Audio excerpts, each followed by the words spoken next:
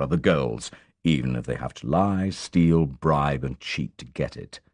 These make the money, and the money buys the power, so really it all comes back to the lust for power.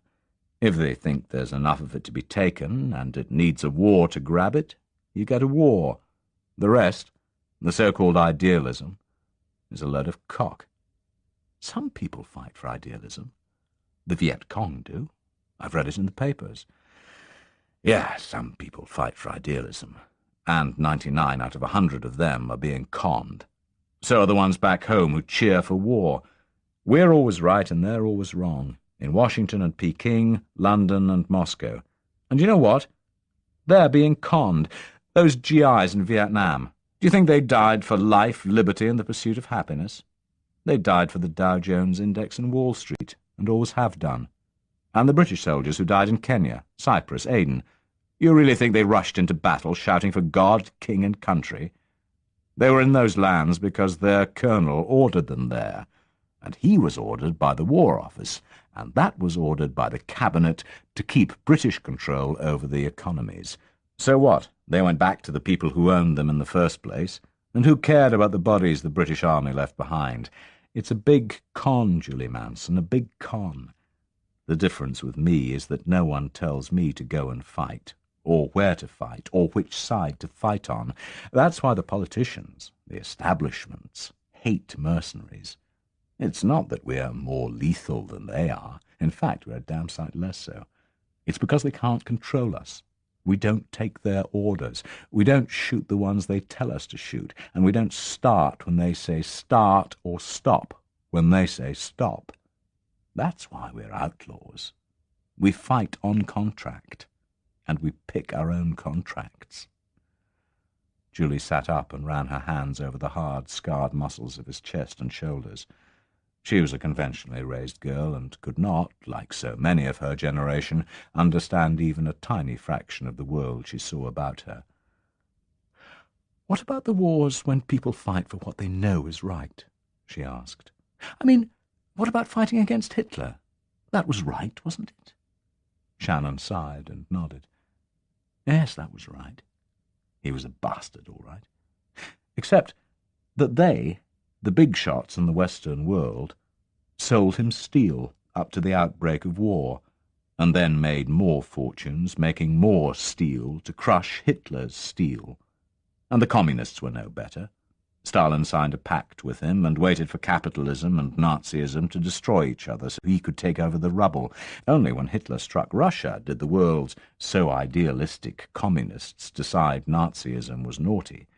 Besides, it cost 30 million lives to kill Hitler. A mercenary could have done it with one bullet costing less than a shilling. But we won, didn't we? It was the right thing to do, and we won. We won, my little darling, because the Russians, British and Americans, had more guns, tanks, planes and ships than Adolf. That's why, and that's the only reason why. If he had had more, he'd have won. And you know what? History would have written that he was right, and we were wrong. Victors are always right. There's a nice little adage I heard once. God is on the side of the big battalions. It's the gospel of the rich and powerful, the cynical and the gullible. Politicians believe in it. The so-called quality newspapers preach it. The truth is, the establishment is on the side of the big battalions, because it created and armed them in the first place. It never seems to occur to the millions of readers of that garbage that maybe God, if there is one, has something to do with truth, justice, and compassion rather than sheer brute force, and that truth and justice might possibly be on the side of the little platoons. Not that it matters. The big battalions always win, and the serious press always approves, and the Grazers always believe it. "You're a rebel, Cat," she murmured. "Sure. Always have been. No, not always. Since I buried 6 of my mates in Cyprus. That was when I began to question the wisdom and integrity of all our leaders. But apart from killing people, you could die yourself. You could get killed in one of these futile wars. Yes. And I could live on. like a battery hen in one of these futile cities, filling in futile forms, paying futile taxes to enable futile politicians and state managers to fritter it away on electorally useful white elephants. I could earn a futile salary in a futile office and commute futilely on a train morning and evening until a futile retirement. I prefer to do it my way, live my way, and die my way. "Do you ever think of death?" she asked him. "Of course, often. Don't you?" "Yes, but I don't want to die. I don't want you to die." "Death's not so bad. You get used to the idea when it has come very close and passed by many times. Let me tell you something. The other day I was clearing out the drawers in this place. There was some newspaper, a year old, at the bottom of one. I saw a piece of news and began to read it. It dated from the winter before last. There was this old man, see? He lived alone in a basement. They found him dead one day, a week or so after he died. The coroner was told no one ever came to see him, and he couldn't get out much. The pathologist said he had been undernourished for at least a year. You know what they found in his throat? Bits of cardboard. He'd been nibbling bits of cardboard from a cereal packet to try and get nourishment. Well, not me, baby. When I go, I'll go my way. I prefer to go with a bullet in my chest, and blood in my mouth, and a gun in my hand, with defiance in my heart and shouting, "Sod, the lot of you," and to flicker out in a damp basement with a mouthful of cardboard. Now, go to sleep, love. It's dawn already. Chapter 11. Shannon arrived in Luxembourg just after 1 p.m. on the following Monday, and from the airport took a taxi to the Banque de Crédit. He identified himself as Keith Brown by using his passport, and asked for the £5,000 that should be waiting for collection by him. After a delay, while the telex room was checked, the credit was discovered. It had just come through from Zurich. Instead of drawing the whole sum in cash, Shannon took the equivalent in Luxembourg francs of £1,000 and signed a form making over the balance of £4,000 to the bank. In exchange for this, he was given a certified bank cheque for the equivalent of £4,000. He had time for a quick lunch before making his way to the Hoogstraat, where he had an appointment with the firm of accountants Lang & Stein. Luxembourg, like Belgium and Liechtenstein, maintains a system of offering to the investor a highly discreet and even secretive service of banking and the operation of companies, into whose affairs a foreign police force has the greatest difficulty in trying to pry. By and large, unless a company registered in Luxembourg can be shown to have broken the laws of the Archduchy, or can be proved beyond doubt to have been involved in international illegal activities of a highly unpleasant nature, foreign police inquiries as to who owns or controls such a company will be met with a stoic refusal to cooperate. It was this kind of facility that Shannon sought. His interview, arranged by phone 3 days earlier, was with Mr. Emil Stein, one of the partners in the highly respectable firm. For the occasion, Shannon wore a newly acquired charcoal grey suit, white shirt and school tie. He carried a briefcase and the Times under one arm. For some reason, the carrying of this newspaper always seems to impress Europeans that the bearer is a respectable Englishman. Over the forthcoming few months, he told the grey-haired Luxembourger, a group of British associates, of whom I am one, wish to engage in commercial activities in the Mediterranean area, possibly Spain, France, and Italy. For this purpose, we would like to establish a holding company in Luxembourg. As you may imagine, being British citizens and residents and doing business in several European countries with differing financial laws could prove very complicated. From a tax standpoint alone, a holding company in Luxembourg seems to be advisable. Mr. Stein nodded, for the request was no surprise. Many such holding companies were already registered in his tiny country, and his firm received such requests every day. "That should present no problem, Mr. Brown," he told his visitor. "You are aware, of course, that all the procedures required by the Archduchy of Luxembourg must be complied with. Once that is done, the holding company may hold the majority of shares in an array of other companies registered elsewhere, and after that the company affairs remain entirely private from foreign tax investigations." That's very kind of you. Perhaps you would outline the essentials of starting such a company in Luxembourg, said Shannon. The accountant could reel off the requisites in a few seconds. Unlike in Britain, all limited liability companies in Luxembourg must have a minimum of 7 shareholders and a minimum of 3 directors.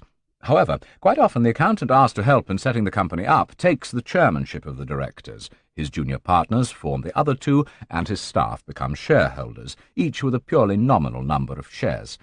In this manner, the person wishing to establish the company is merely the 7th shareholder, although by virtue of his greater number of shares he controls the company. Shares will normally be registered, and the names of the shareholders also, but there is the provision for the issue of bearer shares, in which case no registration of the identity of the majority holder is necessary. The snag to that is that the bearer shares are exactly what they mean, and the bearer of the majority controls the company. Should one man lose them, or have them stolen, the new owner would automatically become the controller without needing a vestige of proof as to how he acquired them. Do you follow me, Mr. Brown? Shannon nodded. This was the arrangement he hoped to establish, in order to have Semler buy the boat behind the cover of an uncheckable company. A holding company, said Mr. Stein, as its name implies, may not trade in any form. It may only hold stock in other companies. Does your group of associates hold shares in other companies which it would like to have taken over and held in Luxembourg? No, not yet, said Shannon. We hope to acquire existing companies in the area of chosen operations, or found other limited liability companies and transfer the majority shareholdings to Luxembourg for safekeeping. By the end of an hour, the agreement had been reached. Shannon had shown Mr. Stein his £4,000 banker's cheque to prove his solvency, and had paid a deposit of £500 in cash. Mr. Stein had agreed to proceed at once with the foundation and registration of a holding company to be called Tyrone Holdings S.A., after searching through the bulky list of already registered companies to ensure that no such name existed on the register. The total share capital would be £40,000, of which only £1,000 would be issued immediately, and this would be issued in 1,000 bearer shares of £1 each. Mr. Stein would accept 1 share and the chairmanship of the board. 1 share each would go to his partner, Mr. Lang, and a junior partner in the firm. These 3 men would form the board. 3 other staff members of the firm, they turned out later to be secretaries, would be issued with 1 bearer share each, and the remaining 994 shares would be held by Mr. Brown, who would thus control the company, and whose wishes the board would have to implement. A general meeting to float the company was fixed for 12 days thence, or any time after that if Mr. Brown would let them know in writing when he could be in Luxembourg to attend it. On that note, Shannon left. Before closing time he was back at the bank, returned the cheque, and had the £4,000 transferred to the account in Brugge. He checked into the Excelsior and spent the night in Luxembourg. He already had his onward booking the next morning for Hamburg, and he had the hotel ring up to confirm it. It was to Hamburg that he flew the following morning. This time he was looking for arms. The trade in lethal weapons is the world's most lucrative after narcotics, and, not surprisingly, the governments of the world are deeply involved in it. Since 1945 it has become almost a point of national prestige to have one's own native arms industry, and they have flourished and multiplied to the point where, by the early 70s, it was estimated there existed 1 military firearm for every man, woman, and child on the face of the planet. Arms manufacture simply cannot be kept down to arms consumption except in case of war, and the logical response has to be either to export the surplus or encourage war, or both. As few governments want to be involved in a war themselves, but also do not wish to run down their arms industry just in case, the accent has for years been on the exporting of arms. To this end, all the major powers operate highly paid teams of salesmen to trot the globe, persuading any potentate with whom they can secure an interview that he does not have enough weapons, or that those he does possess are not modern enough and should be replaced. It is of no concern to the sellers that 95% of all the hardware on the face of, for example, Africa, is not used to protect the owner country from external aggression, but to keep the populace in subjection to the dictator. Arms sales have logically started as a product of the profits rivalry between competing Western nations. The entry of Russia and China into the arms manufacturing and exporting business has equally logically transferred the salesmanship into an extension of the power rivalry. The interaction of the profit desirability and political desirability has produced a tangled web of calculations that continue daily in the capitals of the major world powers. One power will sell arms to Republic A, but not to B, at which a rival power will rush to sell weapons to B, but not to A. This is called establishing a power balance, and therefore keeping the peace. The profit desirability of selling arms is permanent. It is always profitable. The only constraints are imposed by political desirability in this or that country having certain arms in its possession at all, and from this shifting quicksand of expediency versus profit has evolved the intimate link between foreign affairs departments and defense departments all over the world. To establish an indigenous arms industry is not difficult, provided it is kept basic. It is relatively simple to manufacture rifles and submachine guns, ammunition for both, along with hand grenades and hand guns. The level of technology, industrial development, and the variety of the raw materials is not large, but the smaller countries usually buy their weaponry ready-made from the larger ones, because their internal requirements are too small to justify the necessary industrialization, and they know their technical level would not put them into the export market with a chance. Nevertheless, a very large and growing number of medium-sized countries have in the past 2 decades gone ahead and established their own native, if basic, arms factories. The difficulties increase, and therefore the number of participating nations decreases with the complexity of the weapon to be made. It is easy to make small arms, harder to make artillery, armoured cars and tanks, very difficult to create an entire shipbuilding industry to build modern warships, and the hardest of all to turn out modern jet fighters and bombers. The level of development of a local arms industry can be judged by the point at which local weaponry reaches its technical limits, and imports have to be made for anything above those limits.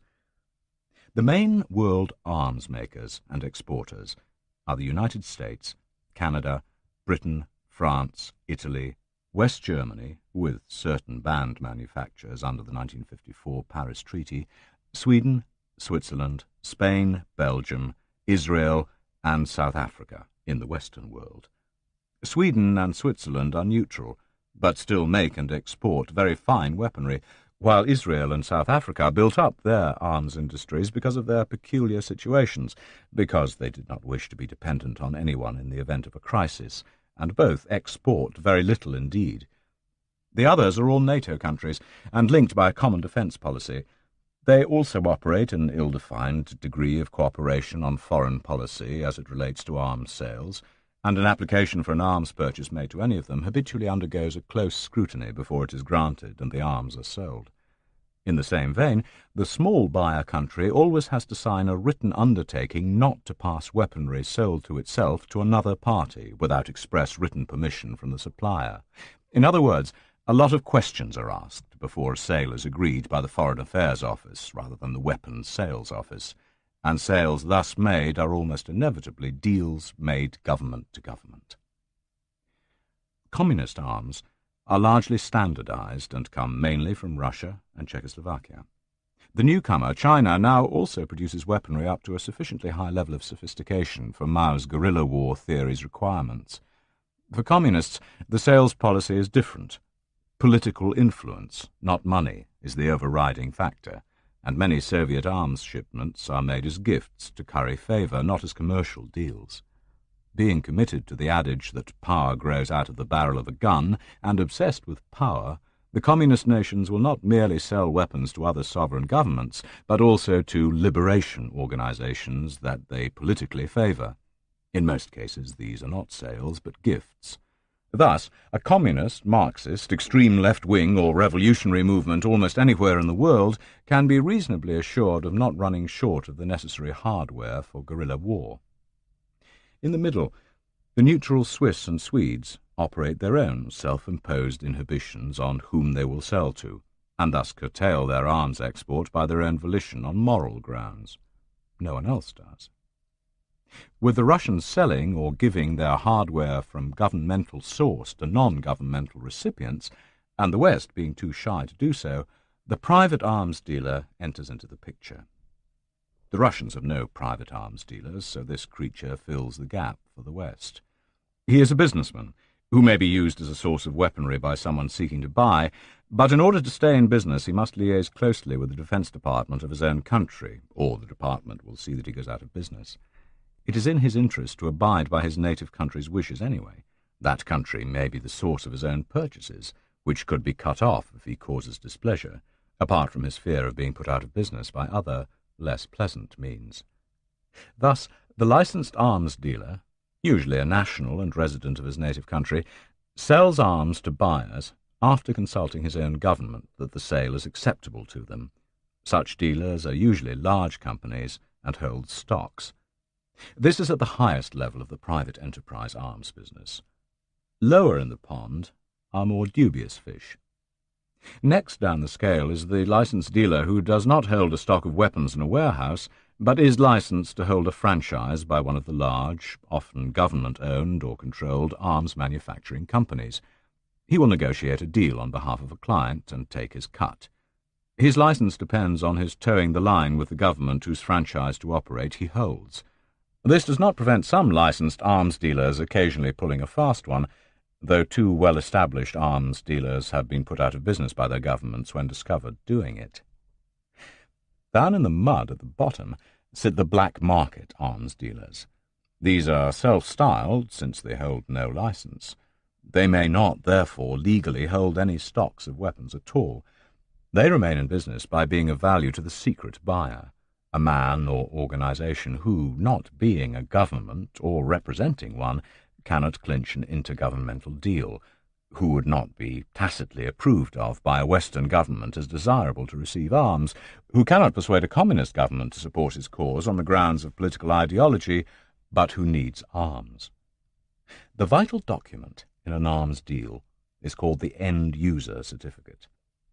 This certifies that the weapons purchase is being made by, or on behalf of, the end-user, who almost without exception in the Western world has to be a sovereign government. Only in the case of a flat gift by a secret service organization to an irregular army, or of a pure black market deal, does the question of an end-user certificate not apply. Examples of the former were the arming without payment by the CIA of the anti-Castro forces of the Bay of Pigs, and the arming of the Congo mercenaries also by the CIA. An example of the latter is the shipment to Ireland from various European and US private sources of arms for the Provisional IRA. The end-user certificate, being an international document, has no specific form, shape, or size, or specific wording. It is a written affirmation from a certified representative of a national government that either he, the bearer, or Mr. X, the dealer, is authorized to apply to the supplier government for permission to purchase and export a quantity of arms. The vital point about the end-user certificate is that some countries carry out the most rigorous checks to ensure the authenticity of this document, while others come under the heading of no questions asked suppliers. Needless to say, end-user certificates, like anything else, can be forged. It was into this world that Shannon carefully entered when he flew to Hamburg. He was aware that he could certainly not make a direct application for permission to buy arms to any European government with a chance of success. Nor would communist governments be kind enough to donate the weapons. Indeed, their reaction would be totally opposed to the toppling of Kimber. By the same token, any direct application would firstly blow the entire operation, and thus lead to its being frustrated. He was also not in a position, for the same reasons, to approach one of the leading government-owned arms makers, such as Fabrique Nationale of Belgium, for any request put to a government-owned combine in the arms-making and selling business would be passed on to the government. Similarly, he could not approach a large private arms dealer, like Cogswell and Harrison of London, or Parker Hale of Birmingham. In the same category, Bofors of Sweden, Oerlikon of Switzerland, CETME of Spain, Werner and others in Germany, Omnipol of Czechoslovakia, and Fiat of Italy were ruled out. He also had his own peculiar buying circumstances to consider. The amount he had to spend was too small to interest the big, legitimate license dealers who habitually dealt in millions. He could not have interested the erstwhile king of the private arms dealers, Sam Cummings of Interarmco, who for 2 decades after the war ran a private arms empire from his penthouse suite in Monaco and had retired to enjoy his wealth, nor Dr. Stracati of Vienna, the licensee franchise holder for Omnipol across the border at Washington Street 11, Prague, nor Dr. Langenstein in Munich, nor Dr. Peretti in Rome, nor Monsieur Camelmont in Brussels. He had to go further down the scale to the men who dealt in smaller sums and quantities. He knew the names of Günther Leinhauser, the German, former associate of Cummings, in Paris of Pierre Lorez, Maurice Herscu, and Paul Favier, but on consideration he had decided to go and see 2 men in Hamburg. The trouble with the packet of arms he sought was that it looked like what it was, a single packet of arms for a single job, and it would not need a keen military mind to realize that job had to be the taking of one building within a short period. There was not enough leeway in the quantities to kid any professional soldier that a defence ministry, even a small one, was behind the order. Shannon had therefore decided to split the packet even smaller, so that at least the items sought from each dealer were consistent. A mixed package would be a giveaway. From one of the men he was going to see, he wanted 400,000 rounds of standard 9mm ammunition, the sort that fits into automatic pistols and also submachine carbines. Such a consignment was too large and too heavy to be bought on the black market and shipped without a large amount of complicated smuggling to get it on board. But it could well be the kind of consignment needed by the police force of any small country, and was not suspicious in that there were no matching guns in the same packet, and it could therefore pass under scrutiny as an order designed simply to replenish stocks. To get it, he needed a licensed arms dealer who could slip such a small order through the procedures among a batch of bigger orders. Although licensed to trade in arms, the dealer must nevertheless be prepared to do a bent deal with a forged end-user certificate. This was where an intimate knowledge of the no-questions-asked countries came in useful. 10 years earlier, there had been vast quantities of superfluous weaponry lying about Europe in private hands, black, i.e. illegally held arms, leftovers from colonial wars like those of the French in Algeria and the Belgians in the Congo. But a series of small, irregular operations and wars throughout the 60s had used them up, notably in the Yemen and Nigeria. So he would have to find a man who would use a bent end-user certificate and present it to a supplier government that asked no or few questions. Only 4 years earlier, the most noted of these was the Czech government, which, although communist, had continued the old Czech tradition of selling arms to all comers. 4 years earlier, one could have walked into Prague with a suitcase full of dollars, gone to the Omnipol headquarters, selected one's hardware, and a few hours later have taken off from the airport in one's chartered plane with the stuff on board. It was that simple. But since the Soviet takeover of 1968, the KGB had taken to vetting all such applications, and far too many questions were being asked. 2 other countries had earned a reputation of asking few questions about where the presented end-user certificates really came from. One was Spain, traditionally interested in earning foreign currency, and whose CETME factories produced a wide range of weapons which were then sold by the Spanish Army Ministry to almost all comers. The other, a newcomer, was Yugoslavia. Yugoslavia had only begun manufacturing her own arms a few years earlier, and inevitably had reached a point where her own armed forces were equipped with domestic arms. The next step was overproduction, because factories cannot be run down a few years after they have been most expensively started, and hence the desire to export. Being a newcomer to the arms market, with weapons of unknown quality and eager for foreign currency, the Yugoslavs had adopted the ask no questions and you'll get told no lies attitude to applications for her weaponry. She produced a good light company mortar and a useful bazooka, the latter based heavily on the Czech RPG-7. Because her goods were new, Shannon estimated a dealer could persuade Belgrade to sell a tiny quantity of these arms, consisting of 2 60mm mortar tubes and 100 bombs, plus 2 bazooka tubes and 40 rockets. The excuse could well be that the customer was a new one, wishing to make some tests with the new weaponry, and then come back with a far larger order. For the first of his orders, Shannon intended to go to a dealer licensed to trade with CETME in Madrid, but known also not to be above putting through a phony end-user certificate. For the second, Shannon had heard the name of another man in Hamburg who had skillfully cultivated the baby Yugoslav arms makers at an early stage and had established a good relationship with them, although he was unlicensed. Normally, there is no point in going to an unlicensed dealer. Unless he can fulfill the order out of illegally held stocks of his own, which means no export license, his only use can be in securing a bent but plausible end-user certificate for those who cannot find their own, and then persuading a licensed dealer to accept this piece of paper.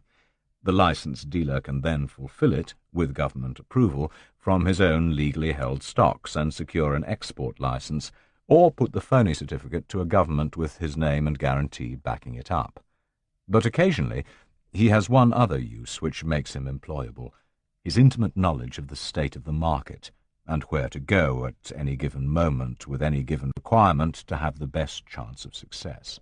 It was for this quality that Shannon was visiting the second man on his Hamburg list. When he arrived in the Hansa city, Shannon stopped by the Landesbank to find his £5,000 was already there. He took the lot in the form of a banker's cheque made out to himself and went to the Atlantic Hotel where his room was booked. Deciding to give the Reeperbahn a miss, and being tired, he dined early and went to bed. Johann Schlinker, when Shannon confronted him in his small and modest office the next morning, was short, round, and jovial. His eyes sparkled with bonhomie and welcome, so much so that it took Shannon 10 seconds to realize the man could be trusted as far as the door. The pair of them spoke in English, but talked of dollars, the twin languages of the arms marketplace. Shannon thanked the arms dealer for agreeing to see him, and offered his passport in the name of Keith Brown as identification. The German flicked through it and handed it back. "And what brings you here?" he asked. "You were recommended to me, Herr Schlinker, as a businessman with a high reputation for reliability in the business of military and police hardware." Schlinker smiled and nodded, but the flattery made no impression. "By whom, may I ask?" Shannon mentioned the name of a man in Paris, closely associated with African affairs on behalf of a certain French governmental but clandestine service. The two had met during one of Shannon's previous African wars, and a month earlier Shannon had looked him up in Paris for old times' sake. A week ago Shannon had rung the man again, and he had indeed recommended Shannon to Schlinker for the kind of merchandise he wanted. Shannon had told the man he would be using the name Brown. Schlinker raised his eyebrows. "Would you excuse me a minute?" he asked, and left the room. In an adjoining room Shannon could hear the chatter of a telex. It was 30 minutes before he came back. He was smiling. "I had to call a friend of mine in Paris on a business matter," he said brightly. "Please, go on." Shannon knew perfectly well he had telexed to another arms dealer in Paris, asking the man to contact the French agent and get a confirmation that Keith Brown was all right. Apparently the confirmation had just come back. "I want to buy a quantity of 9mm ammunition," he said bluntly. "I know it is a small order, but I've been approached by a group of people in Africa who need this ammunition for their own affairs, and I believe if those affairs go well, there would be further and much larger shipments in the future." "How much would the order be?" asked the German. 400,000 rands. Schlinker made a moue. "That is not very much," he said simply. "Certainly. For the moment the budget is not large. One is hoping a small investment now might lead to greater things later on." The German nodded. It had happened in the past. The first order was usually a small one. "Why did they come to you? You're not a dealer in arms or ammunition." "They happen to have retained me as a technical adviser on military matters of all kinds. When the question of seeking a fresh supplier for their needs arose, they asked me to come to Europe for them," said Shannon. "And you have no end-user certificate?" the German asked. "No, I'm afraid not. I hope that sort of thing could be arranged." "Oh, yes, it can," said Schlinker. "No problem there. It takes longer and costs more, but it can be done. One could supply this order from stocks, but they are held in my Vienna office. That way there would be no requirement for an end-user certificate, Or one could obtain such a document and make the application normally through legal channels. I would prefer the latter, said Shannon. The delivery has to be to a ship, and to bring that sort of quantity through Austria and into Italy, then on board a boat, would be hazardous. It enters an area I am not familiar with. Moreover, interception could mean long terms in prison for those found in possession. Apart from that, the cargo might be identified as coming from your stocks. Schlinker smiled. Privately, he knew there would be no danger of that, but Shannon was right about the border controls. The newly emergent menace of the Black September terrorists had made Austria, Germany, and Italy highly nervous about strange cargoes passing through the borders. Shannon, for his part, did not trust Schlinker not to sell them the ammunition one day and betray them the next. With a phony end-user certificate, the German would have to keep his side of the bargain. It would be he who presented the bent certificate to the authorities. "I think you are perhaps right," Schlinker said at last. "Very well. I can offer you 9mm standard ball at $65 per thousand. There would be a surcharge of 10% for the certificate, and another 10% free on board." Shannon calculated hastily. Free on board meant a cargo complete with export license, cleared through customs and loaded onto the ship, with the ship itself clearing the harbour mouth. The price would be $26,000 for the ammunition, plus $5,200 surcharge. "How would payment be made?" he asked. "I would need the $5,200 before starting work," said Schlinker. "That has to cover the certificate, which has to be paid for, plus all personal travelling and administrative costs. The full purchase price would have to be paid here in this office when I am able to show you the certificate, but before purchase. As a licensed dealer, I would be buying on behalf of my client, the government named on the certificate. Once the stuff had been bought, the selling government would be extremely unlikely to take it back and repay the money. Therefore, I would need total payment in advance. I would also need the name of the exporting vessel to fill in the application for export permit. The vessel would have to be a scheduled liner or freighter, or a general freighter owned by a registered shipping company." Shannon nodded. The terms were steep, but beggars cannot be choosers. If he had really represented a sovereign government, he would not be here in the first place. "How long from the time I give you the money until shipment?" he asked. "Madrid is quite slow in these matters. About 40 days at the outside," said the German. Shannon rose. He showed Schlinker the banker's cheque to prove his solvency, and promised to be back in an hour with $5,200 in cash, or the equivalent in German marks. Schlinker opted for German marks, and when Shannon returned, gave him a standard receipt for the money. While Schlinker had been writing out the receipt, Shannon glanced through a series of brochures on the coffee table.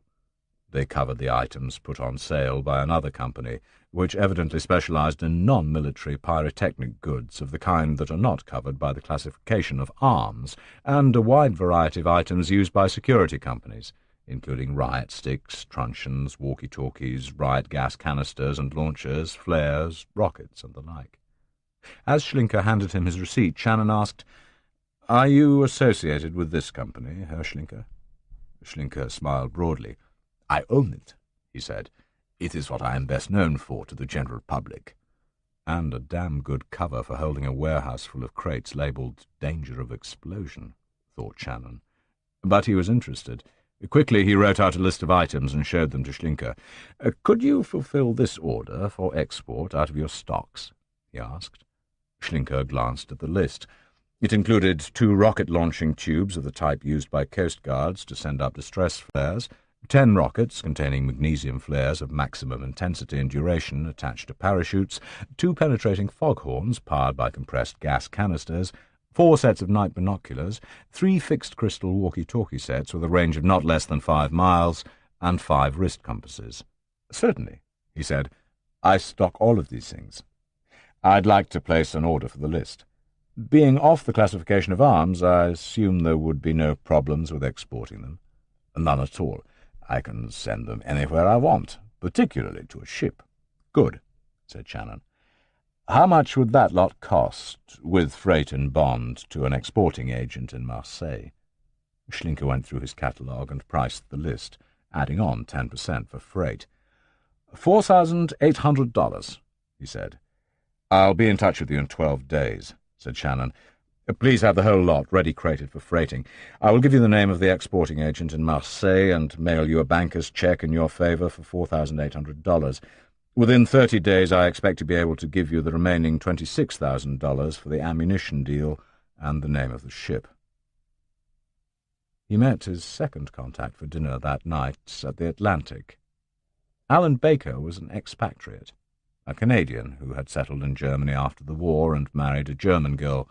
A former Royal Engineer during the war, he had got himself involved during the early post-war years in a series of border-crossing operations into and out of the Soviet Union, running nylons, watches, and refugees. From there he had drifted into arms-running into the scores of tiny nationalist or anti-communist bands of Maquis who, left over from the war, still ran their resistance movements in Central and Eastern Europe, with the sole difference that during the war they had been resisting the Germans, while after it they were resisting the communists. Most of them had been paid for by the Americans, but Baker was content to use his knowledge of German and commando tactics to slip quantities of arms to them and take a hefty salary check from the Americans for doing so. When these groups finally petered out, he found himself in Tangier in the early 50s, using the smuggling talents he had learned in the war and after it to bring cargoes of perfume and cigarettes into Italy and Spain from the then international and free port on the north coast of Morocco. Finally put out of business by the bombing and sinking of his ship in a gangland feud, he had returned to Germany and gone into the business of wheeler dealing in any commodity that had a buyer and a supplier. His most recent feat had been to negotiate a deal in Yugoslav arms on behalf of the Basque in northern Spain. He and Shannon had met when Baker was running guns into Ethiopia, and Shannon had been at a loose end after returning from Bukavu in April 1968. He knew Shannon under his real name. He listened quietly while Shannon explained what he wanted. A short, wiry man, his eyes flickering from his food to the other mercenary. "Yes, it can be done," he said when Shannon had finished. "The Yugoslavs would accept the idea that a new customer wanted a sample set of 2 mortars and 2 bazookas for test purposes before placing a larger order if they were satisfied. It's plausible. There's no problem from my side in getting the stuff from them. My relations with the men in Belgrade are excellent, and they're quick. Just at the moment, I have to admit, I have one other problem, though." "What's that?" "End-user certificate," said Baker. "I used to have a man in Bonn, diplomat for a certain East African country, who would sign anything for a price, and a few nice big German girls laid on at a party, the sort he liked. He was transferred back to his own country 2 weeks ago. I'm a bit stuck for a replacement at the moment." "Are the Yugoslavs particular about end-users?" Baker shook his head. "Nope.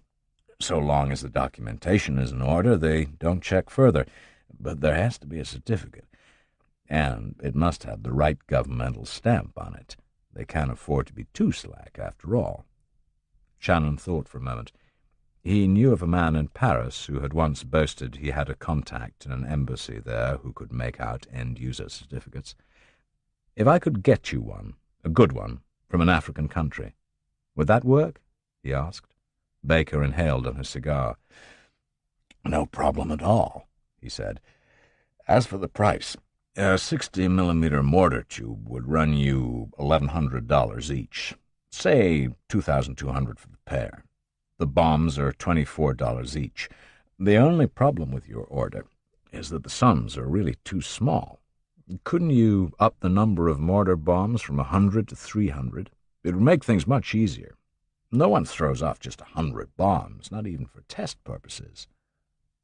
"All right," said Shannon. "I'll take 300, but no more. Otherwise I'll go over budget, and that comes off my cut." It did not come off his cut, for he had allowed a margin for over-expenditure, and his own salary was secure, but he knew Baker would accept the argument as final. "Good," said Baker. "So that's $7,200 for the bombs. The bazookas cost $1,000 each, $2,000 for the pair. The rockets are $42.50 each. The 40 you want come out at, $1,700, said Shannon. "The whole packet comes out at $13,100, plus 10% for getting the stuff free on board your ship, Cat, without the end-user certificate. If I could have got one for you, it would have been 20%.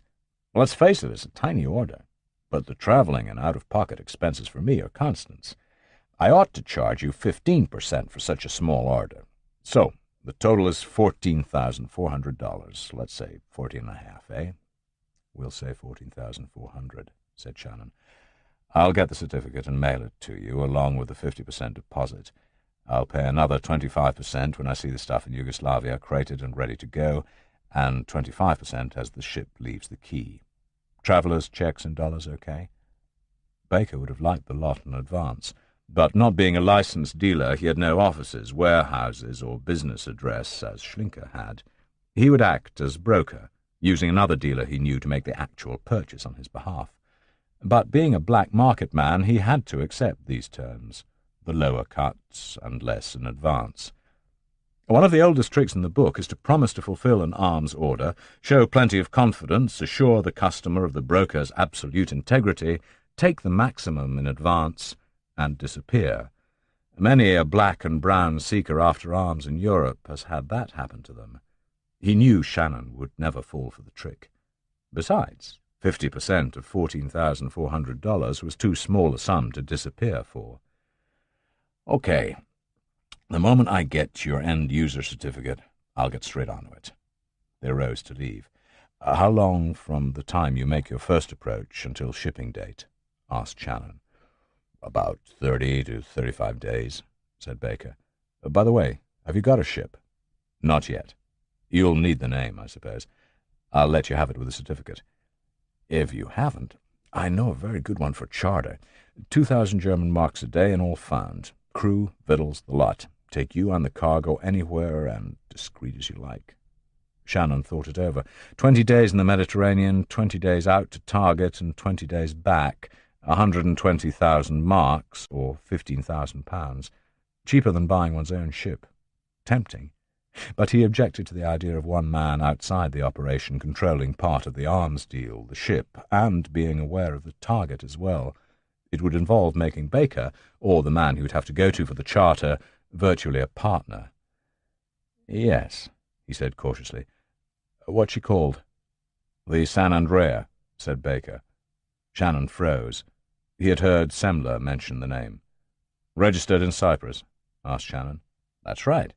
Forget it, he said shortly. As he left the dining room, Shannon caught a swift glimpse of Johann Schlinker dining in an alcove. For a moment he thought the German dealer might have followed him, but the man was dining with a second man, evidently a valued customer. Shannon averted his head and strode past. On the doorstep of the hotel he shook hands with Baker. "You'll be hearing from me," he said. "And don't let me down." "Don't worry, Cat. You can trust me," said Baker. He turned and hurried off down the street. "In a pig's ear I can," muttered Shannon, and went back into the hotel. On the way up to his room, the face of the man he had seen dining with the German arms merchant stayed in his memory. He had seen the face somewhere, but could not place it. As he was falling asleep, it came to him. The man was the Chief of Staff of the IRA. The next morning, Wednesday, he flew back to London. It was the start of day 9.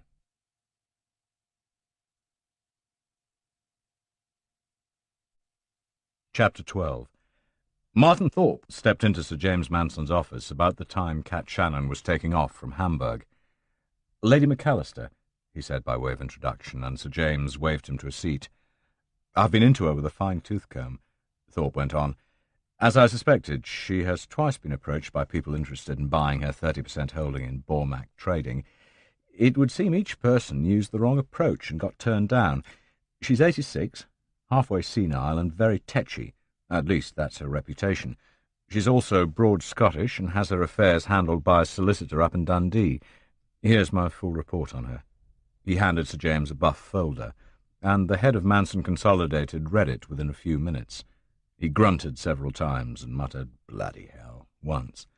When he had finished, he looked up. "I still want those 300,000 shares in Bormack," he said. "You say the others went about it the wrong way. Why?" "She would appear to have one obsession in life, and it's not money. She's rich in her own right, When she married, she was the daughter of a Scottish laird with more land than ready cash. The marriage was no doubt arranged between the families. After her father died, she inherited the lot, mile after mile of desolate moorland. But over the past 20 years, the fishing and hunting rights have brought in a small fortune from city-dwelling sportsmen, and parcels of land sold off for industry have made even more.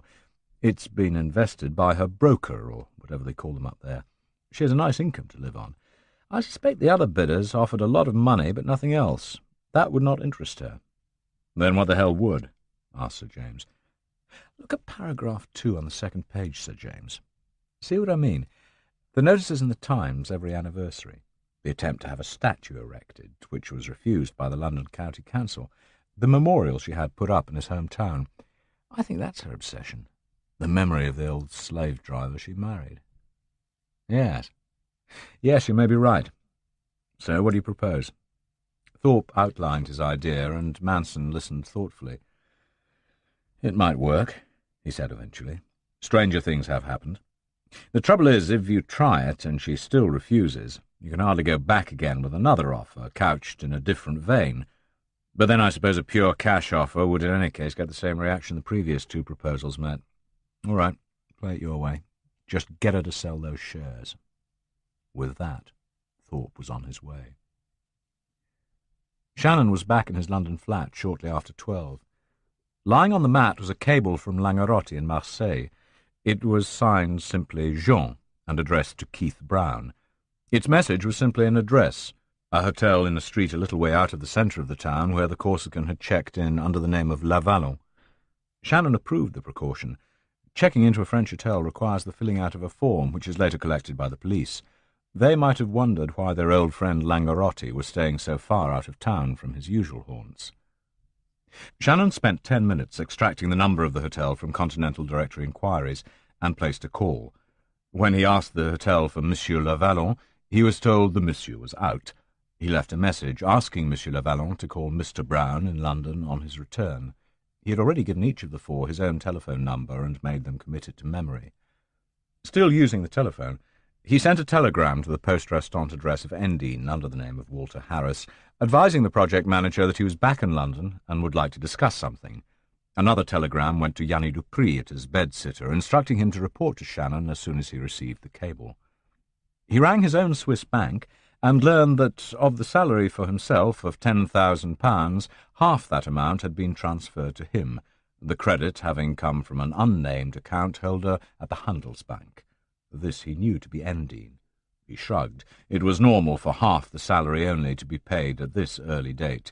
He was confident from the sheer size of Mancon and their evident eagerness to see Kimber fall from power that the other £5,000 would be his as the operation progressed.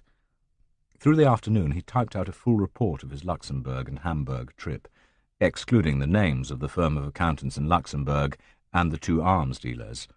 To these sheets he attached a full statement of expenditure. It was past 4 when he finished, and he had not eaten since the mid-morning snack provided by Lufthansa on the flight from Hamburg.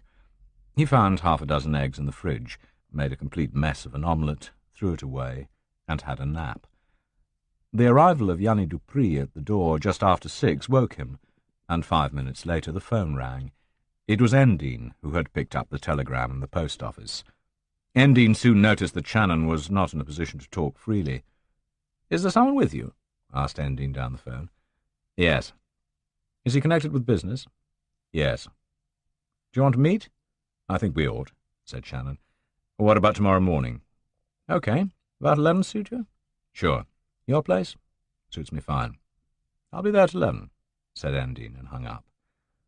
Shannon turned to the South African. "How are you getting on, Yanni?" he asked. Dupree had made a little progress in the 3 days he had been working. The 100 pairs of socks, singlets, and underpants were on order and would be ready for collection by Friday. He had found a supplier for the 50 combat tunics and had placed the order. The same firm could have provided trousers to match, but according to his orders, Dupree was seeking another firm to supply the trousers, so that no one supplier would realize he was providing complete sets of uniforms. Dupree mentioned that no one seemed suspicious in any case, but Shannon decided nevertheless to stick to the original idea. Yanni said he had tried several footwear stores, but had not found the canvas boots he was looking for. He would go on trying for the rest of the week, and start searching for berries, haversacks, knapsacks, a variety of webbing and sleeping bags next week. Shannon advised him to contact his first export agent and get the first consignment of underwear and tunics off to Marseille as soon as possible. He promised Dupree to get from Langerotti the name and address of a consignee agent in Marseille within the next 48 hours. Before the South African left, Shannon typed out a letter to Langerotti and addressed it to him under his real name at the main post office of Marseille. In the letter he reminded the Corsican of a conversation they had had 6 months earlier beneath the palm trees, when the talk had turned to the buying of arms. The Corsican had mentioned that he knew a man in Paris who could get end-user certificates from a diplomat in one of the Paris embassies of an African republic. Shannon needed to know the name of the man and where he could be contacted. When he had finished, he gave Dupree the letter and ordered him to post it express rate that same evening from Trafalgar Square. He explained he would have done it himself, but he had to wait in the flat for Langerotti himself to ring from Marseille. He was getting very hungry by 8 when Langerotti finally called, his voice crackling down a telephone line that must have been created personally by the inventor of that antique masterpiece, the French telephone network. Shannon asked him in guarded terms how he had been getting on. Before any of the mercenaries had left him, he had warned them all that under no circumstances was a telephone line to be used to talk openly about what they were doing. "I checked into a hotel and sent you a telegram with my address on it," said Langerotti. "I know! I got it!" shouted Shannon. "I hired a scooter and toured all the shops that deal in the kind of merchandise we are looking for," came the voice. "There are 3 manufacturers in each category. I got the addresses and names of the 3 boat makers and wrote off to each for their brochures. I should get them in a week or so. Then I can order the best suited from the local dealers, quoting the maker's name and brand name of the article," said Langerotti. "Good idea," said Shannon. "What about the second articles?" "They depend on the kind we pick up from the brochures I shall get. One depends on the other. But don't worry. Of the second thing we need, there are thousands of every kind and description in the shops along this coast. With spring coming, every shop and every port is stocking up with the latest models." "Okay, fine," Shannon shouted. "Now listen. I need the name of a good export agent for shipping. I need it earlier than I thought. There will be a few crates to be sent from here in the near future, and another from Hamburg." "I can get that easy enough," said Langerotti from the other end. "But I think it would be better in Toulon. You can guess why." Shannon could guess. Langerotti could use another name at his hotel, but for exporting goods from the port on a small freighter, he would have to identify himself with his identity card. Moreover, in the past year or so, Marseille police had tightened up considerably in their watch on the port, and a new customs chief had been drafted in who was believed to be a holy terror. The aim of both operations was to clamp down on the heroin traffic that made Marseille the start of the French connection with New York. But a search of a boat for drugs could just as easily turn up arms instead. It would be the worst irony to be caught because of something one was not even involved in. "Fair enough. You know that area best," said Shannon. "Cable me the name and address as soon as you have it. There's one other thing. I have sent a letter by express rate tonight to you personally at the main post office in Marseille. You'll see what I want when you read it. Cable me the man's name at once, when you get the letter, which should be Friday morning." "Okay," said Langerotti. "Is that all?" "Yes, for the moment. Send me those brochures as soon as you get them, with your own comments and the prices. We must stay in budget." "Right. Bye-bye," called Langerotti, and Shannon hung up. He had a dinner alone at the Bois de Saint-Jean and slept early. Endine called at 11 the next morning and spent an hour reading the report and accounts and discussing both with Shannon. "Fair enough," he said at length. "How are things going?" "Well," said Shannon, "it's early days yet, of course. I've only been on the job for 10 days, but a lot of ground has been covered. I want to get all the orders placed by day 20, which will leave 40 days for them to be fulfilled. After that, there must be an allowance of 20 days to collect all the component parts and get them safely and discreetly aboard the ship. Sailing date should be day 80 if we are to strike on schedule. By the way, I shall need more money soon." "You have 3,500 in London and 7,000 in Belgium," objected Endine. "Yes, I know, but there's going to be a spate of payments soon." He explained that he would have to pay Johann, the Hamburg arms dealer, the outstanding $26,000 within 12 days to allow him 40 days to get the consignment through the formalities in Madrid and ready for shipment. Then there would be $4,800 also to Johann for the ancillary gear he needed for the attack. When he had the end-user certificate in Paris, he would have to send it to Alan, along with a credit transfer of $7,200, being 50% of the Yugoslav arms price. "It all mounts up," he said. "The big payments, of course, are the arms and the boat. They form over half the total budget." "All right," said Endine. "I'll consult and prepare a draft to your Belgian account for another £20,000. Then the transfer can be made on a telephone call from me to Switzerland. In that way it will only take a matter of hours when you need it." He rose to go. "Anything else?" "No," said Shannon. "I'll have to go away again at the weekend for another trip. I should be away most of next week. I want to check on the search for the boat, the choice of dinghies and outboards in Marseille, and the submachine guns in Belgium." "Cable me at the usual address when you leave and when you get back," said Endine.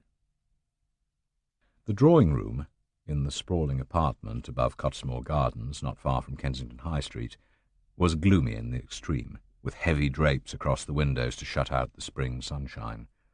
A gap a few inches wide between them allowed a little daylight to filter in through thick net curtains. Between the four formally placed and overstuffed chairs, each of them late Victorian pieces, a myriad of small tables bore assorted bric-a-brac.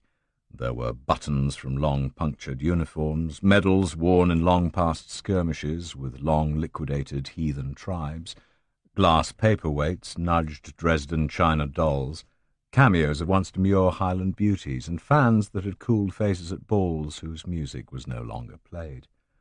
Round the walls of discoloured brocades hung portraits of ancestors, Montroses and Monteagles, Fachers and Frasers, Murrays and Mintos. Surely such a gathering could not be all the ancestors of one old woman. Still, you never knew with the Scots. Bigger than them all, in a vast frame above the fire, stood a man in a kilt, a painting evidently much more recent than the other blackened antiques, but still discoloured by age. The face, framed by two bristling ginger mutton-chop whiskers, glared down into the room, as if its owner had just spotted a coolie impudently collapsing from overwork at the other end of the plantation. Sir Ian McAllister, KBE, read the motto beneath the portrait. Martin Thorpe dragged his eyes back to Lady McAllister, slumped in a chair and fiddling, as she constantly did, with the hearing aid that hung on her chest. He tried to make out from the mumblings and ramblings, sudden digressions and difficult accent, what she was saying. "People have come before, Mr. Martin," she was saying. She insisted on calling him Mr. Martin, although he had introduced himself twice. "But I don't see why I should sell. It was my husband's company, don't you see?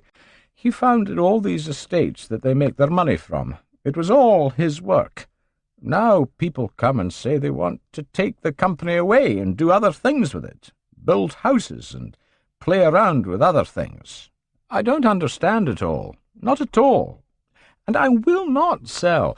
"But Lady McAllister," she went on as if she had not heard him, which indeed she had not, for her hearing aid was up to its usual tricks through her constant fiddling with it.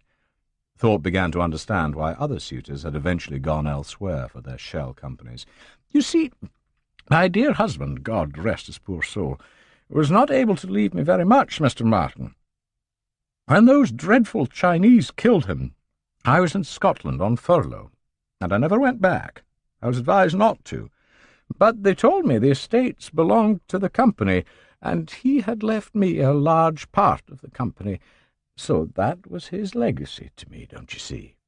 I could not sell his own legacy to me." Thorpe was about to say that the company was worthless, but realized that would not have been the right thing to say. "Lady McAllister," he began again, "you'll have to speak directly into the hearing aid.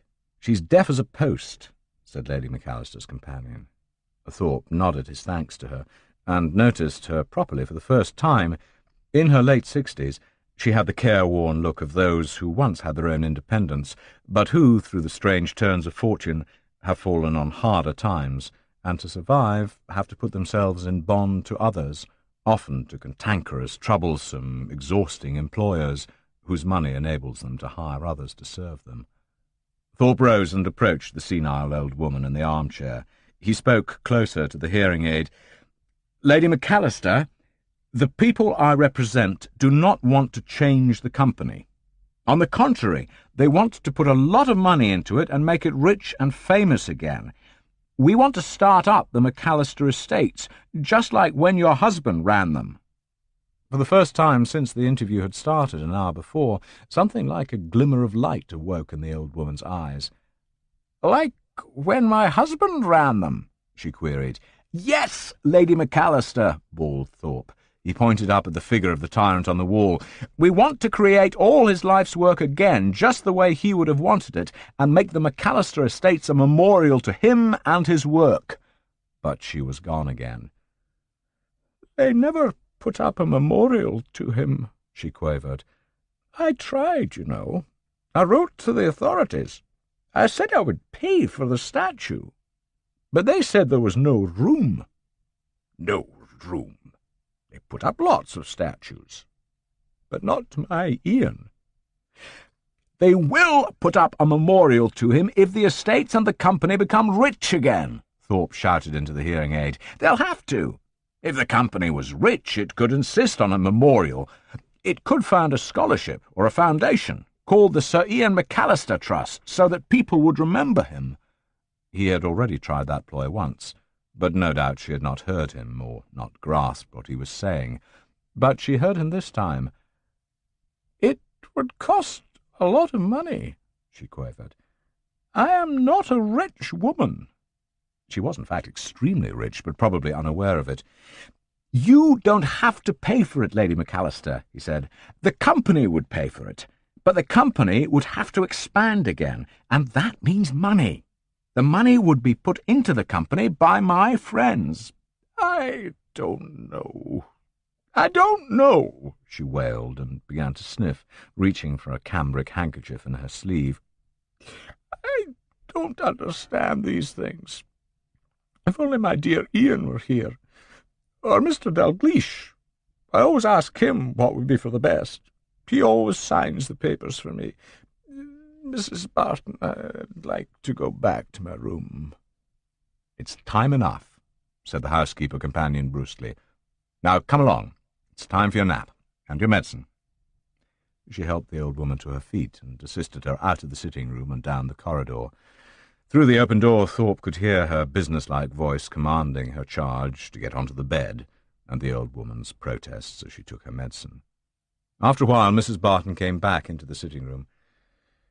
"She's on the bed. She'll rest for a while," she said. Thorpe smiled his most rueful smile. "It looks as if I've failed," he said sadly. "And yet, you know, the stock she holds is quite valueless unless the company is rejuvenated with fresh management and some hard cash, quite a lot of it, which my partners would be prepared to put in." He prepared to leave for the door. "I'm sorry if I put you to inconvenience," he said. "I'm quite used to inconvenience," said Mrs. Barton, but her face softened. It had been a long time since anyone apologized for putting her to trouble. "Would you care for a cup of tea? I usually make one at this hour." Some instinct at the back of Thorpe's mind prompted him to accept. As they sat over a pot of tea in the back kitchen, which was the housekeeper companion's domain, Martin Thorpe felt almost at home. His mother's kitchen in Battersea had not been dissimilar. Mrs. Barton told him about Lady McAllister, her whining and her tantrums, her obstinacy, and the constant strain of competing with her all-too-convenient deafness. "She can't see all your fine arguments, Mr. Thorpe, not even when you offered to put up a memorial to that old ogre in the sitting-room." Thorpe was surprised. Evidently the tart Mrs. Barton had a mind of her own when her employer was not listening. "She does what you tell her," he said. "Would you like another cup of tea?" she asked. As she poured it, she said quietly, "Oh, yes, she does what I tell her. She depends on me, and she knows it. If I went, she'd never get another companion. You can't nowadays. People aren't prepared to put up with that sort of thing these days." "It can't be much of a life for you, Mrs. Barton." "It's not," she said shortly. "But I have a roof over my head and food and some clothes. I get by. It's the price one pays. For being a widow, said Thorpe gently. Yes. There was a picture of a young man in the uniform of a pilot in the Royal Air Force, propped on the mantelpiece next to the clock. He wore a sheepskin jacket, a polka-dotted scarf, and a broad grin. Seen at one angle, he looked not unlike Martin Thorpe. "Your son?" said the financier with a nod. Mrs. Barton nodded and gazed at the picture. "Yes. Shot down over France in 1943. I'm sorry. It was a long time ago. One becomes accustomed. So he won't be able to look after you when she's dead and gone." "No." "Then who will?" "I'll get by. She'll no doubt leave me something in her will. I've looked after her for 16 years. "Yes, of course she will. She'll see you all right. No doubt of it." He spent another hour in the back kitchen, and when he left, he was a much happier man. It was nearly closing time for shops and offices, but from a corner phone booth he made a call to the head office of Mancon, and within 10 minutes Endine had done what his colleague asked. In the West End, an insurance broker agreed to stay late in his office that night and receive Mr. Thorpe at 10 the next morning. That Thursday evening Johann Schlinker flew into London from Hamburg. He had arranged his evening appointment by telephone from Hamburg the same morning, phoning his contact at his home rather than the office. He met the diplomat from the Iraqi embassy for dinner at 9. It was an expensive dinner, even more so when the German arms dealer handed over an envelope containing the equivalent in German marks of £1,000. In return, he took an envelope from the Arab and checked the contents. They took the form of a letter on crested embassy notepaper. The letter was addressed to whom it might concern, and stated that the undersigned, being a diplomat on the staff of the London Embassy of the Republic of Iraq, had been required and requested by the Interior and Police Ministry of his country to authorize Herr Johann Schlinker to negotiate the purchase of 400,000 rounds of standard 9mm ball for shipment to Iraq to replenish the stocks of the police forces of the country.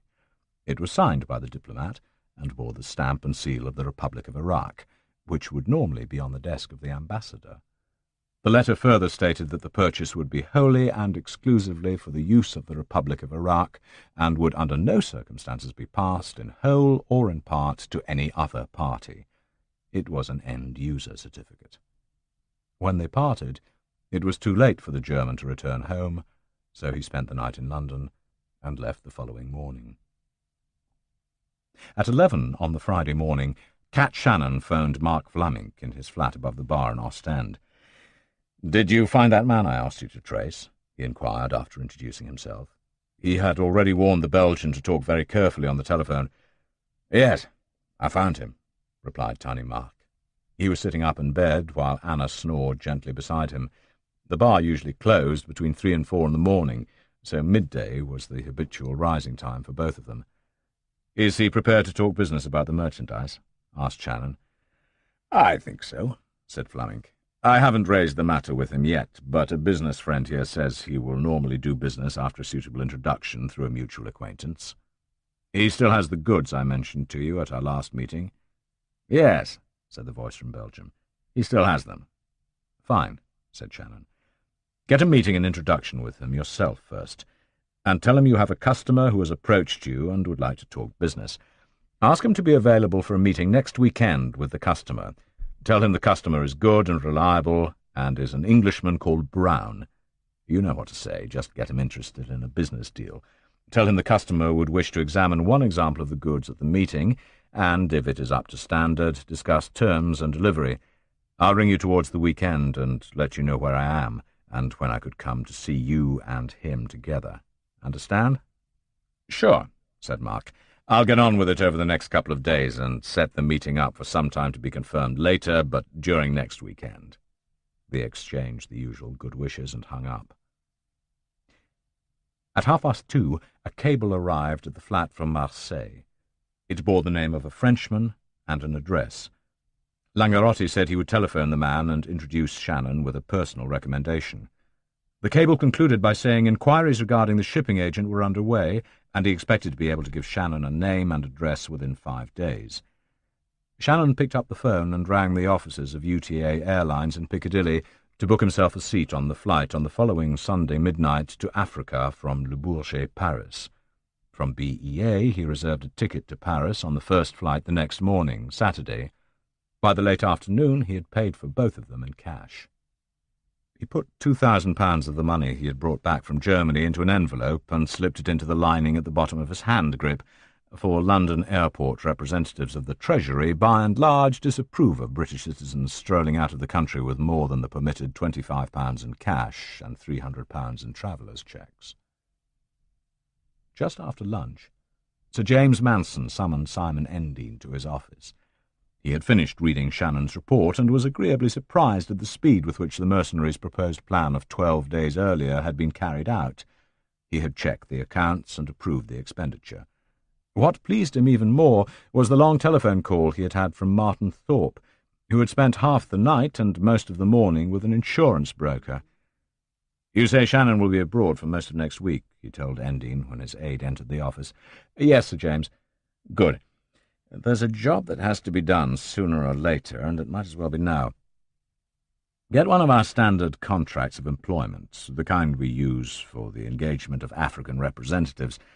Paste over the name of Mancon with a strip of white paper, and fill in the name of Bormack in its place.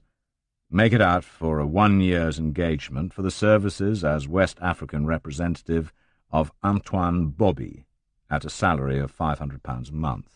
When you've got it done, show it to me." "Bobby?" inquired Endine. "You mean Colonel Bobby?" "That's the one. I don't want the future president of Zangaro running off anywhere. Next week, starting Monday, you are going down to Cotonou to interview the colonel and to persuade him that Bormack Trading Company, whose representative you are, has been so impressed by his mental and business acumen that it would like to engage his services as a West Africa consultant. Now, don't worry, he'll never check to see who or what Bormack is, or that you are its representative. If I know anything about these lads, the hefty salary will be what interests him. If he's short of the ready, it ought to be manna from heaven.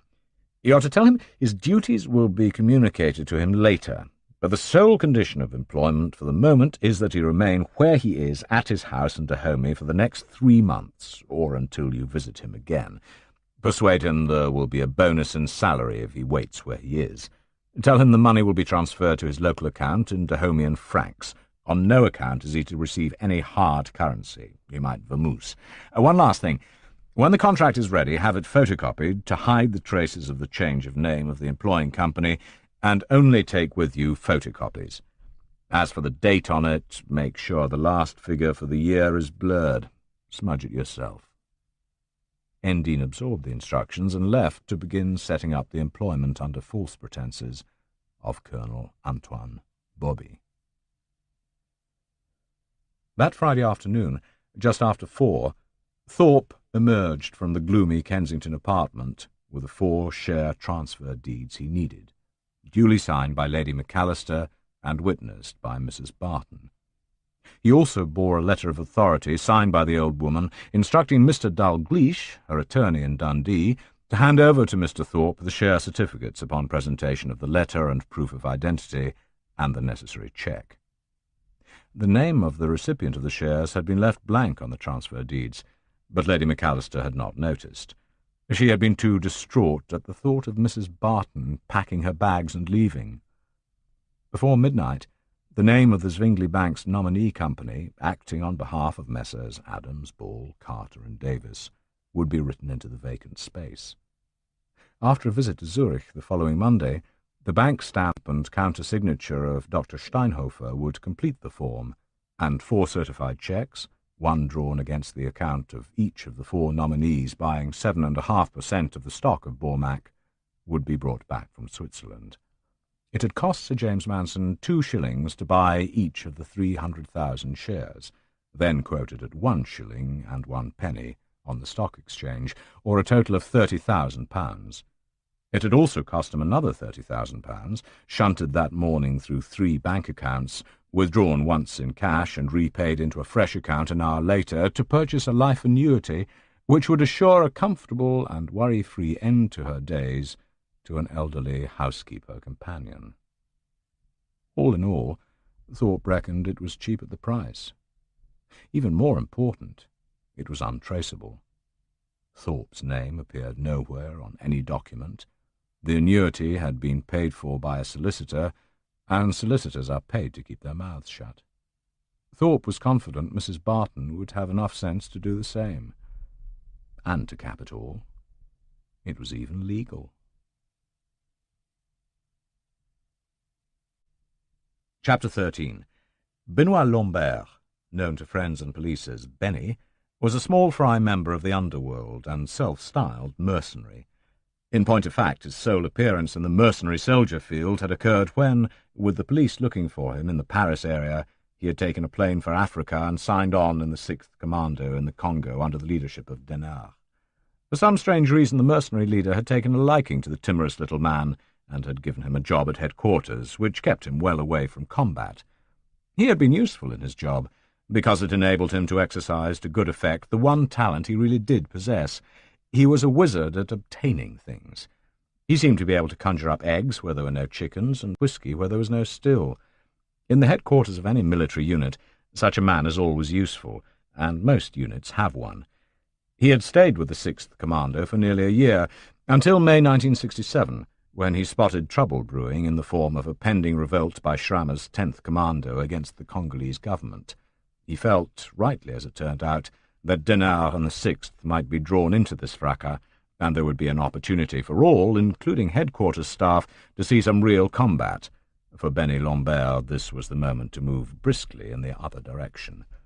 To his surprise, he had been allowed to go. Back in France, he had cultivated the notion of himself as a mercenary, and later had called himself an arms dealer. The first he certainly was not, but as for arms, with his variety of contacts, he had occasionally been able to provide an item of weaponry here and there, usually handguns for the underworld, occasionally a case of rifles.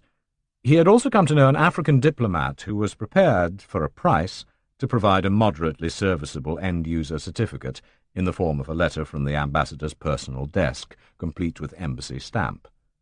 18 months earlier, he had mentioned this in a bar to a Corsican called Langerotti. Nevertheless, he was surprised on the Friday evening to hear the Corsican on the phone, calling long distance, to tell him he would be visited at his home the next day or Sunday by Cat Shannon. He had heard of Shannon, but even more so he was aware of the vitriolic hatred Charles Roux bore for the Irish mercenary, and he had long since heard on the grapevine that circulated among the mercenaries of Paris that Roux was prepared to pay money for anyone who would tip him off as to Shannon's whereabouts, should the Irishman ever turn up in Paris. After consideration, Lambert agreed to be at home to see Shannon. "Yes, I think I can get that certificate," he said when Shannon had finished explaining what he wanted. "My contact is still in Paris. I deal with him fairly frequently, you know." It was a lie, for his dealings were very infrequently, but he was sure he could swing the deal. "How much?" asked Shannon shortly. 15,000 francs, said Benny Lambert. "Bollocks," said Shannon, and he said it in French. It was one of the numerous phrases he had picked up in the Congo, even though it was not to be found in the best of Larousse's French dictionaries. "I'll pay you £1,000, and that's over the rate."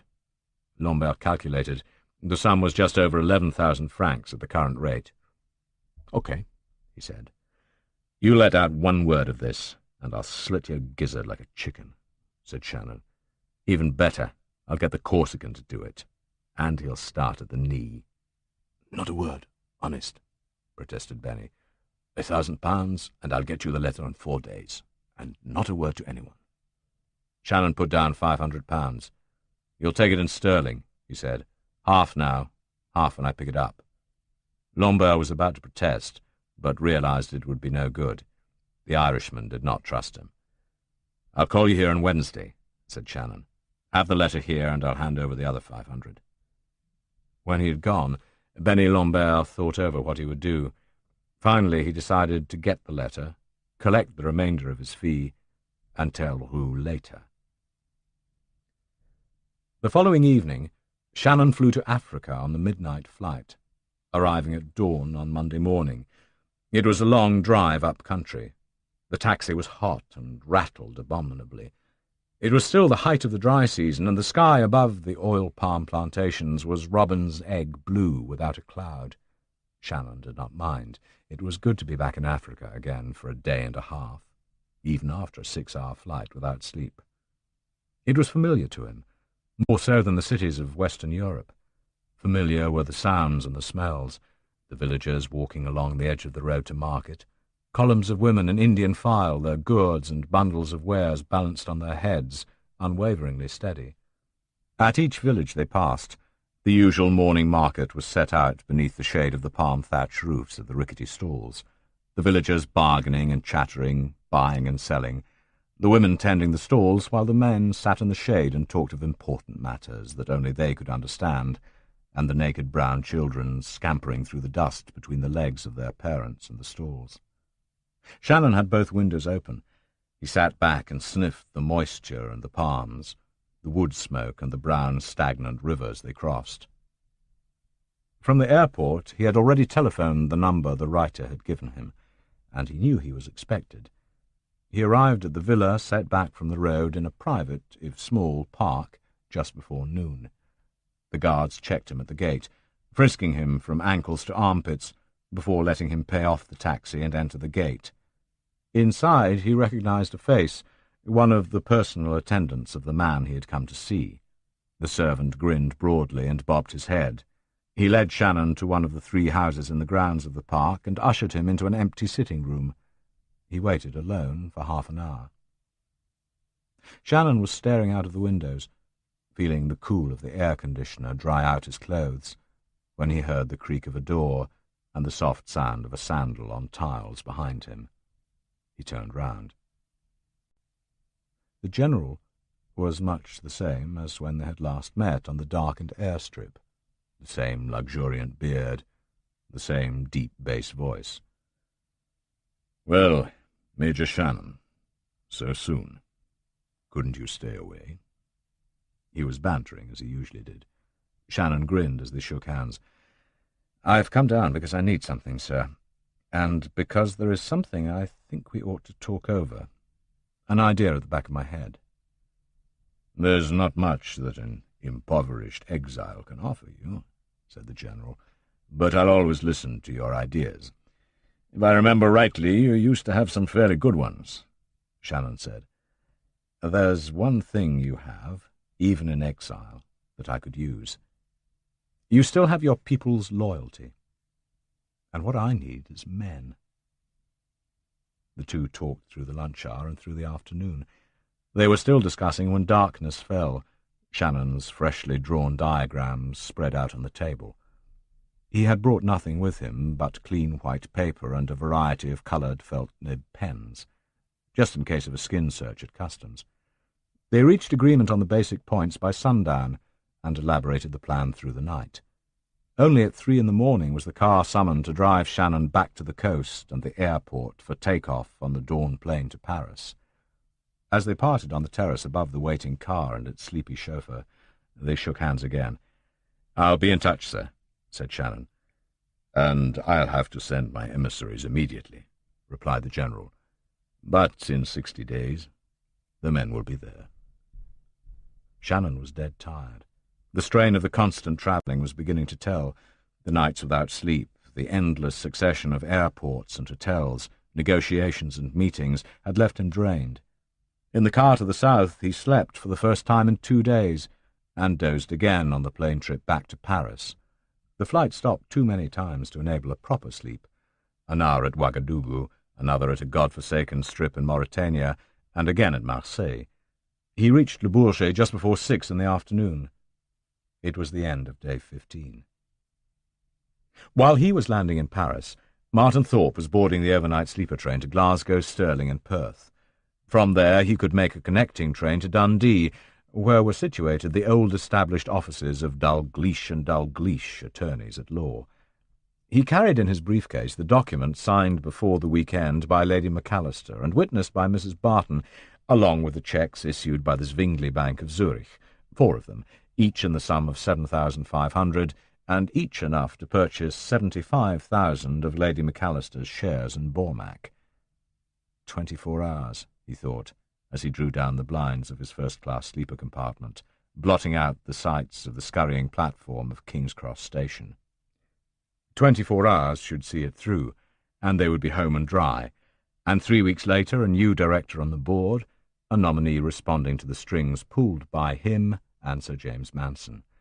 Settling himself on the bunk, his briefcase under the pillow, Martin Thorpe enjoyed the feel of it and gazed up at the ceiling. Later that Tuesday evening, Shannon was settled into a hotel not far from the Madeleine, in the heart of Paris's 8th arrondissement. He had had to forsake his regular Montmartre hideout, where he was known as Carlo Shannon, because he was now using the name of Keith Brown. But the Plaza Suresnes was a good substitute.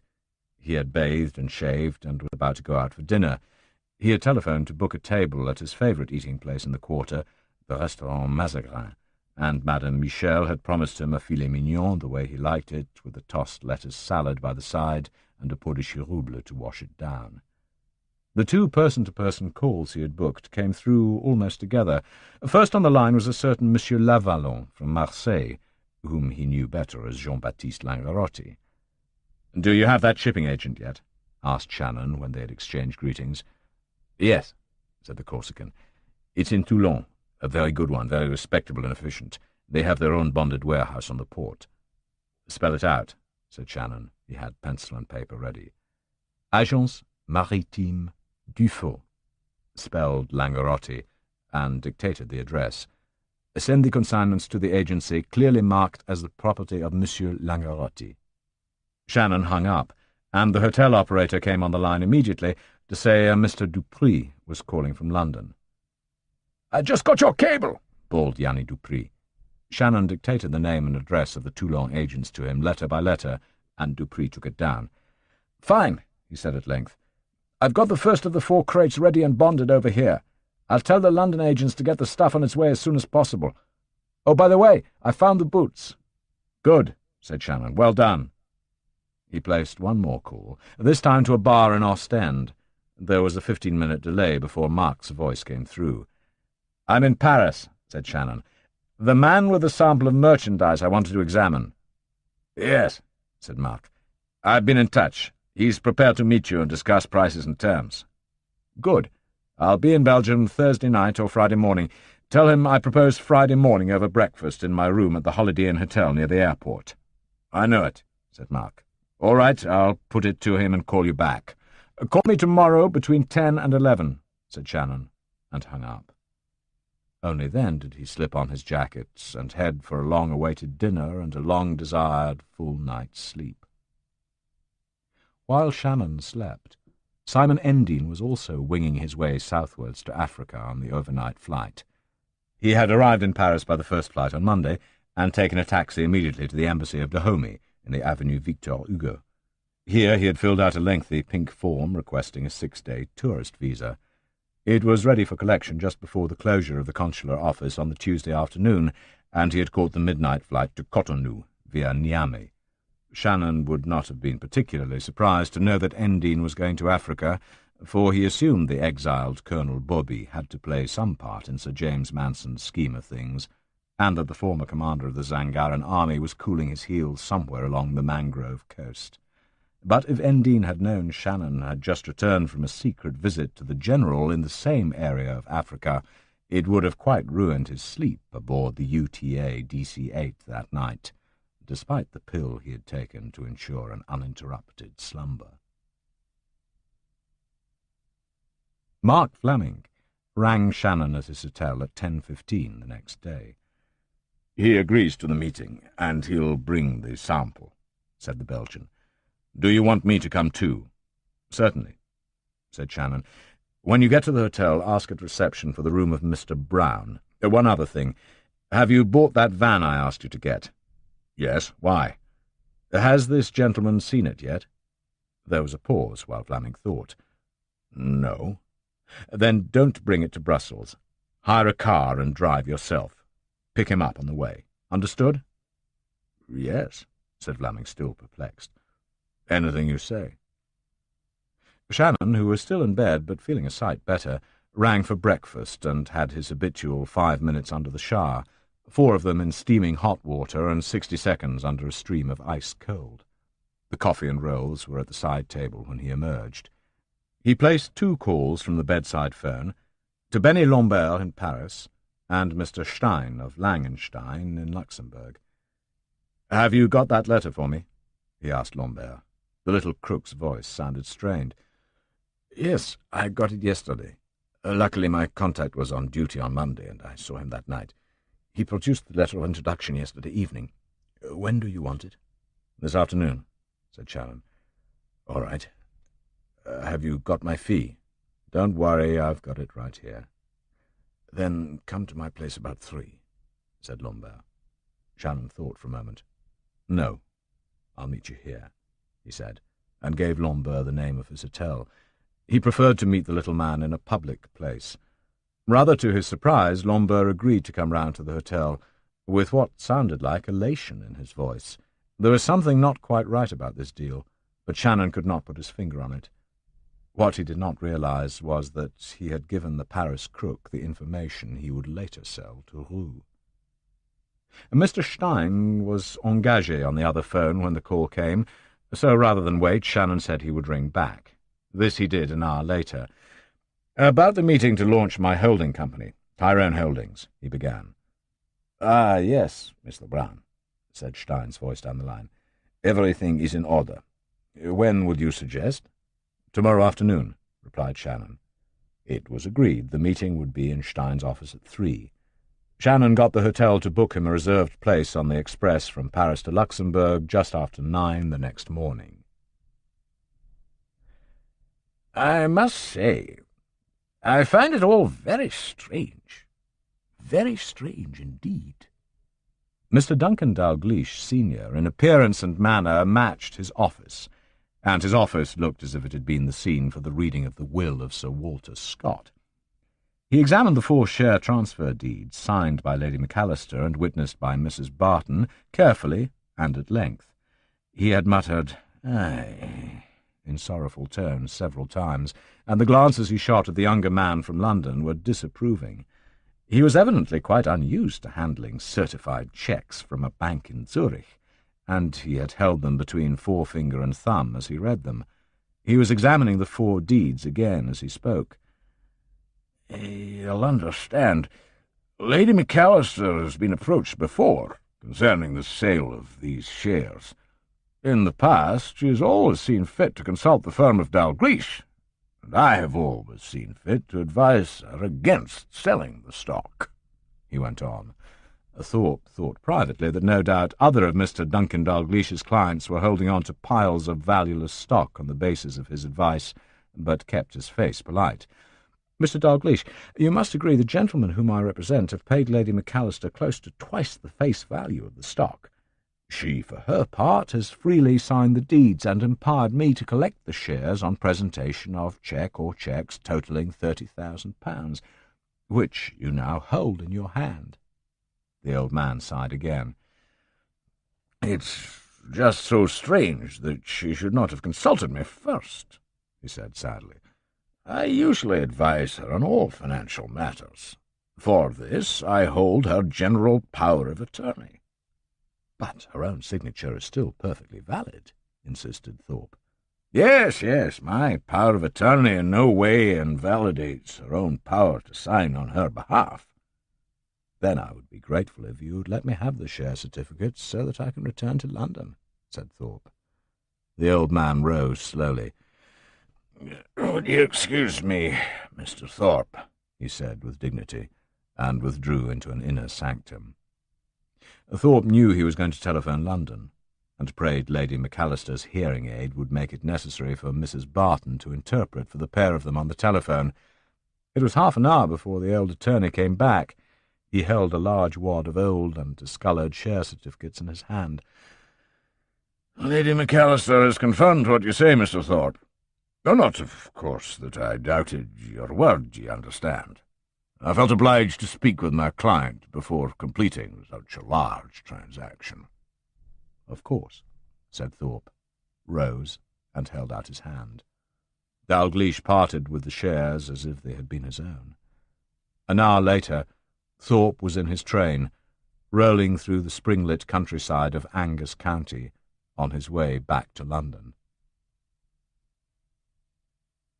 6,000 miles away from the heather-clad hills of Scotland, Simon Endine was seated with the hulking form of Colonel Bobby in a small rented villa in the residential district of Cotonou. He had arrived on the morning plane and checked into the Hôtel du Port, whose Israeli manager had helped him trace the house where the exiled Zangaran army officer lived in the straitened circumstances of exile. Bobby was a lumbering giant of a man with a brooding brutishness and massive hands. The combination pleased Endine. It was of no consequence to him with what disastrous effects Bobby might rule Zangaro in succession to the equally disastrous Jean Kimba. What he had come to find was a man who would sign away the mineral rights of the Crystal Mountain Range to Bormack Trading Company for a pittance and a hefty bribe to his personal account. He had found what he sought. In exchange for a salary of £500 a month, the colonel would be delighted to accept the post of West Africa consultant to Bormack. He had pretended to study the contract Endine had brought, but the Englishman noted with pleasure that when he turned to the second page, which Endine had stapled upside down between the first and third pages, Bobby's expression did not flicker. He was illiterate, or the next best thing to it. Endine explained the terms of the contract slowly, in the mishmash of language they had been using, a mixture of basic French and coast pidgin English. Bobby nodded soberly, his small eyes, much flecked with bloodshot vessels around the whites, studying the contract intently. Endine stressed that Bobby was to remain in his villa, or near it, for the next 2 to 3 months, and that Endine would return to see him again in that time. The Englishman elicited that Bobby had still got a valid Zangaran diplomatic passport, a legacy of a visit he had once made outside Zangaro at the side of the defence minister, Kimba's cousin. Shortly before sundown, he scrawled what could pass for a signature on the bottom of the document. Not that a signature really mattered. Only later would Bobby be told that Bormack was putting him back into power in exchange for mining rights. Endine surmised that if the price was right, Bobby would not quibble. The following morning at dawn, Endine was on another plane, heading back to Paris and London. The meeting with Benny Lambert took place as agreed in the hotel. It was short and to the point. Lambert handed over an envelope, which Shannon flicked open. From it he took 2 pieces of paper, both identical and both bearing the printed crest and letterhead of the stationery of the ambassador in Paris of the Republic of Togo. One of the sheets was blank, except for a signature in the bottom and an embassy seal. The other sheet was a letter, in which the author stated that he had been authorized by his government to engage the services of, to apply to the government of, for the purchase of military weapons listed on the attached sheet. The letter concluded with the usual assurance that the weapons were intended solely for use by the armed forces of the Republic of Togo and would not be given or sold to any third party. This, too, was signed and decorated with the seal of the Republic. Shannon nodded. He was confident Alan Baker would be able to insert his own name as the authorized agent and the Federal Republic of Yugoslavia as the vendor government in such a way as to leave no trace of the insertion. He handed to Lambert the £500 he owed him and left the café. Like most weak men, Lambert was indecisive. He had for 3 days been on the verge of ringing Charles Roux and telling him that Shannon was in town and seeking an end-user certificate. He knew the French mercenary would be more than interested in the news, but he did not know why. He assumed it was because Roux regarded Paris and its resident mercenaries as his private preserve. He would not take kindly to a foreigner coming there to set up an operation in either arms or men without cutting Roux in on the deal as equal partner, or, more desirably, as the patron, the boss of the project. It would never occur to Roux that no one would want to finance him to set up an operation because he had blown far too many already, taken too many bribes to kill a project, and cheated too many men of their salary. But Lambert was afraid of Roux, and felt he ought to tell him. He had been on the verge of doing so that afternoon, and would have done if Shannon had not had the balance of £500 with him. But to have warned Roux in those circumstances would have cost the little crook that £500, and he was sure Roux would not have made up such a large sum to him simply for a tip-off. What Lambert did not know was that Roux had placed a killing contract on the Irishman. So, in his state of ignorance, he worked out another idea. He was not very bright, was Benny Lambert, but he felt he had hit on the perfect solution. He could collect his full £1,000 from Shannon and tell Roux the Irishman had approached him with a request for an end-user certificate, which he had promptly refused. There was just one snag. He had heard enough of Shannon to be afraid of him also, and he feared that if Roux was in contact with the Irishman too soon after Lambert's own meeting at the hotel, Shannon would guess from whom the tip-off came. He decided to wait until the following morning. When he finally gave Roux the tip-off, it was too late. Roux telephoned the hotel at once under another name and asked if a Mr. Shannon was staying there. The chief desk clerk replied quite truthfully that there was no one of that name at the hotel. Cross-examined, a thoroughly frightened Lambert claimed he had not actually visited the hotel, but had simply received a call from Shannon, who had given him that hotel as the place where he was staying. Shortly after 9, Roux's man Henri Alain was at the reception desk of the Plaza Suresnes, and established that the only Englishman or Irishman who had stayed in the hotel the previous night exactly corresponded in description to Cat Shannon, that his name and passport had been that of Keith Brown, and that he had booked through the reception desk a ticket on the 9 a.m. express train to Luxembourg. Henri Alain learned one more thing, of a meeting that Monsieur Brown had had in the residence lounge the previous afternoon, and a description of the Frenchman with whom he had been seen speaking. All this he reported back to Roux at midday. In the French mercenary leader's flat, Roux, Henri Alain, and Raymond Thomard held a conference of war. Roux made the final decision. "Henri, we've missed him this time, but the chances are that he still knows nothing about it. So he may well return to that hotel next time he has to overnight in Paris. I want you to get friendly, real friendly, with someone on the staff there. The next time that man checks in there, I want to know, but at once. Understand?" Alain nodded. "Sure, patron. I'll have it staked out from the inside, and if he ever rings to make a booking, we'll know." Roux turned to Thomard. "When he comes again, Raymond, you take the bastard. In the meantime, there's one other little job. That shit Lambert lied his head off. He could have tipped me off last night, and we'd have been finished with this affair. So he probably took money off Shannon, then tried to make some more off me for out-of-date information. Just make sure Benny Lambert doesn't do any walking for the next 6 months." The floating of the company to be known as Tyrone Holdings was shorter than Shannon could have thought possible. It was so quick it was over almost before it had begun. He was invited into Mr. Stein's private office, where Mr. Lang and a junior partner were already seated.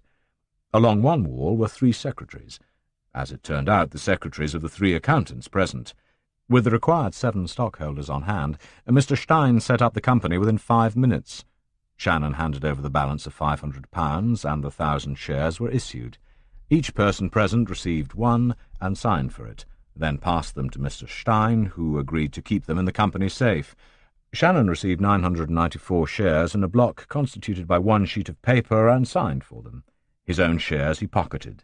The articles and memorandum of association were signed by the chairman and company secretary, and copies of each would later be filed with the Register of Companies for the Archduchy of Luxembourg. The 3 secretaries were then sent back to their duties. The board of 3 directors met and approved the aims of the company. The minutes were noted on 1 sheet of paper, read out by the secretary and signed by the chairman. That was it. Tyrone Holdings S.A. existed in law.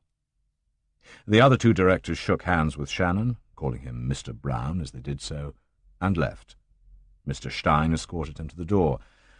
"When you and your associates wish to buy a company in the chosen field of operations to be owned by Tyrone Holdings," he told Shannon, "you will then need to come here, present us with a cheque for the appropriate amount, and buy the new issue at £1 per share. The formalities you can leave to us." Shannon understood. Any inquiries would stop at Mr. Stein as company chairman. 2 hours later, he caught the evening plane for Brussels and checked into the Holiday Inn just before 8. The man who accompanied tiny Mark Flamink when they knocked on Shannon's room the following morning just after 10 was introduced as Monsieur Boucher. The pair of them, standing on the threshold when he opened the door, looked like a comic turn. Mark was bulky, towering over his companion, and he was beefy in every place. The other man was fat, extremely fat, the sort of fatness associated with vaudeville funny men and fairground sideshows. He seemed almost circular, balanced like one of those children's plastic toys that cannot be overturned because they're spherical. Only on closer examination was it apparent there were 2 tiny feet in brilliantly polished shoes beneath the mass, and that the bulk, constituting the lower half, was divided into 2 legs. In repose it looked like one single unit. Monsieur Boucher's head appeared to be the only object to mar the contour of the otherwise uniformly globular mass. It was small at the top, and flowed downwards to engulf his collar and hide it from view, the flesh of the jowls resting thankfully on the shoulders. After several seconds, Shannon conceded that he also had arms, 1 each side, and that one held a sleek document case some 5 inches thick. "Please come in," said Shannon, and stepped back. Boucher entered first, turning slightly sideways to slip through the door like a large ball of grey worsted suiting on casters. Mark followed, giving Shannon a wink as he caught his eye. Introductions followed, and they all shook hands. Shannon gestured to an armchair, but Boucher chose the edge of the bed. He was wise and experienced. He might never have got out of the armchair. Shannon poured them all coffee and went straight into business. Tiny Mark sat and stayed silent. "Monsieur Boucher, my associate and friend may have told you that my name is Brown.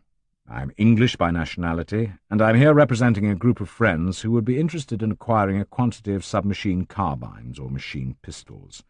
Monsieur Fleming kindly mentioned to me that he was in a position to introduce me to someone who might have a quantity of machine pistols for sale. I understand from him that these are Schmeisser 9mm machine pistols of wartime manufacture, but never used.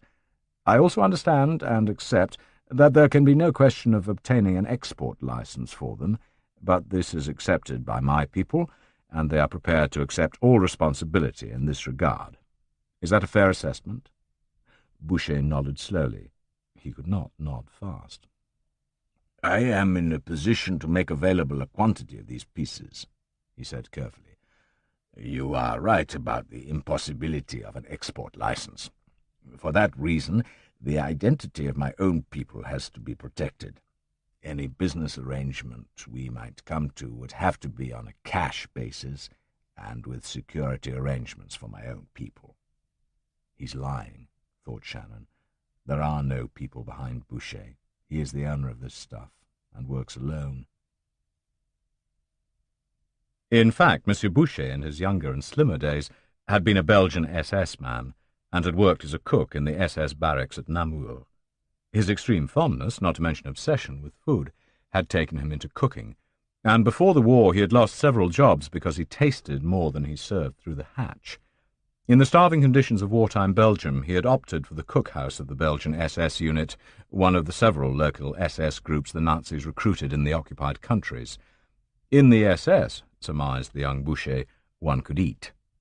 In 1944, when the Germans pulled back from Namur towards the frontier, a lorry load of unused Schmeissers from the armory had been on their way east when the lorry broke down. There was no time to repair the lorry, so the cargo was shifted into a nearby bunker and the entrance dynamited. Boucher watched it happen.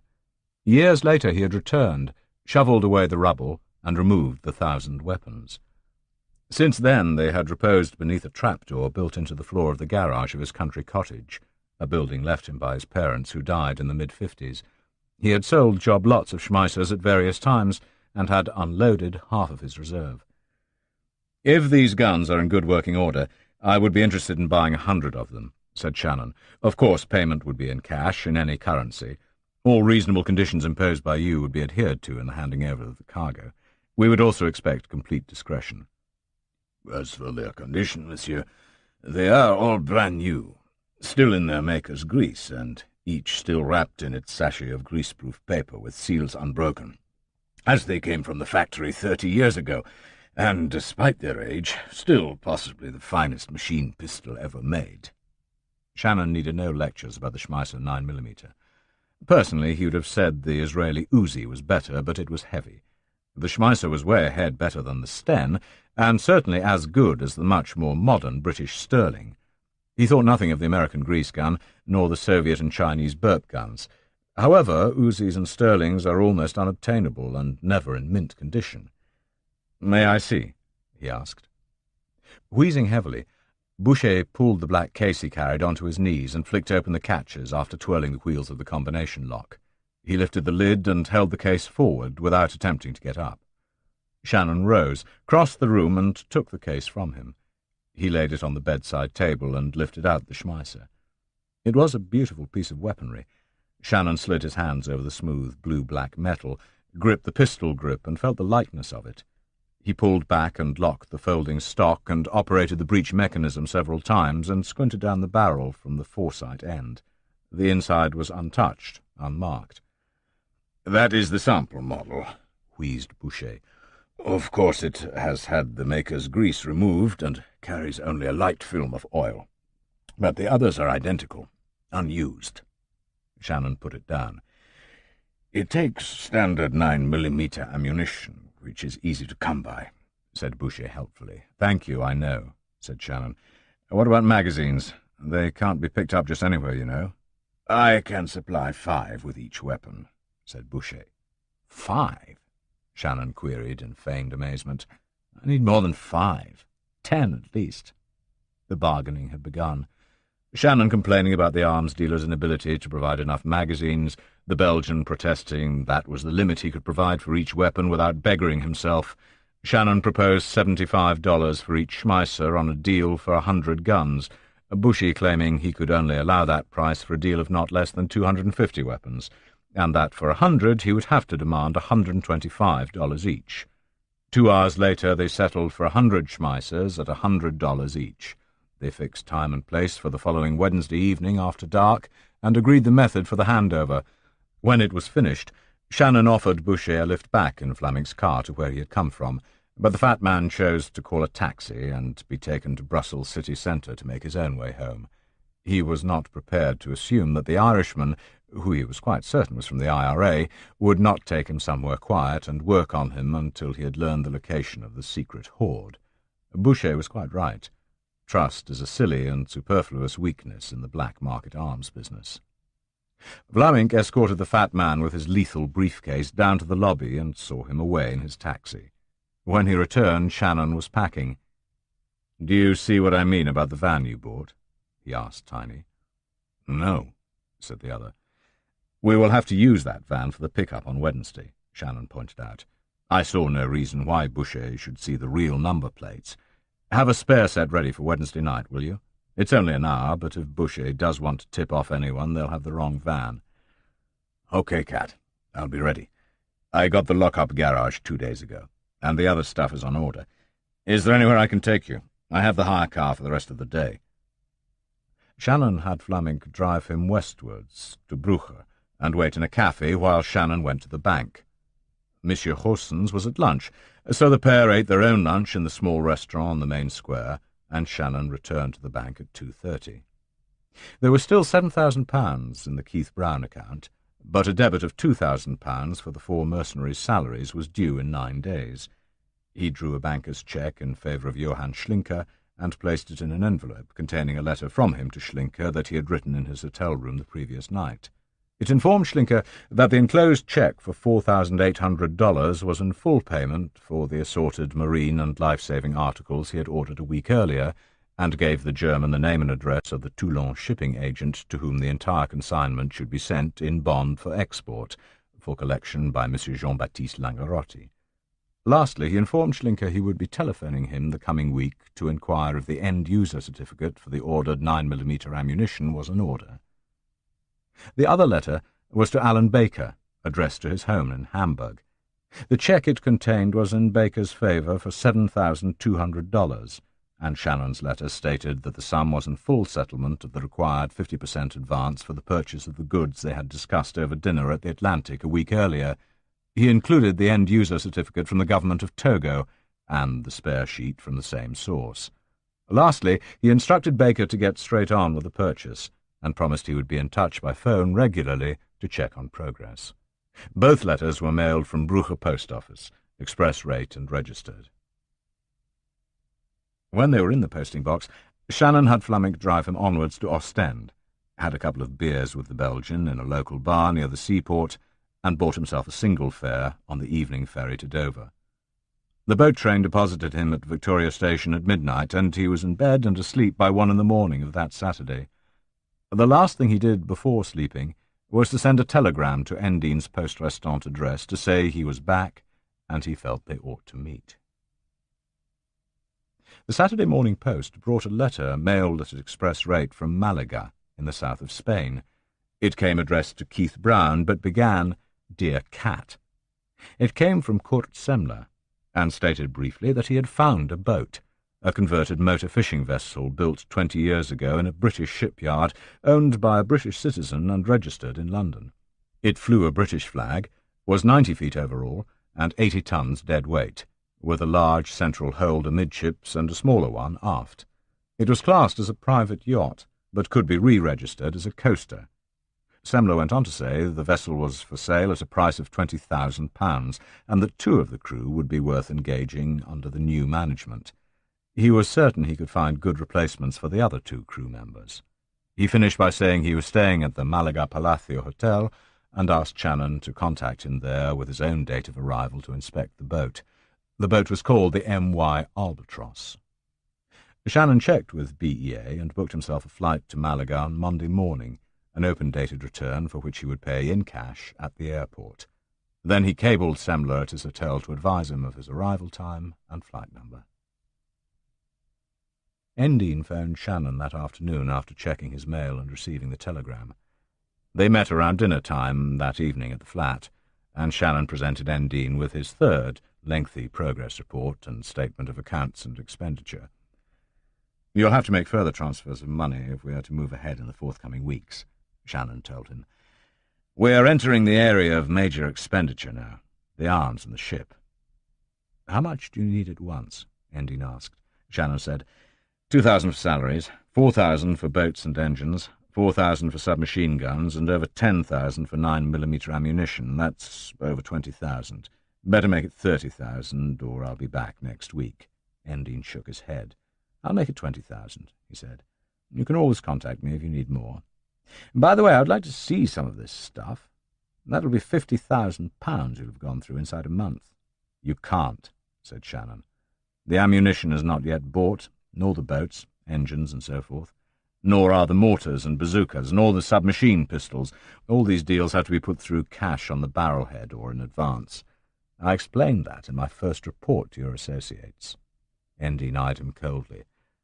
"There had better be some purchases being made with all this money," he grated. Shannon stared him out. "Don't threaten me, Harris. A lot of people have tried it. It costs a fortune in flowers. By the way, what about the boat?" Endine rose. "Let me know which boat and from where it is being bought. I'll make the credit transfer direct from my Swiss account." "Please yourself," said Shannon. He dined alone and well that evening, and had an early night. Sunday would be a free day, and he had found Julie Manson was already at home with her parents in Gloucestershire. As he sat over his brandy and coffee, he was lost in thought, planning the weeks ahead and trying to visualize the attack on the palace of Zangaro. It was in the middle of Sunday morning that Julie Manson decided to ring her new lover's flat in London and see if he was there. Outside, the spring rain fell in a steady curtain on the Gloucestershire countryside. She had hoped to be able to saddle up the handsome new gelding her father had given her a month earlier and gallop through the parkland surrounding the family mansion. She had hoped it would be a tonic to the feeling that flooded through her when she thought of the man she had fallen for. But the rain had washed out the idea of riding. Instead, she was confined to wandering round the old house, listening to her mother's chit-chat about charity bazaars and orphan relief committees, or staring at the rain falling on the garden. Her father had been working in his study, but she had seen him go out to the stables to talk to the chauffeur a few minutes earlier. As her mother was within earshot of the telephone in the hallway, she decided to use the extension in the study. She had lifted the telephone beside the desk in the empty room when her eye caught the sprawl of papers lying across the blotter. On top of them was a single folder. She noted the title and idly lifted the cover to glance at the first page. A name on it caused her to freeze, the telephone still buzzing furiously in her ear. The name was Shannon. Like most young girls, she had had her fantasies, seeing herself, as she lay in the darkness of the dormitory at boarding school, in the role of heroine of 100 hazardous exploits, usually saving the man she loved from a terrible fate, to be rewarded by his undying devotion. Unlike most girls, she had never completely grown up. From Shannon's persistent questioning about her father, she had already half managed to translate herself into the role of a girl agent on her lover's behalf. The trouble was, most of what she knew about her father was either personal, in his role of indulgent daddy, or very boring. Of his business affairs she knew nothing. And then, here, on a rainy Sunday morning, lay her chance. She flicked her eyes down the first page of the folder, and understood nothing. There were figures, costings, a second reference to the name Shannon, a mention of several banks by name, and 2 references to a man called Clarence. She got no further. The turning of the door handle interrupted her. With a start, she dropped the cover of the folder, stood back a yard, and began to babble into an unhearing telephone. Her father stood in the doorway. "All right, Christine. That will be marvellous, darling. I'll see you on Monday, then. Bye now," she chattered into the telephone and hung up. Her father's set expression had softened as he saw the person in the room as his daughter, and he walked across the carpet to sit behind his desk. "Now, what are you up to?" he said with mock gruffness. For answer, she twined her soft arms round his neck from behind and kissed him on the cheek. "Just phoning a friend in London, Daddy," she said in her small little girl voice. "Mummy was fussing about in the hall, so I came in here." "Oh, you've got a phone in your own room, so please use that for private calls." "All right, Daddykins." She cast a glance over the papers lying under the folder on the desk, but the print was too small to read, and was mostly columns of figures. She could make out the headings only. They concerned mining prices. Then her father turned to look up. "Why don't you stop all this boring old work and come and help me saddle up Tamerlane?" she asked him. "The rain will stop soon, and I can go riding." He smiled up at the girl who was the apple of his eye. "Because this boring old work happens to be what keeps us all clothed and fed," he said. "But I will anyway. Give me a few more minutes, and I'll join you in the stable." Outside the door, Julie Manson stopped and breathed deeply. Mata Hari, she was sure, could not have done better. Chapter 14. The Spanish authorities are far more tolerant to tourists than is generally thought. Bearing in mind the millions of Scandinavians, Germans, French and British who pour into Spain each spring and summer, and given that the law of averages must provide that a certain percentage of them are up to no good, the authorities have quite a lot to put up with. Irrelevant breaches of regulations, such as importing 2 cartons of cigarettes rather than the permitted 1 carton, which would be pounced on at London airport, are shrugged off in Spain. The attitude of the Spanish authorities has always tended to be that a tourist really has to work at it to get into trouble in Spain, but once he has made the effort, the Spaniards will oblige and make it extremely unpleasant for him.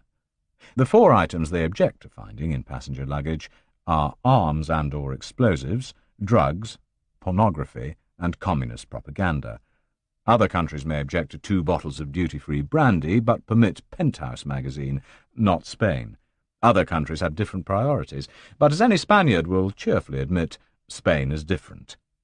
The customs officer at Malaga airport that brilliant Monday afternoon cast a casual eye over the bundle of £1,000 in used £20 notes he found in Shannon's travel bag, and shrugged.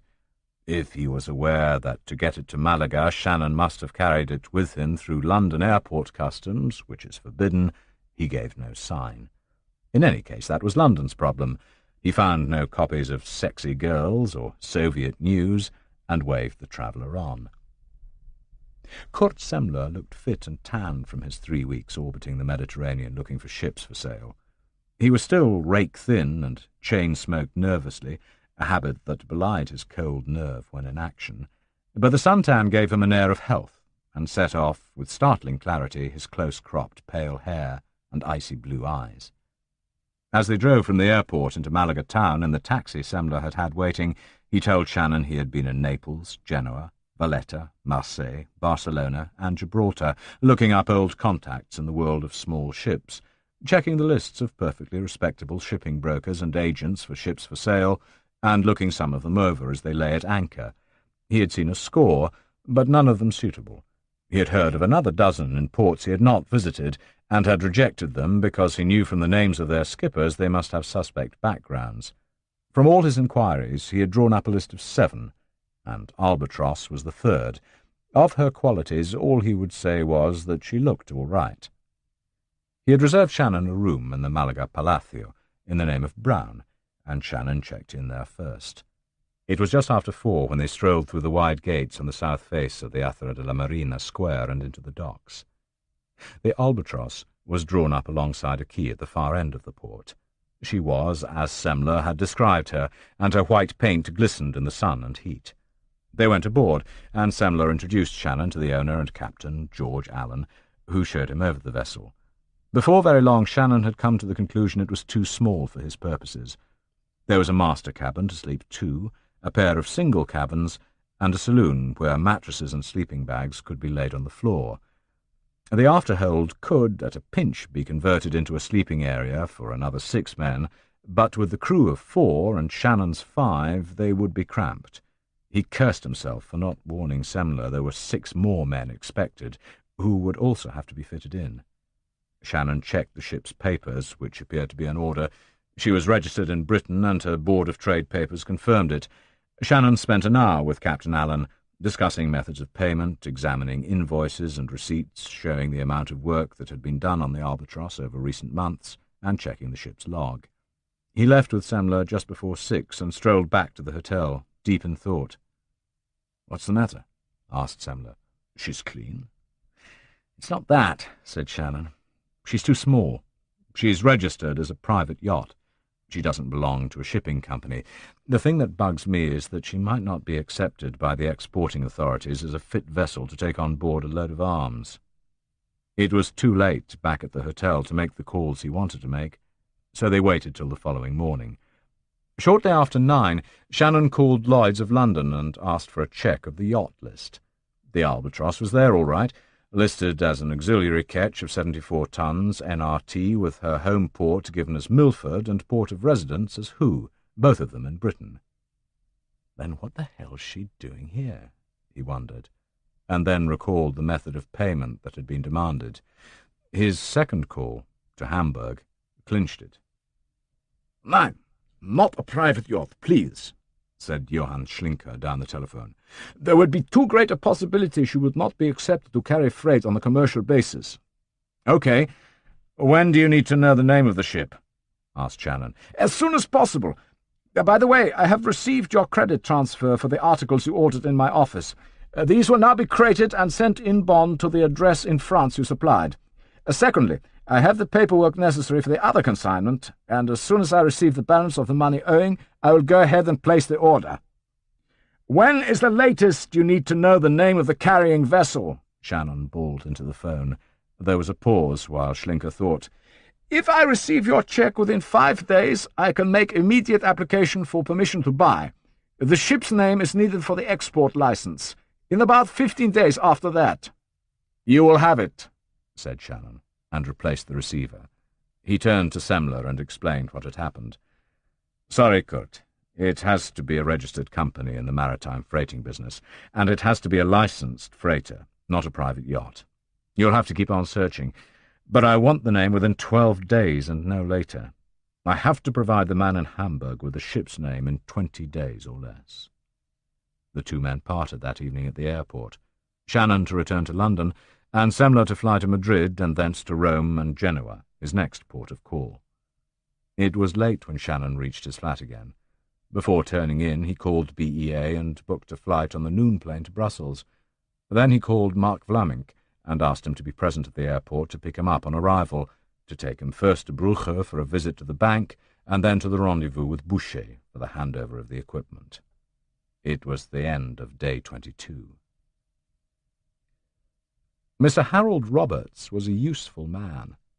Born 62 years earlier, of a British father and a Swiss mother, he had been brought up in Switzerland after the premature death of his father and retained dual nationality. Entering banking at an early age, he had spent 20 years in the Zurich head office of one of Switzerland's largest banks before being sent to their London branch as an assistant manager. That had been just after the war, and over the second 20-year period of his career, he had risen to become the manager of the investment accounts section and later overall manager of the London branch, retiring at the age of 60. By then, he had decided to take his retirement and his pension in Swiss francs in Britain. Since retirement, he had been available for several delicate tasks on behalf not only of his former employers, but also of other Swiss banks. He was engaged on such a task that Wednesday afternoon. It had taken a formal letter from the Zwingli Bank to the chairman and secretary of Bormack to achieve the introduction to them of Mr. Roberts, and he had been able to present letters corroborating his engagement as agent of the Zwingli Bank in London. 2 further meetings had taken place between Mr. Roberts and the secretary of the company, the second one attended by the chairman, Major Luton, younger brother of the deceased under-manager to Sir Ian McAllister in the Far East. The extraordinary board meeting had been agreed on and was called in the city offices of the secretary of Bormack. Apart from the solicitor and Major Luton, one other director had agreed to come to London for the meeting and was present. Although 2 directors made up a working board, 3 gave an outright majority. They considered the resolution put by the company's secretary and the documents he placed before them. The 4 unseen shareholders whose interests were being looked after by the Zwingli Bank undoubtedly did now own between them 30% of the stock of the company. They certainly had empowered the Zwingli Bank to act on their behalf, and the bank had incontrovertibly appointed Mr. Roberts to represent it. The argument that clinched the discussion was the simple one that, if a consortium of businessmen had agreed together to buy up such a large amount of Bormack's stock, they could be believed when their bank said, on their behalf, that their intention was to inject fresh capital into the company and rejuvenate it. Such a course of action could not be bad for the share price, and all 3 directors were shareholders. The resolution was proposed, seconded, and passed. Mr. Roberts was taken onto the board as a nominee director representing the interests of the Zwingli Bank. No one bothered to change the company rules stipulating that 2 directors constituted a quorum with power to pass resolutions, although there were now 6, and no longer 5, directors. Mr. Keith Brown was becoming a fairly regular visit to Brugge, and a valued customer at the Kredietbank. He was received with the usual friendliness by Mr. Goossens, and the latter confirmed that a credit of £20,000 had arrived that morning from Switzerland. Shannon drew $10,000 in cash and a certified bank cheque for $26,000 in favour of Johann Schlinker of Hamburg. From the nearby post office he mailed the cheque to Schlinker by registered post, accompanied by a letter from himself asking the arms dealer to go ahead with the Spanish purchase. He and Mark Flamink had nearly 4 hours to kill before the rendezvous with Boucher, and they spent 2 of them taking a leisurely pot of tea in a café in Brugge before setting off just before dusk. There is a lonely stretch of road between Brugge and Ghent, which lies 44 kilometres to the east. Because the road twists and winds through flat farmland, most motorists prefer to take the new motorway E5, which also links the 2 Flemish towns, as it runs from Ostend to Brussels. Halfway along the old road, the 2 mercenaries found the abandoned farm that Boucher had described, or rather they found the faded notice board pointing down the track to the farm, which was hidden from view by a clump of trees. Shannon drove on past the spot and parked, while Mark got out and went to check the farm over. He came back 20 minutes later to confirm the farm was indeed deserted, and there were no signs anyone had been there for quite a time. Nor were there any preparations in progress to provide an unpleasant reception committee for the 2 buyers. "Anyone in the house or outbuildings?" asked Shannon. "The house is locked, front and back. No signs of interference. I checked out the barns and stables. No one there." Shannon glanced at his watch. It was dark already, and there was still an hour to go. "Get back there and keep a watch from cover," he ordered. "I'll watch the front entrance from here." When Mark had gone, Shannon checked the van once again. It was old and rattled, but it was serviceable, and the engine had been looked over by a good mechanic. Shannon took the 2 false number plates from the fascia and whipped them onto the real number plates with sticky insulating tape. They could be ripped off easily enough once the van was well away from the farm, but he saw no reason why Boucher should be able to note the real number plates. On each side of the van was a large publicity sticker that gave the vehicle a distinctive air, but which could also come off in a hurry. In the back were the 6 large sacks of potatoes he had ordered Flaming to bring with him, and the broad wooden board, sawn to make an internal tailgate when slotted into place. Satisfied, he resumed his vigil by the roadside. The van he was expecting turned up at 5 to 8. As it slowed and swung down the track to the farm, Shannon could make out the form of the driver hunched over the wheel, and beside him the blob, surmounted by a pimple of a head that could only be Monsieur Boucher. The red taillights of the vehicle disappeared down the track and went out of sight behind the trees. Apparently Boucher was playing it straight. Shannon gave him 3 minutes. Then he, too, pulled his van off the hard road and onto the track. When he got to the farmyard, Boucher's van was standing with sidelights on in the centre. He cut his engine and climbed down, leaving his own sidelights on, the nose of his van parked 10 feet from the rear of Boucher's. "Monsieur Boucher," he called into the gloom. He stood in darkness himself, well to one side of the glow of his own lights. "Monsieur Brown," he heard Boucher wheeze, and the fat man waddled into view.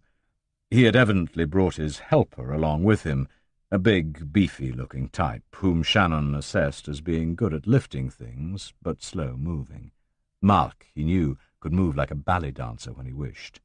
He saw no problems if it came to trouble. "You have the money?" asked Boucher as he came close. Shannon gestured to the driving seat of his van. "In there. You have the Schmeissers?" Boucher waved a pudgy hand at his own van. "In the back." "I suggest we get both our consignments out onto the ground between the vans," said Shannon. Boucher turned and said something to his helper in Flemish, which Shannon could not follow. The man moved to the back of his own van and opened it. Shannon tensed. If there were to be any surprises, they would come when the doors opened. There were none. The dull glim from his own van's lights showed 10 flat, square crates and an open-topped carton. "Your friend is not here?" asked Boucher. Shannon whistled. Tiny Mark joined them from behind a nearby barn. There was silence. Shannon cleared his throat. "Let's get the handover done," he said. He reached into the driving compartment and pulled out the fat brown envelope. "Cash, as you asked for. $20 bills, bundles of 50, 10 bundles. He stayed close to Boucher as the fat man flicked through each bundle, counting with surprising speed for such plump hands and stuffing the bundles into his side pockets. When he had reached the last, he pulled all the bundles back out and selected a note at random from each. By the light of a pencil torch, he scanned them closely, the samples, checking for forgeries. There were none. At last he nodded. "All in order," he said, and called something to his helper. The man moved aside from the van doors. Shannon nodded to Mark, who went to the van and heaved the first crate onto the grass. From his pocket he produced a tire lever and prized up the lid. By the light of his own torch he checked the 10 Schmeissers lying side by side in the crate. One of them he took out and checked for firing mechanism, pin and breech movement. He replaced the machine pistol and smacked the loose lid back down tight. It took him 20 minutes to check all 10 cases. While he did so, the big helper brought by Monsieur Boucher stood nearby. Shannon stood at Boucher's elbow, 12 feet away. Finally, Mark looked into the open-topped crate. It contained 500 magazines for the Schmeissers. He tested one sample magazine to ensure it fitted, and that the magazines were not for a different model of pistol. Then he turned to Shannon and nodded. "All in order," he called. "Would you ask your friend to help mine load them up?" asked Shannon of Boucher. The fat man passed the instruction to his assistant. Within another 5 minutes, the 10 flat crates and the carton of magazines were loaded in Mark's van. Before loading, the 2 beefy Flemings removed the potato sacks, and Shannon heard them discussing something in Flemish. Then Boucher's helper laughed. When the crates of arms were loaded, Mark placed the board of wood in position as a tailgate which came halfway up the back of the van. Taking a knife, he slit the first sack, hefted it onto his shoulder, and emptied the contents into the back of the van. The loose potatoes rolled about furiously, finding the cracks between the edges of the crates and the sides of the van and filling them up. With a laugh, the other Belgian started to help him. The quantity of potatoes they had brought more than covered every trace of the 10 crates of guns and the carton of magazines. Anyone looking in the back would be confronted with a sea of loose potatoes. The sacks were thrown in the hedge. When they were finished, both men came round from the back of the van together. "OK, let's go," said Mark. "If you don't mind, we'll leave first," said Shannon to Boucher. "After all, we now have the incriminating evidence." He waited till Mark had started the engine and turned the van round so that it was facing the drive back to the road before he left Boucher's side and leapt aboard. Halfway down the track there was a particularly deep pothole over which the van had to move with great care and very slowly. At this point Shannon muttered something to Mark, borrowed his knife, and jumped from the van to hide in the bushes by the side of the lane. 2 minutes later, Boucher's van came along. It, too, slowed almost to a halt to negotiate the pothole. Shannon slipped from the bushes as the van went past, caught it up, stooped low, and jammed the knife point into the rear offside tyre. He heard it hiss madly as it deflated. Then he was back in the bushes. He rejoined Tiny Mark on the main road, where the Belgian had just ripped the stickers from the sides of their vehicle and the false number plates off front and back. Shannon had nothing against Boucher. He just wanted a clear half-hour start. By 10:30 the pair were back in Ostend.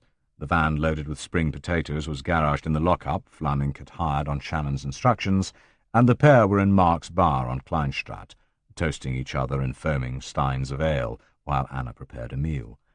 It was the first time he had met the well-built woman who was his friend's mistress, and, as is the tradition with mercenaries when meeting each other's womenfolk, he treated her with elaborate courtesy. Flamink had booked him a room at a hotel in the town centre, but they drank until late, talking about old battles and skirmishes, recalling incidents and people, fights and narrow escapes, alternately laughing at the things that seemed hilarious in retrospect, and nodding glumly at the memories that still rankled. The bar stayed open as long as Tiny Mark drank, and the lesser mortals sat around and listened. It was almost dawn when they got to bed. Tiny Mark called for him at his hotel in the middle of the morning, and they had a late breakfast together. He explained to the Belgian that he wanted the Schmeissers packaged in such a way that they could be smuggled over the Belgian border into France for loading onto the ship in a southern French port. "We could send them in crates of spring potatoes," suggested Mark. Shannon shook his head. "Potatoes are in sacks, not crates," he said. "The last thing we need is for a crate to be tipped over in transit or loading so that the whole lot falls out." "I've got a better idea." For half an hour he told Flamink what he wanted done with the submachine pistols, and the Belgian nodded. "All right," he said when he understood exactly what was wanted. "I can work mornings in the garage before the bar opens. When do we run them south?" "About May 15th, said Shannon. "We'll use the Champagne route. I'll bring Jean-Baptiste up here to help, and we'll change to a French-registered van at Paris. I want you to have everything packed and ready for shipment by May 15th. Mark accompanied him down to the port in a taxi, for the van would not be used again until it made its last run from Ostend to Paris with its cargo of illegal arms. There was no problem buying a single ticket on the car ferry to Dover, even though Shannon was on foot. He was back in London by early evening. He spent what remained of the day writing a full report for Endine, omitting to mention from whom he had bought the guns or where they were stored. He attached to the report a statement of expenditure and a tally of what was left in the Brugge account. This he mailed to the post restante address through which he communicated with Sir James Manson's organiser. The first morning post of that Friday brought a large packet from Jean-Baptiste Langarotti. It contained a sheaf of brochures from 3 European firms who manufactured the rubberized inflatable semi-rigid boats of the kind he wanted. They were variously advertised as being capable of use as sea rescue launches, power boats, speedcraft for towing water skiers, pleasure boats, launching vessels for sub-aqua diving, runabouts, and fast tenders for yachts and such like. No mention was made of the fact that they had all been developed from a single design produced to give marine commandos a fast and manoeuvrable type of assault craft. Shannon read each brochure with interest. Of the three firms, one was Italian, one British, and one French. The Italian firm, with 6 stockists along the Côte d'Azur, seemed to be the best suited for Shannon's purpose, and to have the best delivery capability. Of their largest model, a 5.5-metre launch, there were 2 available for immediate delivery. One was in Marseille, and the other in Cannes. The brochure from the French manufacturer showed a picture of their largest example, a 5-metre craft speeding through a blue sea, tail down, nose up. Langerotti said in his letter there was one of these available at a shop for marine equipment in Nice. He added that all the British-made models needed to be ordered specially, and lastly that, although there were several more of each type available in a brilliant orange colour, he was only concerning himself with those in black. He added that each could be powered by any outboard engine above 50 horsepower, and that there were 7 different makes of engine available locally and immediately which would suit.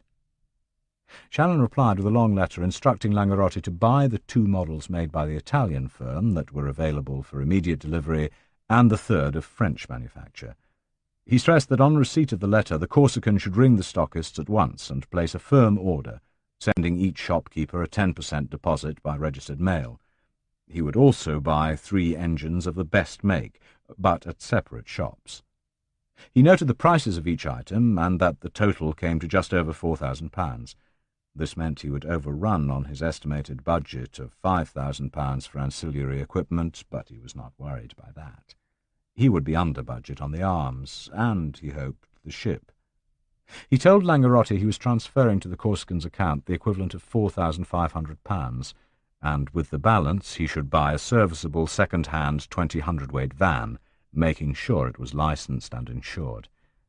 With this he should motor along the coast and buy his 3 crated inflatable assault craft and his 3 outboard engines, delivering them himself to his freight agent in Toulon to be bonded for export. The whole consignment had to be in the warehouse and ready for shipment by May 15th. On the morning of that day, Langerotti was to rendezvous with Shannon in Paris at the hotel Shannon usually used. He was to bring the van with him. The mercenary leader sent another letter that day. It was to the Credit Bank in Bruges, requiring the transfer of £2,500 in French francs to the account of Monsieur Jean-Baptiste Langerotti at the head office of the Société Générale Bank in Marseille. Both letters were posted express rate the same afternoon. When he got back to his flat, Cat Shannon lay on his bed and stared at the ceiling. He felt tired and flat. The strain of the past 30 days was taking its toll. On the credit side, things seemed to be going according to plan. Alan Baker should be setting up the purchase of the mortars and bazookas from Yugoslavia for pick-up during the early days of June. Schlinker should be in Madrid buying enough 9mm ammunition to keep the Schmeissers firing for a year. The only reason he had ordered such an excessive amount of rounds was to make the purchase plausible to the Spanish authorities. Clearance for their export should be obtained by mid to late June, provided he could let the German have the name of the carrier by the middle of May, and provided the ship and its company were acceptable to the officials in Madrid. Vlamink should already have the machine pistols stowed for transporting across Belgium and France to Marseille, and loaded by June 1st. The assault craft and engines should be loaded at the same time in Toulon, along with the other ancillary gear he had ordered from Schlinker. Apart from smuggling the Schmeissers, everything was legal and above board. That did not mean things could not still go wrong. Perhaps one of the 2 governments would make problems by taking over long or refusing to sell on the basis of the provided documentation. Then there were the uniforms, which Dupree was presumably still buying in London. They too should be in a warehouse in Toulon by the end of May at the latest. But the big problem, still to be solved, was the ship. Semler had to find the right ship, and he'd been searching in vain for almost a month. Shannon rolled off his bed and telephoned a telegram to Dupree's bedsitter in Bayswater, ordering him to check in. As he put the phone down, it rang again. "Hi, it's me." "Hello, Julie," he said. "Where have you been, Cat?" "Away. Abroad." "Are you going to be in town this weekend?" she asked. "Yes, should be." In fact, there was nothing more he could do and nowhere he could go until Semler contacted him with news of a ship for sale. He did not even know where the German was by this time. "Good," said the girl on the phone. "Let's spend the weekend doing things." It must have been the tiredness. He was getting slow on the uptake. "What things?" he asked. She began to tell him, in precise and clinical detail, until he interrupted her and told her to come straight round and prove it. Although she had been bubbling with her news a week earlier, in the thrill of seeing her lover again, Julie had forgotten the news she had for him. It was not until nearly midnight that she remembered. She bent her head low over the face of the half-asleep mercenary and said, "Oh, by the way, I saw your name the other day." Shannon grunted. "On a piece of paper," she insisted. Still he showed no interest, his face buried in the pillow between crossed forearms. "Shall I tell you where?" His reaction was disappointing. He grunted again. "In a folder on my daddy's desk." If she had meant to surprise him, she succeeded. He came off the sheet like in one movement, facing her, gripping both her upper arms hard. There was an intensity about his stare that frightened her. "You're hurting me," she said irrelevantly. "What folder on your father's desk?" "A folder," she sniffed, on the verge of tears. "I only wanted to help you." He relaxed visibly, and his expression softened. "Why did you go looking?" he asked. "Well, you're always asking about him, and when I saw this folder, I just sort of looked. Then I saw your name." "Tell me about it." "From the beginning," he said gently. When she had finished, she reached forward and coiled her arms round his neck. "I love you, Mr. Cat," she whispered. "I only did it for that. Was it wrong?" Shannon thought for a moment.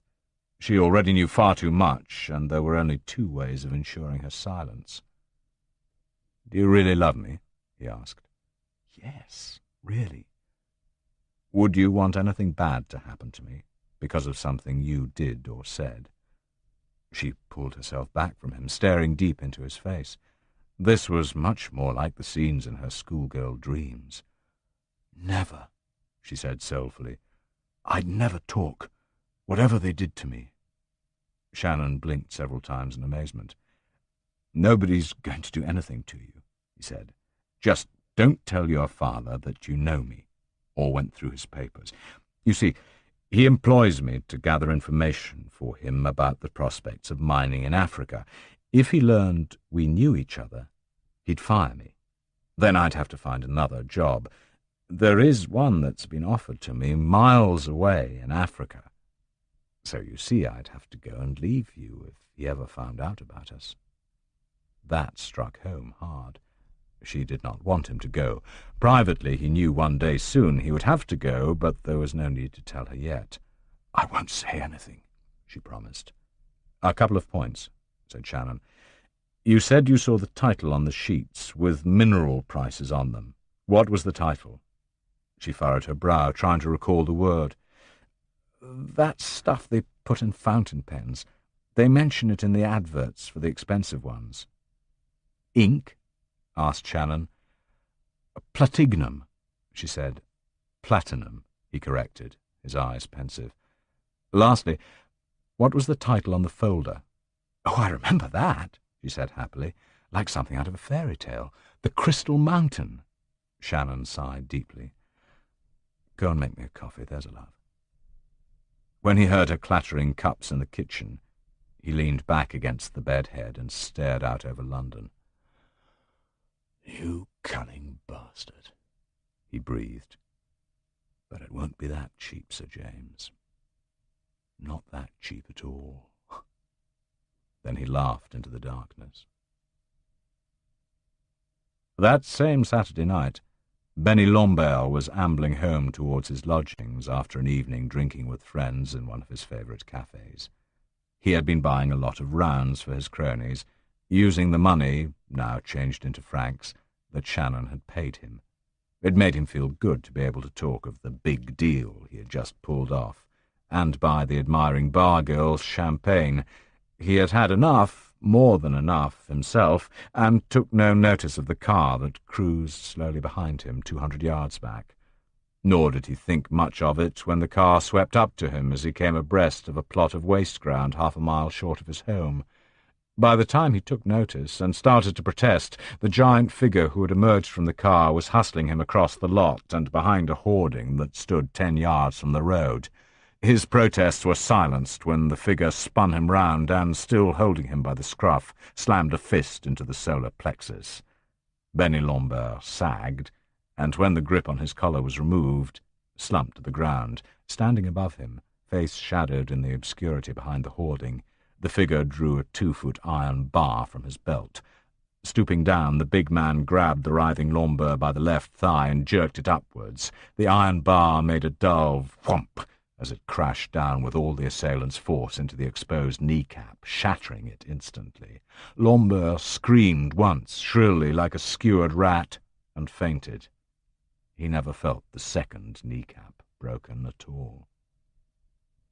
20 minutes later, Thomas was phoning his employer from the booth in a late-night cafe a mile away. At the other end, Roux listened and nodded. "Good," he said. "Now I have some news for you.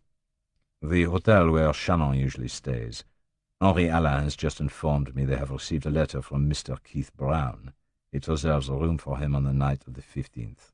Got it?" "The 15th, he said. "Yes, he will be there then." "And so will you," said the voice down the phone. "Henri will keep in touch with his contact inside the hotel, and you will remain on standby not far from the hotel from noon of that day onwards." "Until when?" asked Thomas.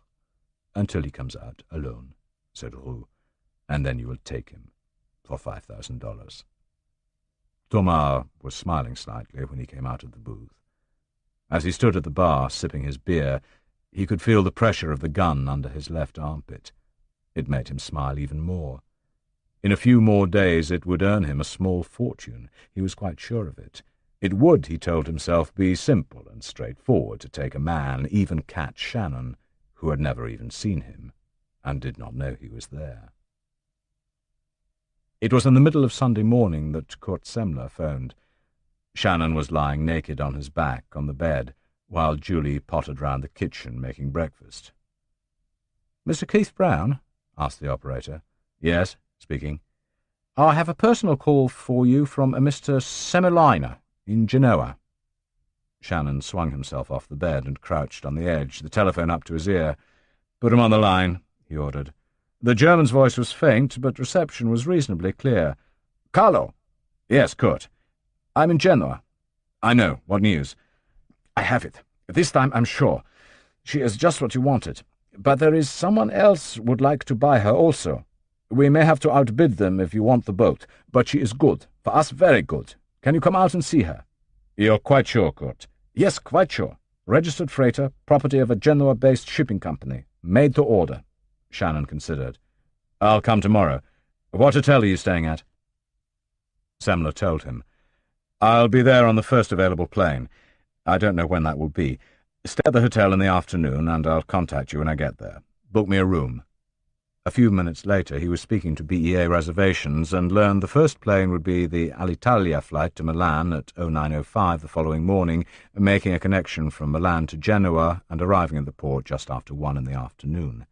He booked himself a single ticket on the flight. He was grinning when Julie returned with the coffee. If the ship was the right one, he could conclude the deal over the next 12 days and be in Paris on the 15th for his rendezvous with Langerotti, secure in the knowledge that Semmler would prepare the ship ready for sea with a good crew and fully fueled and victualled by the 1st of June. "Who is that?" asked the girl. "A friend." "Which friend?"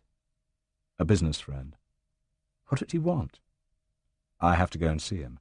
"When?" "Tomorrow morning, in Italy." "How long will you be gone?" "I don't know. A fortnight, maybe more." She pouted over her coffee cup. "So what am I supposed to do all that time?" she asked. Shannon grinned. "You'll find something. There's a lot of it about." "You're a shit," she said conversationally. "But if you have to go, I suppose you must. It only leaves us till tomorrow morning. So my dear Tom Cat, I'm going to make the best of it." As his coffee was spilled over the pillow, Shannon reflected that the fight for Kimba's palace was going to be a holiday compared with trying to satisfy Sir James Manson's sweet little daughter.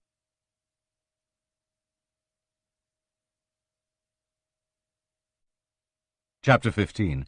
The port of Genoa was bathed in late afternoon sunshine when Cat Shannon and Kurt Semmler paid off their taxi, and the German led his employer along the quays to where the motor vessel Toscana was moored.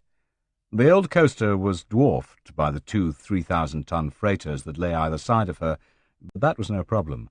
To Shannon's eye, she was big enough for his purposes. There was a tiny forepeak and a 4-foot drop to the main deck, in the centre of which was the large square hatch to the only cargo hold set amidships. Aft was the tiny bridge, and below it evidently the crew quarters and the captain's cabin. She had a short, stubby mast from which a single loading derrick was attached, rigged almost vertical. Right aft, above the stern, the ship's single lifeboat was slung. She was rusty, her paint blistered by the sun in many places, flayed off by salt spray in others. Small and old and dowdy, she had the quality Shannon looked for. She was anonymous. There are thousands of such small freighters plying the coastal inshore trade from Haifa to Gibraltar, Tangier to Dakar, Monrovia to Simonstown. They all look much the same, attract no attention, and are seldom suspected of being up to anything beyond carrying small cargoes from port to port. Semmler took Shannon on board. They found their way aft, to where a companionway led down to the darkness of the crew quarters, and Semmler called. Then they went on down. They were met at the bottom by a muscular, hard-faced man in his mid-40s, who nodded at Semmler and stared at Shannon. Semmler shook hands with him and introduced him to Shannon. Karl Waldenberg, the first mate. Waldenberg nodded abruptly and shook hands. "You have come to look her over, our old Toscana?" he asked. Shannon was pleased to note he spoke good, if accented English, and looked as if he might be prepared to run a cargo that did not appear on the manifest, if the price was right. He could understand the German seaman's interest in him. Semmler had already briefed him on the background, that he had told the crew his employer would be coming to look the ship over with a view to buying. For the first mate, the new owner was an interesting person. Apart from anything else, Waldenberg had to be concerned about his own future. The Yugoslav engineer was ashore somewhere, but they met the deckhand, a teenage Italian boy reading a girly magazine on his bunk. Without waiting for the Italian captain's return, the first mate showed them both over the Toscana. Shannon was interested in 3 things: the ability of the boat to accommodate another 12 men somewhere, even if they had to sleep out on deck in the open, the main hold, and the possibility of secreting a few crates below the flooring down in the bilges, and the trustworthiness of the engines to get them as far as South Africa. Waldenberg's eyes narrowed slightly as Shannon asked his questions, but he answered them civilly.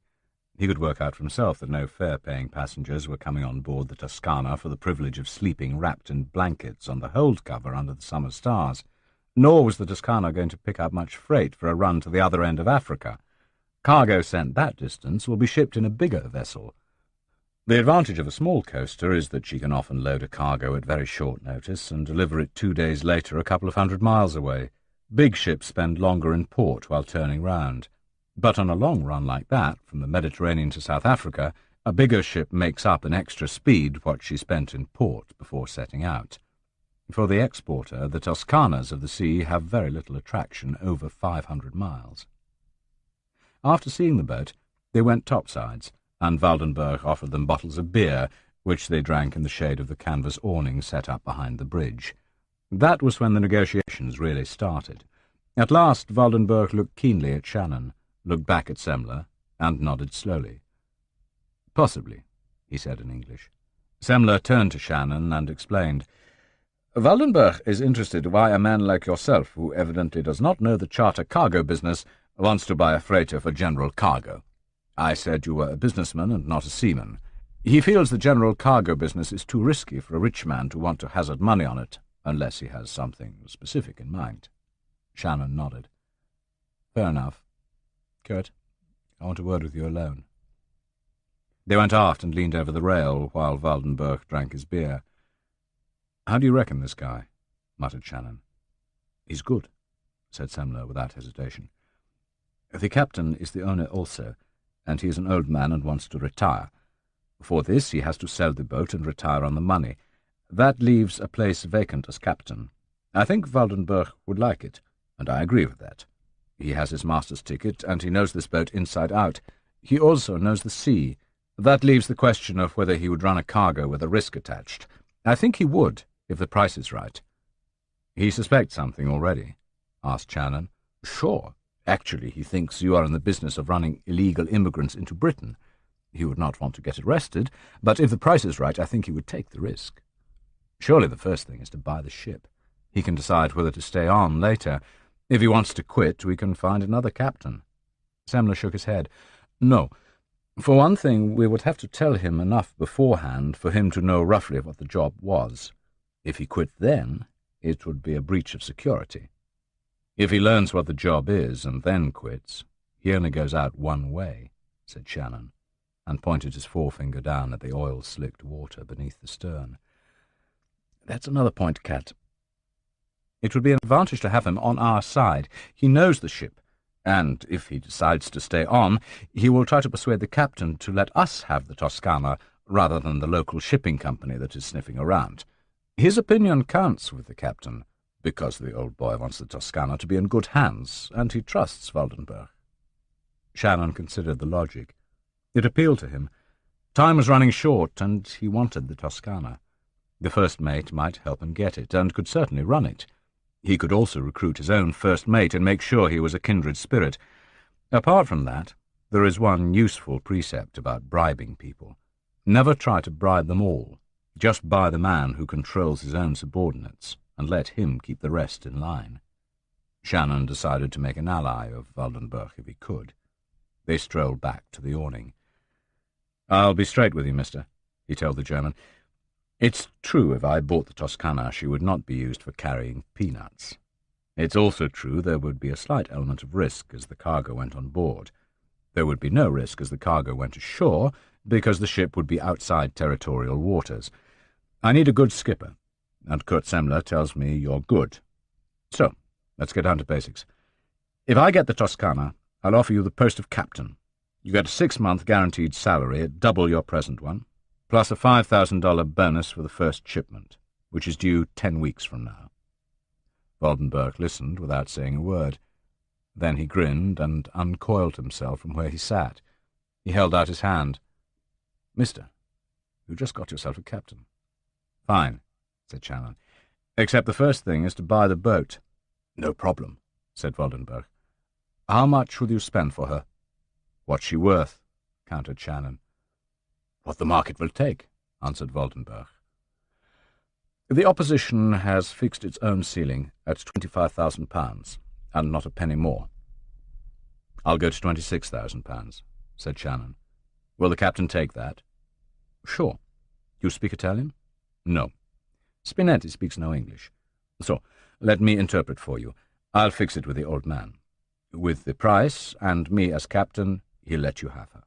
When can you meet him?" "Tomorrow morning?" asked Shannon. "Right. Tomorrow at 10, here on board."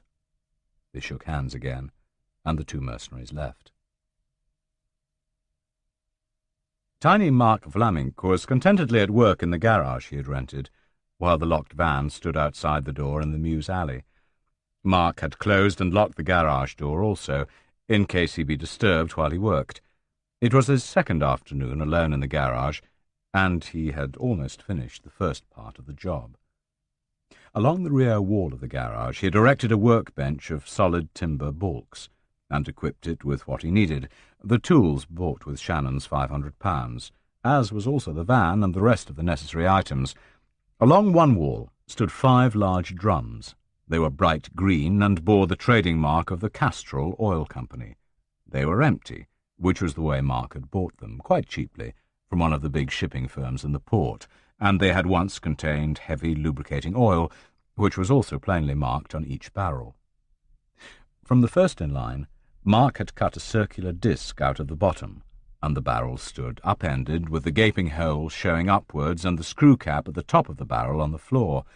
Round the hole was a 1.5-inch flange, all that was left of the original base of the drum. From the van, Mark had taken 2 crates of Schmeissers, and the 20 machine pistols were almost ready to enter their new hiding place. Each gun had been carefully mummified from end to end in sticky masking tape, and each had 5 magazines taped to the weapon itself. Following the wrapping process, each machine pistol had been slipped into a stout polythene envelope, which Mark had then sucked empty of air and tied securely at the neck with twine. After that, each had gone into a second and outer envelope of polythene, which was again tied at the neck. Such wrapping, he reckoned, should keep each weapon dry until it was next brought out into the air. He took the 20 stubby packages and, with 2 stout webbing straps, rolled them all into one large bundle. This he inserted into the hole at the top of the drum and lowered it to the bottom. The drums were the usual 44-gallon or 200-litre type, and there was enough room in each for 20 Schmeissers and their accompanying magazines, with a little room to spare round the walls. When the first bundle was secreted, Mark began the process of resealing the barrel. He had had fresh tin plate discs cut at a machine shop in the port, and the first of these he fitted onto the top of the open drum. It took half an hour of filling and rasping before the disc finally settled tight and neatly onto the drumhead, running right up to the rim in all places and nicely covering the 1.5-inch overlap that remained of the previous end of the drum. Turning on his steam jet, powered by a gas bottle and burner, and taking a stick of soft solder, he began to sweat the tin plate to tin plate. Metal can be welded to metal, and to get the hardest join it usually is, but a barrel that has once contained oil or ignitable fuel always retains a residue film on the inner surface of the metal. When heated, as it must be by welding, the film turns to fumes and can easily explode, very dangerously. Sweating a piece of tin plate onto another piece does not give the same strength of join, but can be done with steam heat at a lower temperature. Provided the drums were not laid on their sides and juggled about, which would have produced a powerful surge inside, they would hold together against a fair amount of handling.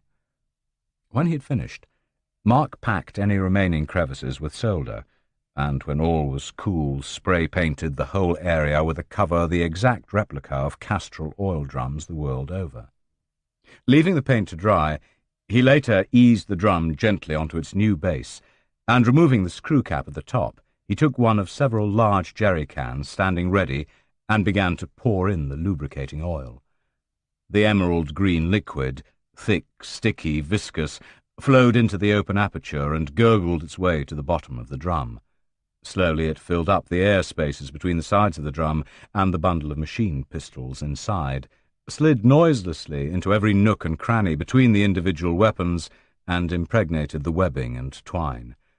Despite Mark's sucking before twisting the ends of each polythene bag tight shut, there were still bubbles of air inside the bags, trapped in magazines, barrels, and breeches.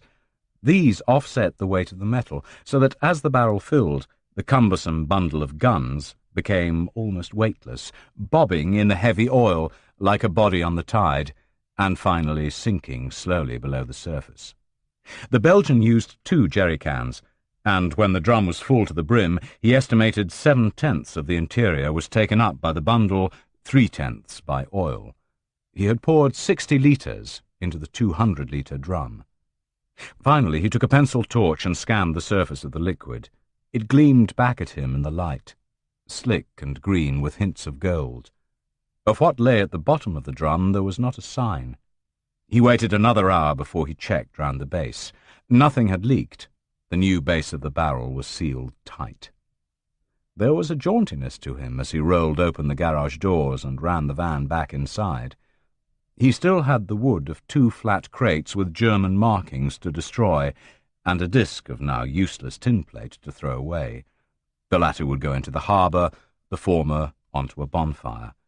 He knew now that the system worked, and that he could convert 1 barrel every 2 days. He would be ready for Shannon by May the 15th as promised.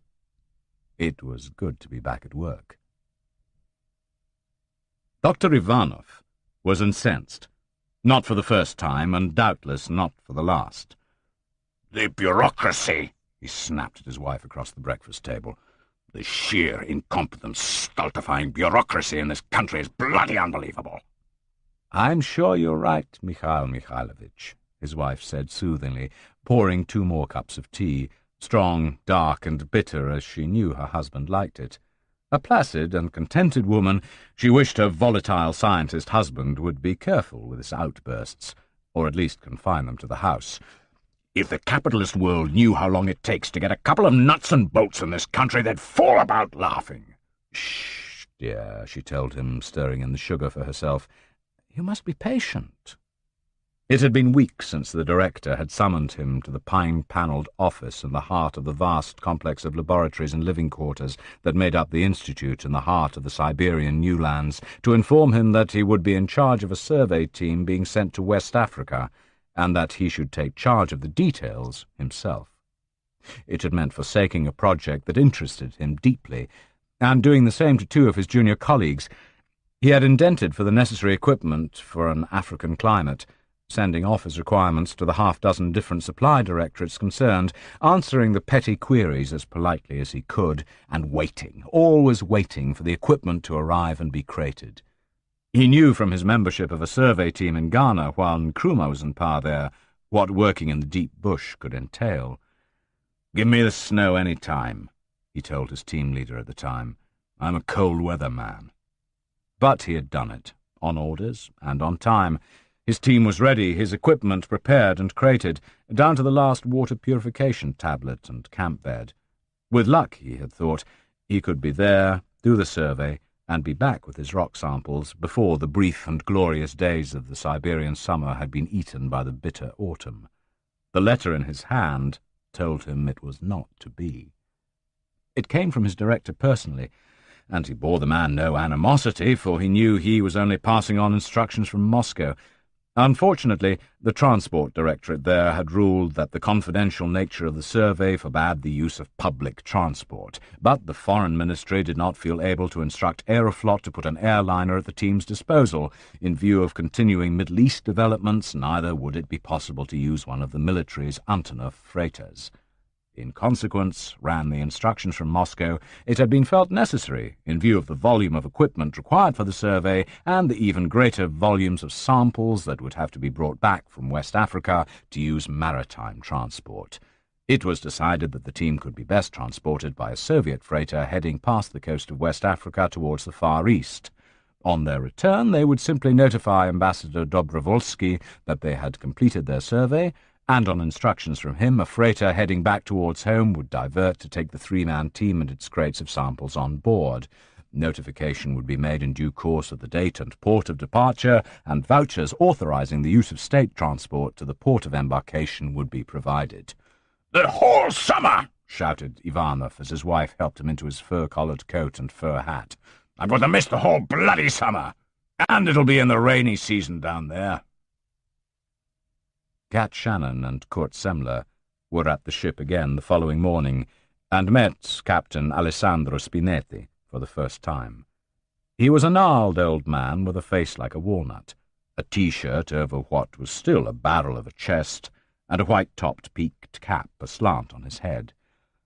The negotiating started then and there, before they adjourned to the office of the captain's lawyer, a certain Giulio Ponti, who ran his practice from one of the narrow side streets that led backwards and upwards from the brawling, riotous Via Gramsci. To be fair to the signor, he was at least at the better end of the Via Gramsci, and the tarts and the bars they passed became progressively more presentable and expensive as they neared the lawyer's office. Nothing to do with the business of the law moves it faster than a snail's pace in Italy, and usually that of an arthritic snail. The terms had been agreed already. With Karl Waldenberg translating, Captain Spinetti had accepted the package deal Shannon offered, £26,000 cash for the ship, to be paid in any currency or country the captain cared to name.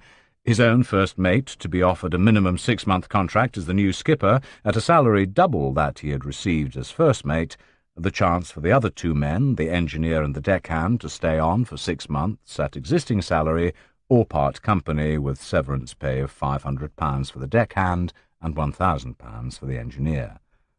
Privately, Shannon had already decided to persuade the deckhand to leave, but to do all he could to keep the engineer, a surly Serbian who Waldenberg said could coax those engines to hell and back, who said nothing and asked less, and best of all, whose papers were probably not in order, and who therefore needed the job. For taxation reasons, the captain had long ago invested £100 in forming a small private company, Spinetti Marittimo Shipping Company. It had 100 ordinary shares, of which he held 99, and his lawyer, Signor Ponti, held 1, plus the post of company secretary. The sale of the ship MV Toscana, the company's only asset, was therefore linked to the sale of the shipping company, Spinetti Marittimo, which suited Shannon perfectly. What did not suit him so well was that it took 5 days of meetings with the lawyer before the details were in order, and that was only for the first stage. It was a week into May, and day 31 of Shannon's private calendar of 100 days, before Ponti could start drawing up the contracts. As the deal was going through in Italy, and the Toscana was an Italian-registered and resident vessel, the contract had to comply with Italian law, which is complex. There were 3 contracts, that of the sale of Spinetti Marittimo and all her assets to Tyrone Holdings of Luxembourg, that which contracted Tyrone Holdings to offer Karl Waldenberg the post of captain for 6 months at the agreed salary, and the third, guaranteeing the 2 other crewmen their existing salaries or severance pay. This process took 4 days, and Ponti's attitude was evidently that he was breaking all speed records, although all participant parties were anxious to complete the sale as soon as possible. Big Yanni Dupree was content with life that bright May morning when he emerged from the camping goods store, having placed the last of his orders. He had put down a deposit for the required number of haversacks and sleeping bags. Delivery had been promised for the next day, and that same afternoon he intended to pick up 2 large cardboard boxes full of military-style knapsacks and berries from a warehouse in the East End of London. 3 bulky consignments of miscellaneous equipment were already on their way to Toulon. The first should have arrived, he estimated, and the other 2 should be in transit. The 4th would be crated and put in the hands of the shipping agent the following afternoon, which left him a week in hand. The day before, he had received a letter from Shannon telling him to vacate his London flatlet and fly to Marseille on May 15th. He was to check into a given hotel in the French port and wait there to be contacted. He liked precise instructions. They left little room for errors, and if anything did go wrong, it could not be his fault. He had booked his ticket and was eager for the remaining week to pass, so that he could be off. It was good to be going into action again. When Signor Ponti had finally drawn up the necessary paperwork, Cat Shannon dispatched a series of letters from his Genoa hotel. The first was to Johann Schlinker to tell him that the ship that would be engaged to carry the ammunition from Spain would be the MV Toscana, owned by Spinetti Marittimo Shipping Company of Genoa. He himself would need from Schlinker details of where the armed shipment was supposed to be heading, so that the captain could draw up the appropriate manifest. He included in his letter full details of the Toscana, and had already checked with Lloyd's shipping list, a copy of which he was able to study in the office of the British Vice-Consul in Genoa, to ensure the Toscana was listed there. He told Schlinker he would be contacting him within the next 15 days. Another letter went to Alan Baker, so that he too could inform the Yugoslav authorities of the name and details of the carrying vessel for the export license to be granted. He already knew what the manifest would have to read. It would say the vessel was proceeding with her cargo from the Yugoslav port of embarkation to Lomé, the capital of Togo. He wrote a long letter to Mr. Stein as chairman of Tyrone Holdings, instructing him to prepare the papers for a board meeting of the company in his office 4 days hence, with 2 resolutions on the agenda. One would be for the company to buy Spinetti Marittimo and all its assets for £26,000, and the other would be to issue a further 26,000 £1 bearer shares to Mr. Keith Brown in exchange for a certified cheque for £26,000. He dashed off a line to Mark Vlaminck, telling him the pickup of the cargo in Ostend would have to be delayed until May 20th, and another to Langarotti, putting back the Paris rendezvous to the 19th. Lastly, he sent Simon Endine a letter in London, asking him to meet Shannon in Luxembourg 4 days hence, and to have at his disposal funds amounting to £26,000 for the purchase of the ship to carry the whole operation to the target area. The evening of the 13th was soft and cool, and several hundred miles along the same coastline, Jean-Baptiste Langarotti was driving his van westwards, from Hyères on the last stretch into Toulon. He had the window down, and sniffed the smell of conifer and maquis coming off the hills to his right. Like Dupree in London, preparing that evening to fly to Marseille, like Vlaminck in Ostend putting the final touches to his fifth and last oil drum of guns, Langerotti was content with life. He had, in the back of the van, the last 2 outboard engines, bought for cash, and equipped with underwater exhaust attachments for silent running. He was on his way back to Toulon to deliver them to the bonded warehouse. Already in the warehouse of Maritime Dufault were 3 black inflatable dinghies, each crated and unopened, and the 3rd engine. Also, there were 4 large crates of assorted clothing that had arrived over the past fortnight from London in his own name. He, too, would be ready on time. It was a pity he had had to move from his hotel. A chance encounter with an old underworld friend as he left the doorway 3 days ago had forced him to make a quick excuse and move out the following morning. He was now in a new hotel, and would have informed Shannon of this, except he did not know where Shannon was. It was no matter. In 48 hours, on the 15th, he would keep his rendezvous with his chief at the Plaza Suresnes Hotel in Paris. The meeting in Luxembourg on May 14th was surprisingly short. Shannon was not present. He had met Mr. Stein earlier in his office and handed over to him the documents for the sale of the Spinetti Shipping Company and its vessel, the Toscana, along with a certified cheque for £26,000 payable to Tyrone Holdings S.A. 30 minutes later, Mr. Stein emerged from the board meeting and handed Shannon 26,000 ordinary bearer shares in Tyrone Holdings. He also showed him an envelope which contained the documents concerning the sale of the ship to Tyrone and Tyrone Holdings' cheque in favour of Signor Alessandro Spinetti. He sealed the envelope, which was addressed to Signor Giulio Ponti at his Genoa office, and gave it to Shannon. The last document he handed over was a board decision to appoint Herr Kurt Semmler managing director of Spinetti Marittimo Shipping Company. 2 days later, in the Italian lawyer's office, the deal was finalized. The cheque for the purchase of the Toscana had been cleared, and Tyrone Holdings legally owned 100% of Spinetti Marittimo. In respect of this, Signor Ponti dispatched by registered post the 100 ordinary shares in Spinetti Marittimo to the company office of Tyrone in Luxembourg. As a separate matter, Signor Ponti accepted a package from Shannon and locked it in his vault for safekeeping. He took 2 sample signatures from Shannon, in the name of Keith Brown, to be able to certify the authenticity of any letter from Shannon regarding disposal of the package. Unknown to Ponti, the package contained the 26,994 controlling shares of Tyrone. Karl Waldenberg received his captaincy and his 6-month contract, as did the Serbian engineer. 1 month's salary was paid to each man in cash, and the remaining 5 months for each was placed in escrow in the hands of Signor Ponti. The Italian deckhand was persuaded without difficulty to take his £500 severance pay, plus a bonus of £100, and left the crew. Semmler was installed as managing director. Shannon had had a further £5,000 transferred from Brucher to his credit in Genoa, and with this he had covered the 2 salaries of the crewmen who were remaining with the Toscana. Before leaving Genoa on the 18th, he handed the rest over to Semmler and gave him his briefing. "How about the 2 replacement crew?" "Waldenberg is seeing to it already," Semmler told him. "He reckons this port is crawling with men available for recruitment. He knows the place inside out. He also knows what we need.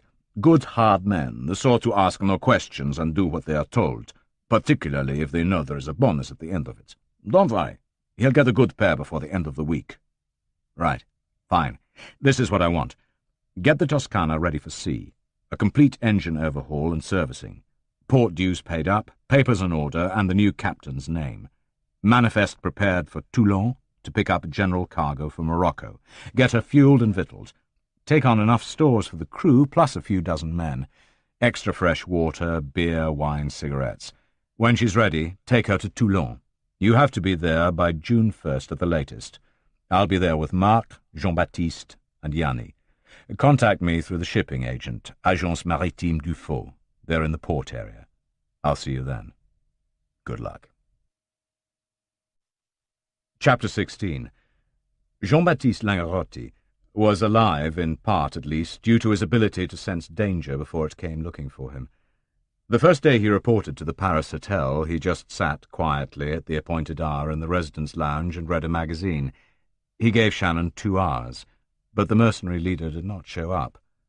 On the off chance, the Corsican inquired at the reception desk, for although Shannon had said nothing about staying the night, it might be he had arrived early and taken a room. The reception clerk checked the register and informed Langarotti there was no Monsieur Brown from London in the hotel. Langarotti assumed Shannon had been delayed and would make the rendezvous at the same hour on the next day. So the Corsican was there, sitting in the residence lounge at the same hour on the 16th.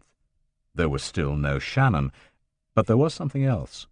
Twice, the same staff member of the hotel peeked into the room and vanished as soon as Langarotti looked up. After another 2 hours, Shannon still not having come, he left the hotel again.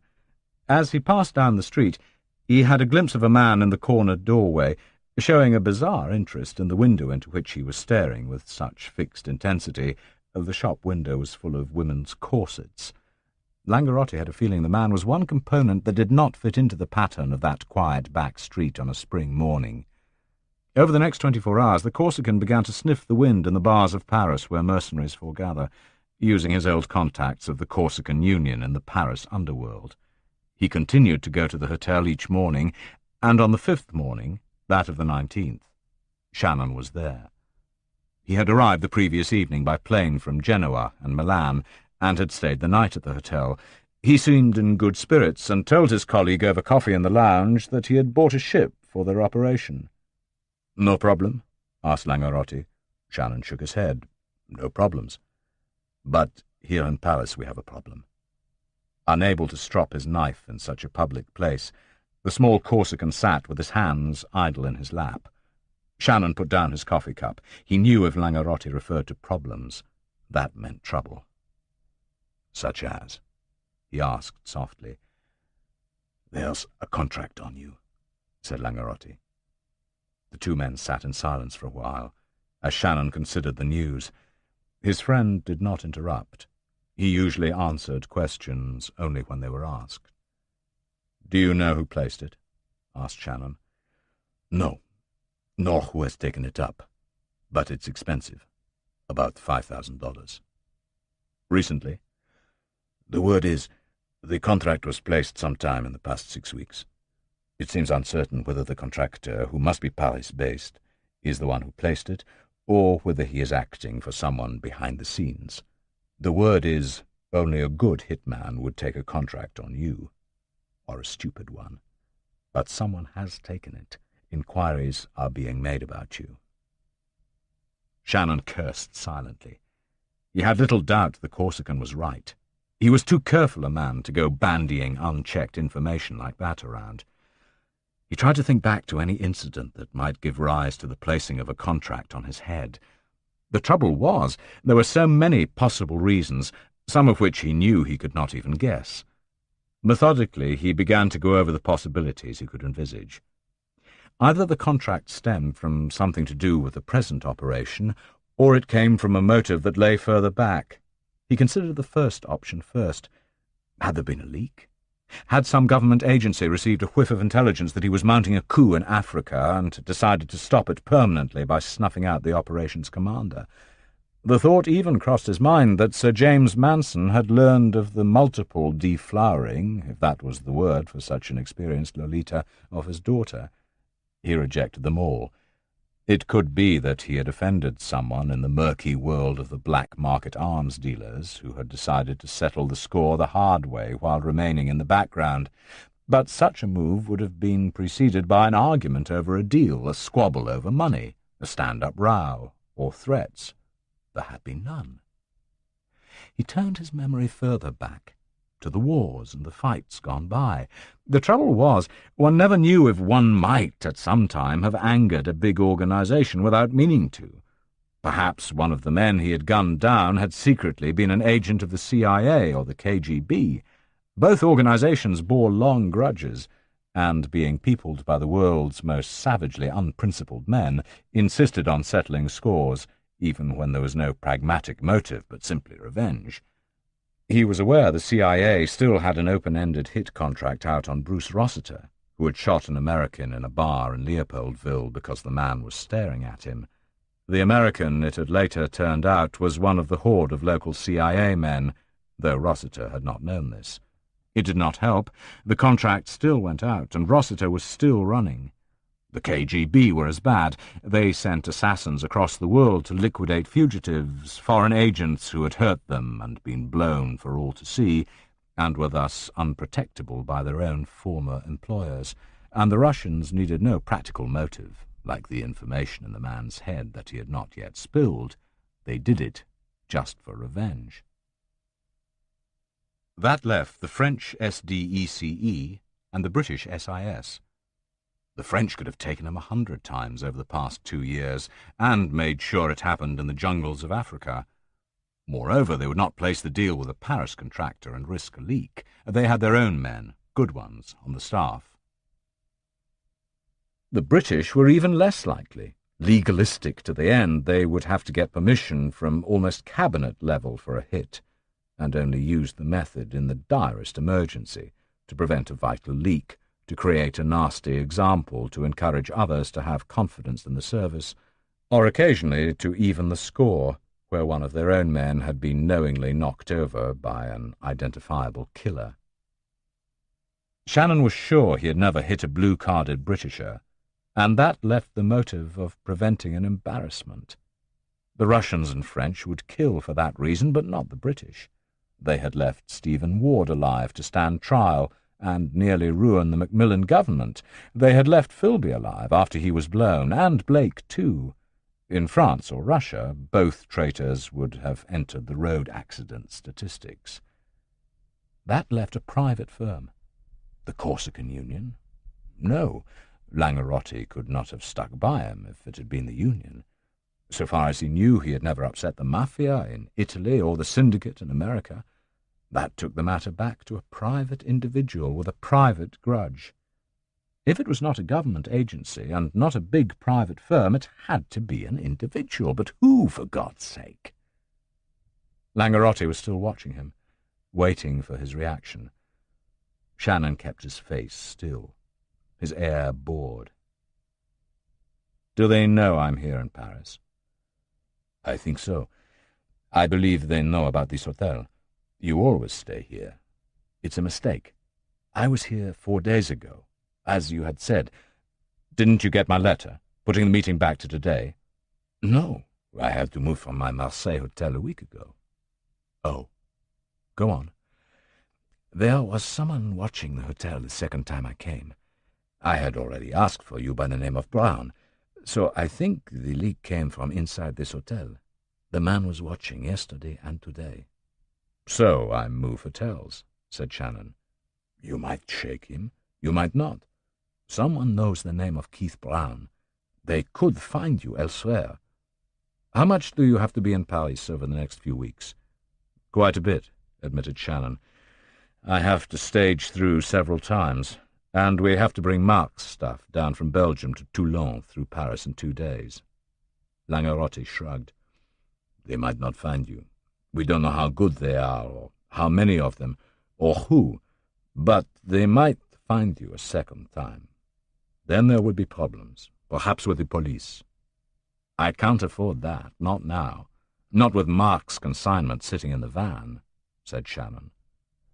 He was a reasonable man, and would much prefer to have negotiated with the one who had placed the contract on him, but whoever it was, he had chosen to do it the other way. Shannon would still have tried to talk to the man, but first he had to identify him.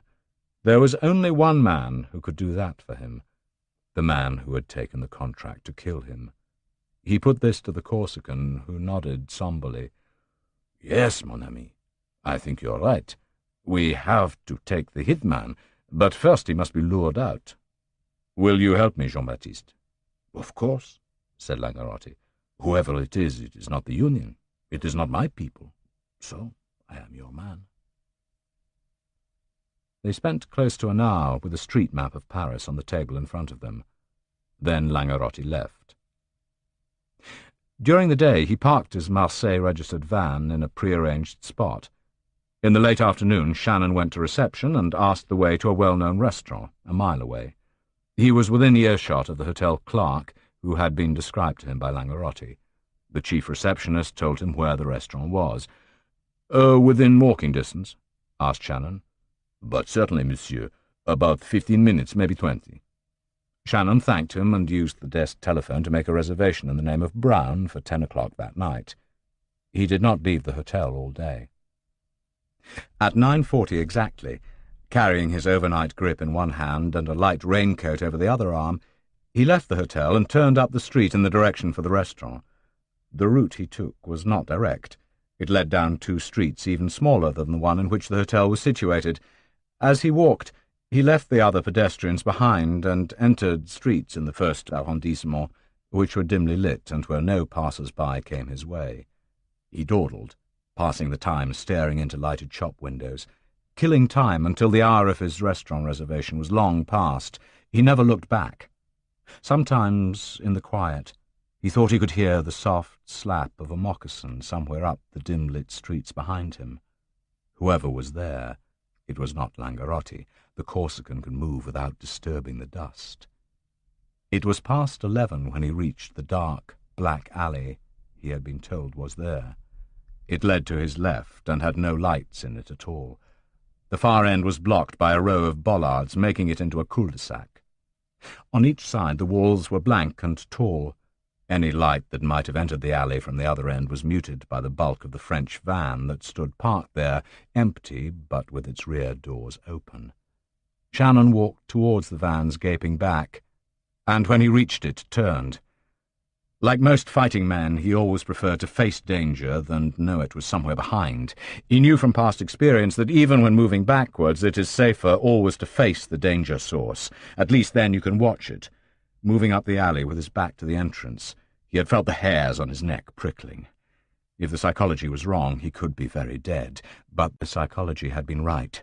Keeping to empty streets, the man behind him had stayed well back, hoping for just such an opportunity as now presented itself. Shannon tossed his bag and raincoat to the ground and stared at the hulking shadow that blocked the vertical streak of lamplight from the end of the alley.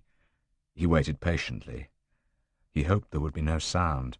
Not in the centre of Paris. The shadow paused, assessed the situation, and evidently checked Shannon for a gun. But the sight of the open van reassured the hitman. He assumed Shannon had simply parked it there for discretion's sake and had been all this time returning to it. The shadow in the alley moved slightly forward. Shannon could make out the right arm, out of the raincoat pocket now, held forward, holding something. The face was in shadow. The whole man was a silhouette, but he was big. His form stood dead centre of the cobbled cul-de-sac, stopped now, raising the gun. He paused for several seconds as he aimed, then slowly lowered it again, straight-armed, down to his side. It was almost as if he changed his mind. Still staring at Shannon from the shadow-black face, the man slowly leaned forward and went onto his knees. Some shots do this to steady themselves. The gunman cleared his throat, leaned forward again, and placed both his hands, knuckles down, on the cobbles in front of him. The metal of the Colt .45 clattered on the stones. Slowly, like a Muslim facing Mecca at the hour of prayer, the gunman bowed his head, staring for the first time in 20 seconds not at Shannon, but at the cobbles. There was a light, splashing sound, as of a liquid running fast onto cobbles. And finally the man's arms and thighs gave out. He slumped forward into a puddle of his own aortic blood, and went to sleep quite gently like a child. Shannon was still standing against the doors of the van. With the man down, a shaft of lamplight came from the lit end of the alley. It glistened on the polished black sheen of the 4-inch bone knife handle that protruded upwards from the mackintoshed back of the man on the pavement, slightly left of centre, between the 4th and 5th rib. The cat looked up. There was another figure against the lamplight, small, spare, motionless, still standing 15 yards from the body at the point where he had made his throw. Shannon hissed, and Langarotti padded noiselessly down the cobbles. "I thought you'd left it too late," grunted Shannon. "Non, Never too late. You could not have squeezed the trigger of the Colt at any time since you emerged from the hotel. The rear of the van was already laid with a large sheet of tough industrial polythene over a canvas tarpaulin. The tarpaulin had loopholes all round the edge for easy lashing into a bundle, and plenty of cord and bricks were stacked at the far end. Each taking an arm and a leg, the two men swung the body up and inwards. Langarotti climbed in to retrieve his knife, while Shannon shut the doors. He heard them securely locked from the inside. Langarotti climbed into the front seat and started up. Slowly he backed out, down the alley and into the street. As he swung the van round before driving off, Shannon approached the driver's window. "Have you had a good look at him?" "Sure." "You know him?" "Yes." "Name of Thomas, Raymond. In the Congo once for a short period. More of a city type. Professional hitman, but not quality. Not the sort one of the big contractors would use. More likely to work for his own boss." "Who's that?" asked Shannon. "Roux," said Langarotti. "Charles Roux." Shannon swore quietly and viciously. That bastard! That stupid, ignorant, incompetent fool! He could have fouled up a whole operation just because he wasn't invited to come in on it. He fell silent and thought for a while. Roux had to be discouraged, but in a way that would keep him out of the Zangaro affair once and for all. "Hurry up," said the Corsican, the engine still running. "I want to get this customer put to bed before anyone comes along." Shannon made up his mind and spoke urgently and rapidly for several seconds. Langarotti nodded. "All right. Actually, I like it. It should fix that bugger for a long time. But it will cost extra. 5,000 francs? "Done," said Shannon. "Get moving and meet me outside the Porte de la Chapelle metro station in 3 hours." They met Mark Vlamink for lunch in the small South Belgian town of Dinan by agreement. Shannon had called him the previous day and given him the instructions and the rendezvous. Tiny Mark had kissed Anna goodbye that morning, and she had given him his lovingly packed suitcase of clothes and his snack box with half a loaf, some butter, and a hunk of cheese for mid-morning break. As usual, she had told him to take care of himself. He had driven the van, carrying in the back 5 200-litre drums of engine oil by Castrol, across Belgium without being stopped. There was no reason why he should be. His licence was in order, as was the permit for the van and the insurance. As the three men sat over lunch at a Main Street cafe, Shannon asked the Belgian, "When do we go over?" "Tomorrow morning, just before sunup. It's the quietest time. Did you two sleep last night?" "Nope." "You'd better get some rest," said Mark. "I'll watch over both vans. You can have till midnight." Charles Roux was another one who was tired that day. All the previous evening, since he had received his telephone call from Henri Alain about Shannon walking to his restaurant meal, he had waited for news. There had been none by midnight, when there should have been a call from Thomas to say it was all over. There had been none by 3 in the morning, and none by sunrise. Roux was unshaven and puzzled. He knew Thomas was no match for Shannon on equal terms, but he was sure the Irishman would be taken in the back as he walked through one of the quieter streets on his way to the evening meal.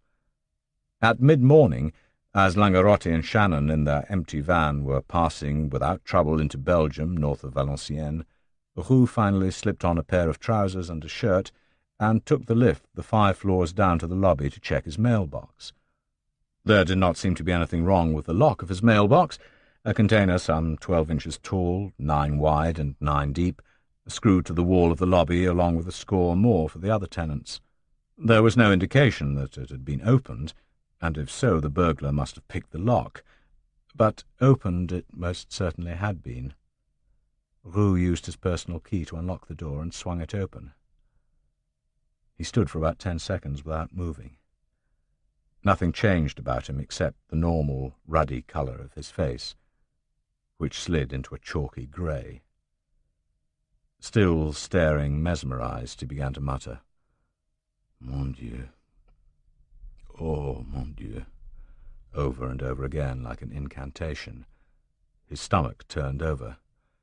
He felt like the moment in the Congo when he had heard the Congolese soldiers questioning his identity inside the bandages as he lay on a stretcher while John Peters smuggled him out from certain death.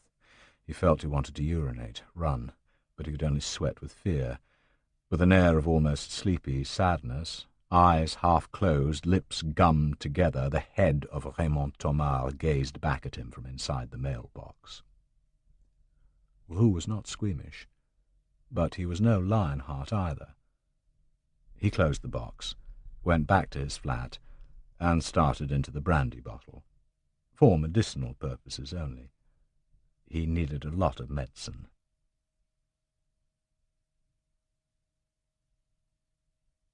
Alan Baker emerged from the office of the Yugoslav State Arms Company into the bright sunshine of Belgrade, feeling well pleased with the way things were going. On receiving Shannon's down payment of $7,200 and the end-user certificate, he had gone to a licensed arms dealer for whom he had occasionally done work in the past on a subcontractual level. As in the case of Schlinker, the man had felt the amount of weaponry and money involved in the proposed deal to be derisory, but he had yielded to Baker's argument that if the buyers were satisfied with the first consignment, they might well return for more, a lot more. So he had given Baker his Fiat to fly to Belgrade and make application for the purchase, using the certificate from Togo, duly filled out with the appropriate names, and with a letter of authority from the dealer appointing Baker his representative. It meant Baker would lose a part of his cut, but it was the only way he could be received in Belgrade, and for such a small deal he had, in any case, allowed a markup of 100% on the buying price of the arms.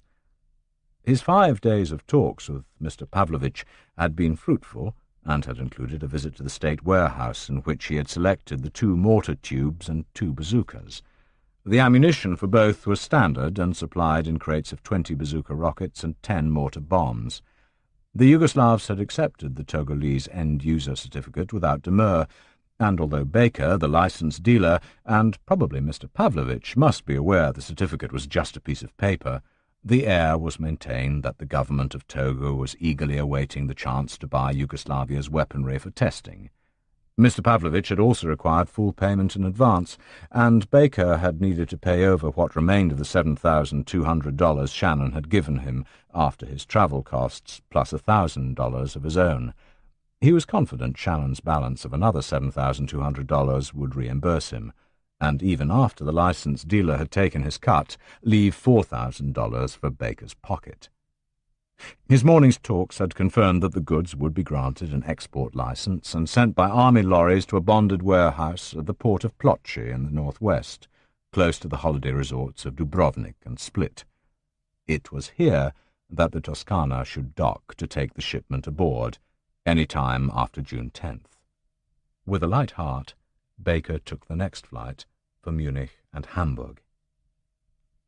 Johann Schlinker was in Madrid that morning, May 20th. He had telexed the full details of the deal in 9mm ammunition that he wanted to put through to his Madrid partner, a Spanish national, a full month earlier, and had later flown to the Spanish capital himself with his Iraqi end-user certificate as soon as he had received Shannon's $26,000 in full payment. The Spanish formalities were more complicated than those Alan Baker had discovered in Belgrade. 2 applications were necessary, the first to buy the hardware, the second to export it. The application to buy had been made 3 weeks earlier, and over the past 20 days had been vetted by the 3 departments of state in Madrid who concern themselves with such matters. First, the Finance Ministry had needed to confirm that the full purchase price of $18,000 had been received into the appropriate bank in hard currency. A few years earlier, only US dollars had been acceptable, but more recently Madrid was more than happy to take German marks. The second department was the Foreign Ministry. Their job had been to confirm that the buyer country was not a state to whom Spain was opposed. There was no problem with Iraq, since the great bulk of Spanish arms exports habitually go to the Arabs, with whom Spain has always maintained close and friendly relations. The Foreign Ministry had no hesitation in confirming its approval of Iraq as recipient of Spanish 9mm ball ammunition. Lastly, the Defence Ministry had been required to confirm that nothing in the proposed sale was on the secret list or among the categories of arms not for export. With simple small-arms ammunition, this too had been no problem. Although there had been no sticky problems with such a consignment, it had taken 18 days for the papers to pass through the 3 departments, accumulating more paperwork as they went, until the final dossier emerged with the stamp of approval. At this point, the crates of ammunition were taken from the CETME factory and stored in a warehouse of the Spanish army on the outskirts of Madrid. From this point, the Army Ministry took over, and notably the head of its arms export section, Colonel Antonio Salazar. Schlinker had come to Madrid to present personally the application for export license. He had been in possession of the full details of the MV Toscana on his arrival, and the 7-page questionnaire had been filled out and presented. Back in his room at the Hotel Mindanao, the German expected no problems here either. The Toscana was a clean ship, small but belonging to a registered shipping company, Spinetti Marittimo, as Lloyd's shipping list confirmed.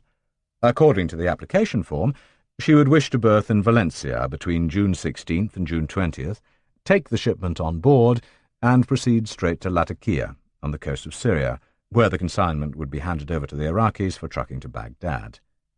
The export license should take no longer than another 2 weeks, and then application would be made for a movement order, permitting the crates to be taken from the army warehouse and detailing an army officer to mount escort with 10 soldiers as far as Valencia quayside.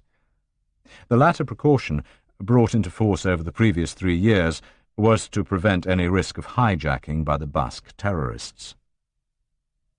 The last thing the government of the Caudillo wanted was to see Madrid's bullets being used against the Guardia Civil in Corunna.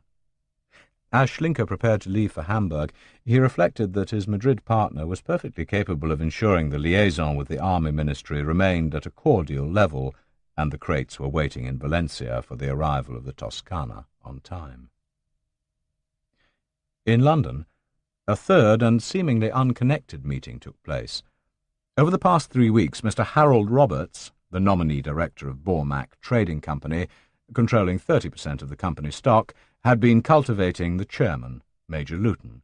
He had several times taken him to lunch, and once visited him at his Guildford home. They had become quite friendly. Throughout their talks, Roberts had made it clear that if the company were to get off the ground and go back into business, whether in rubber or some other area of trading, a large injection of fresh capital would be needed. Major Luton could well see that. When the time was ripe, Mr. Roberts proposed to the chairman that the company should make a new 1-for-2 issue of shares, a total, therefore, of 500,000 of new stock. At first the Major was aghast at the boldness of the move, but Mr. Roberts assured him that the bank, whose nominee he was, would find the necessary fresh finance. Mr. Roberts added that in the event of any of the new shares not being taken up by existing shareholders or new shareholders, the Zwingli Bank would take up the rest at full value on behalf of its customers. The clinching argument was that when news of the fresh share issue broke on the market, the price of Bormack ordinaries would be bound to rise, perhaps by as much again as their present value, which then stood at 1 shilling and threepence. Major Luton thought of his own 100,000 shares and agreed. As is so often the case when a man has once weakened, he then went along with Mr. Roberts' proposal without further demur. The new director pointed out that the pair of them could form a quorum and hold a directors' meeting able to pass a resolution binding on the company. At the Major's insistence, a letter was still sent to the other 4 directors, simply stating that it was intended to hold a board meeting to discuss company business, including the possibility of making a share issue. In the event, only the company secretary, the city solicitor, turned up. The resolution was passed, and the announcement of the new share issue posted. There was no need for a meeting of shareholders, as in the long-distant past an increase in capital had been authorized but never carried out. Existing shareholders were given the first choice to buy the stock and were sent allotment letters for the appropriate number of new shares. They were also given the right to apply for any shares not subscribed by those to whom they were originally offered.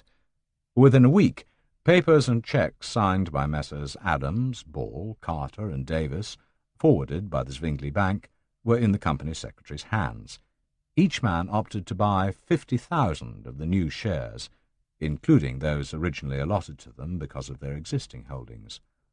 The shares had to be issued at par, which was 4 shillings each, and with the existing share standing at less than a third of that price, it was an attractive offer. Two city speculators noticed the press announcement and tried to offer to underwrite the issue, assuming there had to be something in the wind. They would have succeeded, but for Mr. Roberts. His own bid on behalf of the Zwingli Bank was already in, wishing to buy any shares remaining at the closure of the offer that had not been bought by existing shareholders of Bormack. Some idiot in Wales agreed to buy 1,000 shares, even at the too high price, and another 3,000 were bought by 18 other shareholders scattered round the country, who apparently could not do basic arithmetic, or were clairvoyant. Mr. Roberts, as a nominee director, was not in a position to buy for himself, since he owned no stock. But for the remaining unsold shares at 3 in the afternoon of May 20th, the closing date of the offer, he subscribed for all the 296,000 in the name of the Zwingli Bank, who in turn was buying these on behalf of 2 of its customers.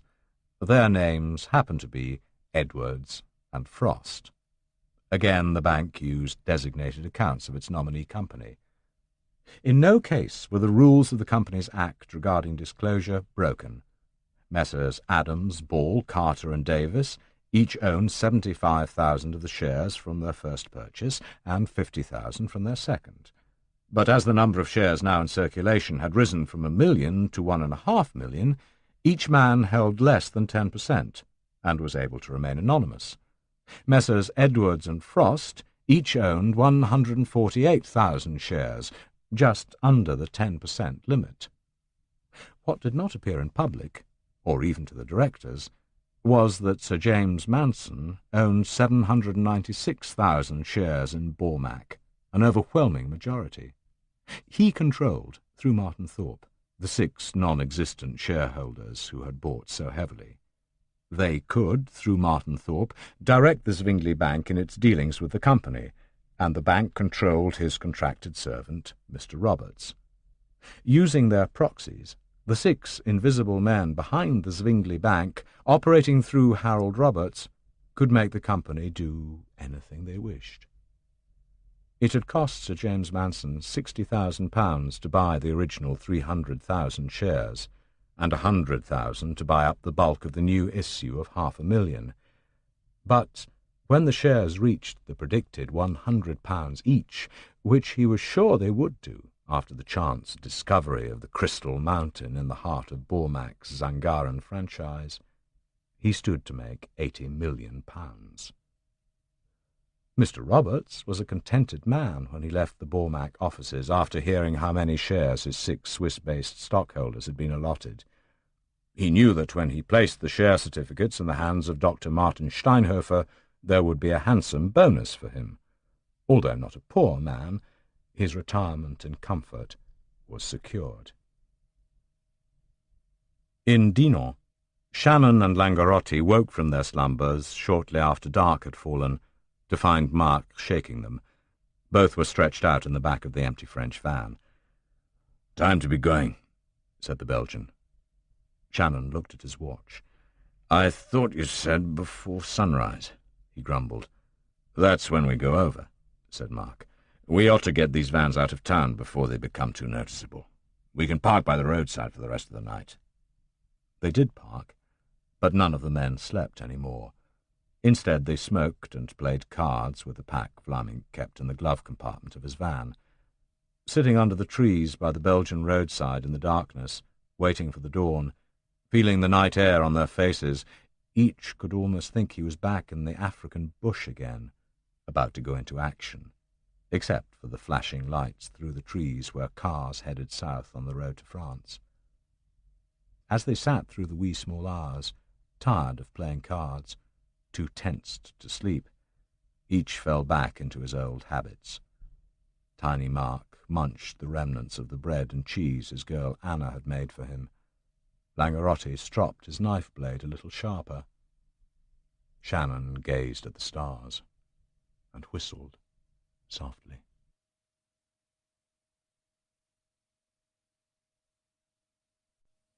Chapter 17. There is no great technical difficulty in running an illegal consignment across the Belgian-French border in either direction, and that includes a quantity of black market arms. Between the sea at La Panne and the junction with Luxembourg near Longwy.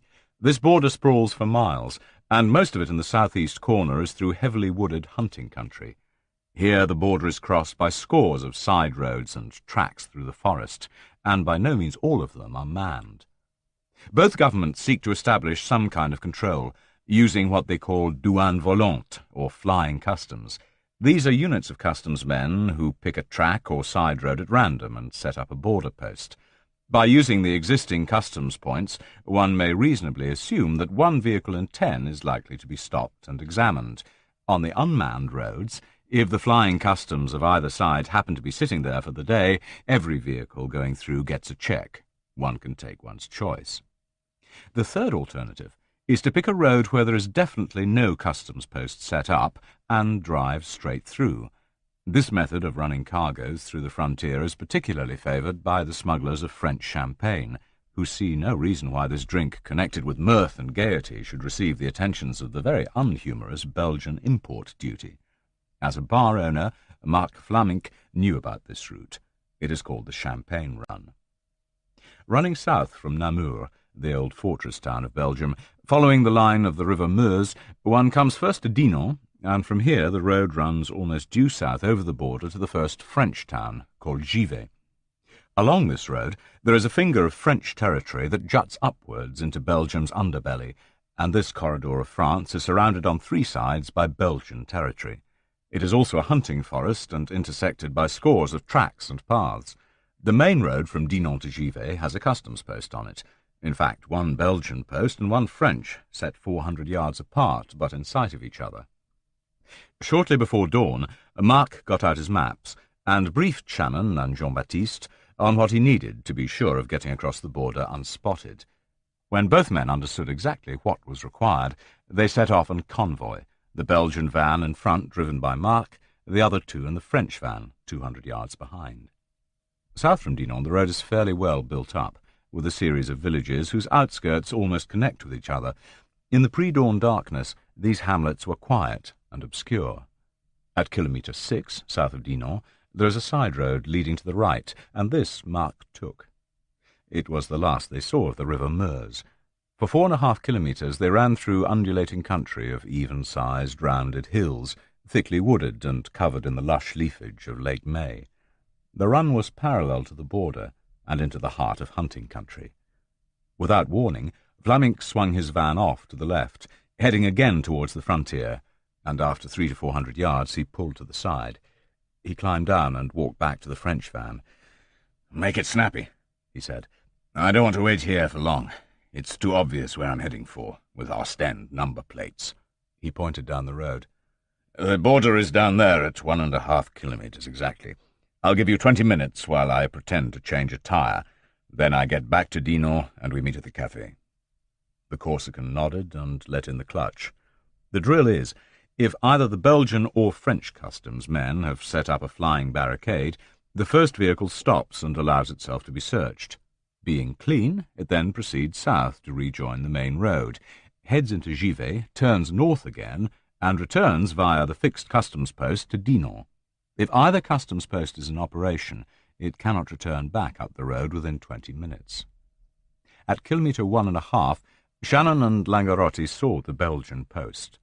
At either side of the road a vertical steel upright had been placed, embedded in concrete. Beside the right-hand one was a small glass and wooden booth, where the customs men could shelter while drivers passed their papers through the window. If in occupation, there would be a red and white striped pole supported by both uprights, blocking the road. There was none. Langarotti cruised slowly past, while Shannon scanned the booth. Not a sign. The French side was trickier. For 0.5 kilometre the road wound between the flanks of the hills, lost to sight from the Belgian posts. Then came the French border. No posts, no booth, just a lay-by on the left, where the French customs van always parked. There was nothing there. They had been gone 5 minutes. Shannon gestured to the Corsican to go round 2 more corners, but there was nothing in sight. A glimmer of light showed in the east over the trees. "Turn around," snapped Shannon. "Allez!" Langarotti pulled the van into a tight turn, almost made it, backed up, and was off towards Belgium like a cork from a bottle of the very best champagne. From then on, time was precious. They shot past the French lay-by, through the Belgian posts, and 1,500 metres later saw the bulk of Mark's waiting van. Langerotti flashed his lights, two short, one long, and Mark gunned his engine into life. A second later he was past them, racing through to France. Jean-Baptiste turned round more leisurely and followed. If Mark drove fast, he could be through the danger area within 4 minutes, even heavily laden with a ton of cargo. If any customs men hove in sight in those vital 5 minutes, it was bad luck.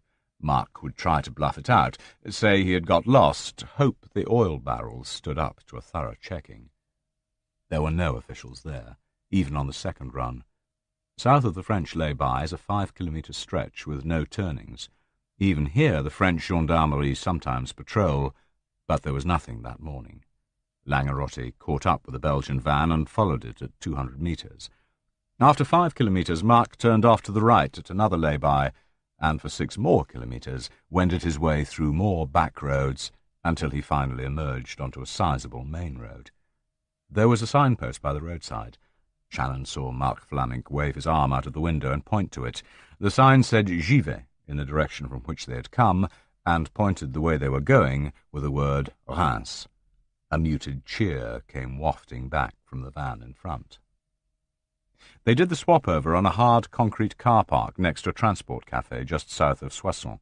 The two vans, open-doored, were backed up tight against each other, and Mark eased the 5 barrels from the Belgian van to the French one. It would have taken Shannon and Langerotti together all their strength, the more so as the loaded van was squashed on its springs so the floors of the two vehicles were not at the same height. There was a 6-inch step-up to get into the empty van. Mark managed it on his own, gripping each barrel at the top in huge hands and swinging it in arcs while balanced on its lower rim. Jean-Baptiste went to the café and returned with a breakfast of long, crisp baguette loaves, cheese, fruit, and coffee. Shannon had no knife, so they all used Mark's. Langerotti would never use his knife for eating. He had his finer feelings. It would dishonour the knife to use it on orange peel. Just after 10, they set off again. The drill was different. The Belgian van, being old and slow, was soon driven into a gravel pit and abandoned, the licence plates and windscreen sticker being taken off and thrown into a stream. The van was originally of French make anyway. After that, the three proceeded together. Langerotti drove. It was legally his van. He was licensed. If stopped, he would say he was driving 5 barrels of lubricating oil south to his friend who owned a farm and 3 tractors outside Toulon. The other 2 were hitchhikers he had picked up. They left the A1 autoroute, took the peripheral road round Paris, and picked up the A6 south to Lyon, Avignon, Aix, and Toulon. Just south of Paris they saw the sign to the right pointing to Orly Airport. Shannon climbed out, and they shook hands. "You know what to do?" he asked. They both nodded. "Keep her under cover and safe till you get to Toulon. Don't worry.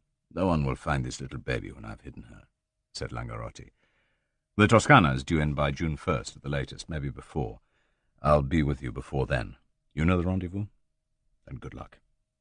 He hefted his grip and walked away as the van headed south.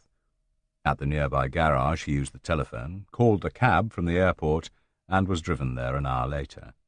Paying cash, he bought his single ticket to London, and was home in St. John's Wood by sundown. Of his 100 days, he had used up 46. Although he sent Endine a telegram on his arrival home, it was a Sunday, and 24 hours before Endine rang him at the flat. They agreed to meet on the Tuesday morning. It took him an hour to explain to Endine all that had happened since they last met. He also explained that he had used up all the money, both in the cash sum he had retained in London and the Belgian account. "What's the next stage?" asked Endine. "I have to return to France within 5 days at the latest and supervise the loading of the first section of the cargo onto the Toscana," said Shannon. "Everything about the shipment is legal except what's in those oil barrels. The 4 separate crates of assorted uniforms and webbing should pass without any problem on board, even if examined by customs. The same goes for the non-military stuff bought in Hamburg. Everything in that section is the sort of stuff a ship might normally take on as ship's stores, distress flares, night glasses, and so forth. The inflatable dinghies and outboard engines are for shipping to Morocco. At least that's what the manifest will say. Again, it's perfectly legal. The 5 oil drums have to go aboard as ship's stores. The quantity is rather excessive, but there shouldn't be any problem despite that. And if there is, asked Endine, if Toulon customs men examine those barrels too closely? We're busted, said Shannon simply. The ship impounded, unless the captain can show he hadn't a clue what was going on. The exporter arrested. The operation wrecked. Bloody expensively, observed Endine. What do you expect? The guns have got to go on board somehow. The oil barrels are about the best way possible. There was always that risk involved. You could have bought the submachine guns legally through Spain, said Endine.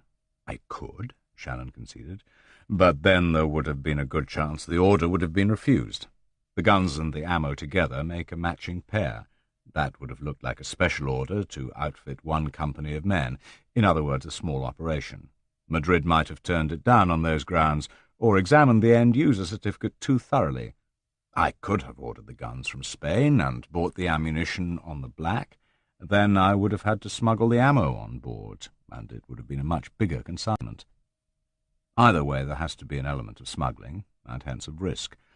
So if it all goes wrong, it'll be me and my men who go down, not you. You're protected by a series of cutouts. I still don't like it, snapped Endine. What's the matter? Shannon mocked. Losing your nerve? No. So cool it. All you have to lose is a bit of money. Endine was on the verge of telling Shannon just how much he and his employer stood to lose, but thought better of it. Logic dictated that if the mercenary was going to face prison, he would be as careful as possible. They talked finance for another hour. Shannon explained that the payment to Johann Schlinker in full, and half to Alan Baker, along with the mercenary's second month's salary, the £5,000 he had transferred to Genoa to fit out the Toscana, and his own travelling, had emptied the Brucher account. Also, he added, I want my second half of salary. Why now? Asked Endine. Because the risks of arrest start next Monday, and I shall not be returning to London after that. If the ship is loaded without fuss, she sails for Brindisi, while I arrange the pick-up of the Yugoslav arms. After that, Valencia and the Spanish ammunition. Then we head for the target. If I'm ahead of schedule, I'd prefer to kill the extra time on the high seas rather than wait in a port. From the moment that ship has hardware on board, I want her in port as little as possible. Endine digested the argument. I'll put it to my associates, he said. I want the stuff in my Swiss account before the weekend, countered Shannon, and the rest of the agreed budget transferred to Brucher. They worked out that, with Shannon's salary paid in full, there would be £20,000 left in Switzerland of the original money. Shannon explained why he needed the lot. From now on, I need a wad of big-denomination travellers' checks in US dollars on me all the time. If anything goes wrong from now, it can only be of a nature where a fat bribe on the spot might sort out the problem. I want to tidy up all the remaining traces, so that if we all get the chop, there are no clues left. Also, I may need to make cash bonuses on the spot to the ship's crewmen, to persuade them to go ahead when they find out what the job really is, as they must when we're at sea. With the last half payment for the Yugoslav arms still to come, I could need up to £20,000.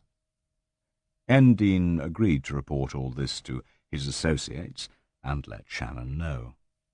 The following day he ran back to say that both transfers of the money had been authorised, and the letters instructing the Swiss bank had been sent. Shannon booked his ticket from London to Brussels for the following Friday, and a Saturday morning flight from Brussels to Paris to Marseille. He spent that night with Julie, and Thursday as well, and Thursday night. Then he packed his bags, mailed the flat keys with an explanatory letter to the estate agents, and left. Julie drove him to the airport in her red MGB. "When are you coming back?"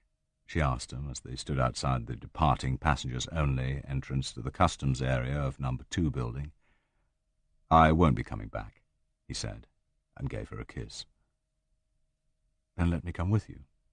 "No." "You will come back. I haven't asked where you're going, but I know it has to be dangerous. It's not just business, not ordinary business. But you will come back. You must." "I won't be coming back," he said quietly. "Go find someone else, Julie." She began to sniffle. I don't want anybody else. I love you. You don't love me. That's why you're saying you won't see me again. You've got another woman, that's what it is. You're going to see another woman. There's no other woman, he said, stroking her hair. An airport policeman looked discreetly away. Tears in the departure lounge are not uncommon anywhere. There would be, Shannon knew, no other woman in his arms. Just a gun, the cool, comforting caress of the blued steel against his chest in the night. She was still crying when he kissed her on the forehead and walked through into passport control. 30 minutes later, the Sabina jet made its last turn over South London and headed for its home in Brussels. Below the starboard wing, the county of Kent was spread out in the sunshine. Weather-wise, it had been a beautiful month of May. From the portholes one could see the acres of blossom where the apple, pear, and cherry orchards covered the land in pink and white. Along the lanes that trickled through the heart of the Weald, the maythorn would be out, the horse-chestnut trees glowing with green and white, the pigeons clattering among the oaks. He knew the country well from the time, years ago, when he had been stationed at Chatham and had bought an old motorcycle to explore the ancient country pubs between Lamberhurst and Smarden. Good country to settle down in, if you were the settling type. 10 minutes later, one of the passengers further back summoned the stewardess to complain about someone up front who was whistling a monotonous little tune. It took Cat Shannon 2 hours on Friday afternoon to withdraw the money transferred from Switzerland and close his account. He took 2 certified bank cheques, each for £5,000, which could be converted into a bank account somewhere else, and from that into more travellers' cheques, and the other £10,000 in 50 $500 cheques that needed only countersignatures to be used as cash. He spent that night in Brussels and flew the next morning to Paris and Marseille. A taxi from the airport brought him to the small hotel in the outskirts where Langerotti had once lived under the name of Lavallon, and where Yanni Dupri, still following orders, was in residence. He was out at the time, so Shannon waited until he returned that evening, and together they drove in a hire car Shannon had engaged to Toulon. It was the end of day 52, and the sprawling French naval port was bathed in warm sunshine. During Sunday, the shipping agent's office was not open, but it made no matter. The rendezvous spot was the pavement in front of it, and here Shannon and Dupri met Marc Flamink and Langerotti on the dot of 9 o'clock. It was the first time they had been together for weeks, and only Semler was missing. He should be 100 miles or so along the coast, steaming offshore in the Toscana towards Toulon. At Shannon's suggestion, Langerotti telephoned the harbour-master's office from a nearby cafe and ascertained that the Toscana's agents in Genoa had cabled that she was due in on Monday morning, and that her berth was reserved. There was nothing more to do that day, so they went in Shannon's car along the coast road towards Marseille and spent the day swimming at the cobbled fishing port of Sanary. Despite the heat and the holiday atmosphere of the picturesque little town, Shannon could not relax. Only Dupri bought himself a pair of swimming trunks and dived off the end of the mole of the yacht harbour. He said later the water was still damn cold. It would warm up later, through June and July, when the tourists began to pour south from Paris. By then they would all be preparing to strike at another harbour town, not much larger, and many miles away. Shannon sat for most of the day with the Belgian and Corsican on the terrace of Charlie's bar, the Pot d'Étain, soaking up the sunshine and thinking of the morning. The Yugoslav or the Spanish shipment might not turn up, or might be late, or might be blocked for some as yet unknown bureaucratic reason, but there would be no reason for them to be arrested in Yugoslavia or Spain. They might be held for a few days while the boat was searched, but that would be all. The following morning was different. If anyone insisted on peering deep into those oil barrels, there would be months, maybe years, spent sweating in Les Baumettes, the great forbidding fortress prison he had passed on Saturday as he drove from Marseille to Toulon. The waiting was always the worst, he reflected, as he settled the bill and called his 3 colleagues to the car. It turned out to be smoother than they thought. Toulon is known as an enormous navy base, and the skyline of the harbour is dominated by the superstructures of the French Navy warships lying at anchor. The centre of attraction for the tourists and the strollers of Toulon that Monday was the battle cruiser Jean Bart, home from a voyage to the French Caribbean territories, full of sailors with back pay to spend and looking for girls. Along the broad sweep of esplanade fronting the leisure harbour, the cafes were full of people indulging the favourite pastime of every Mediterranean country, watching life go by.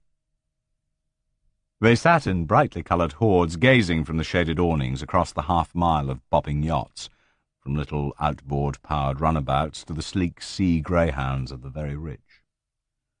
Up against the eastward quay were the dozen fisher boats that had elected not to go to sea, and behind these were the long, low customs sheds, warehouses, and harbour offices. It was beyond these, in the small and hardly observed commercial port, that the Toscana slipped into her berth just before noon. Shannon waited till she was tied up, and from his seat on a bollard 50 metres away, he could see Semler and Waldenberg moving about the decks. There was no sign of the Serbian engineer, probably still in his beloved engine-room, but the two other figures were also on deck, making fast the coiling ropes. These had to be the two new crewmen recruited by Waldenberg. A small Renault buzzed along the quay and came to a halt by the gangway. A rotund Frenchman in a dark suit emerged and went aboard the Toscana, the representative of Agence Maritime Dufault. Before long he came back down, followed by Waldenberg, and the two strolled over to the customs shed. It was nearly an hour before the two men emerged, the shipping agent to return to his car and drive away into the town, the German captain to get back to his ship. Shannon gave them another 30 minutes, then he too strolled up the gangway and onto the Toscana. Semler beckoned him into the companionway that led down to the crew's saloon. "So, what's been going on?"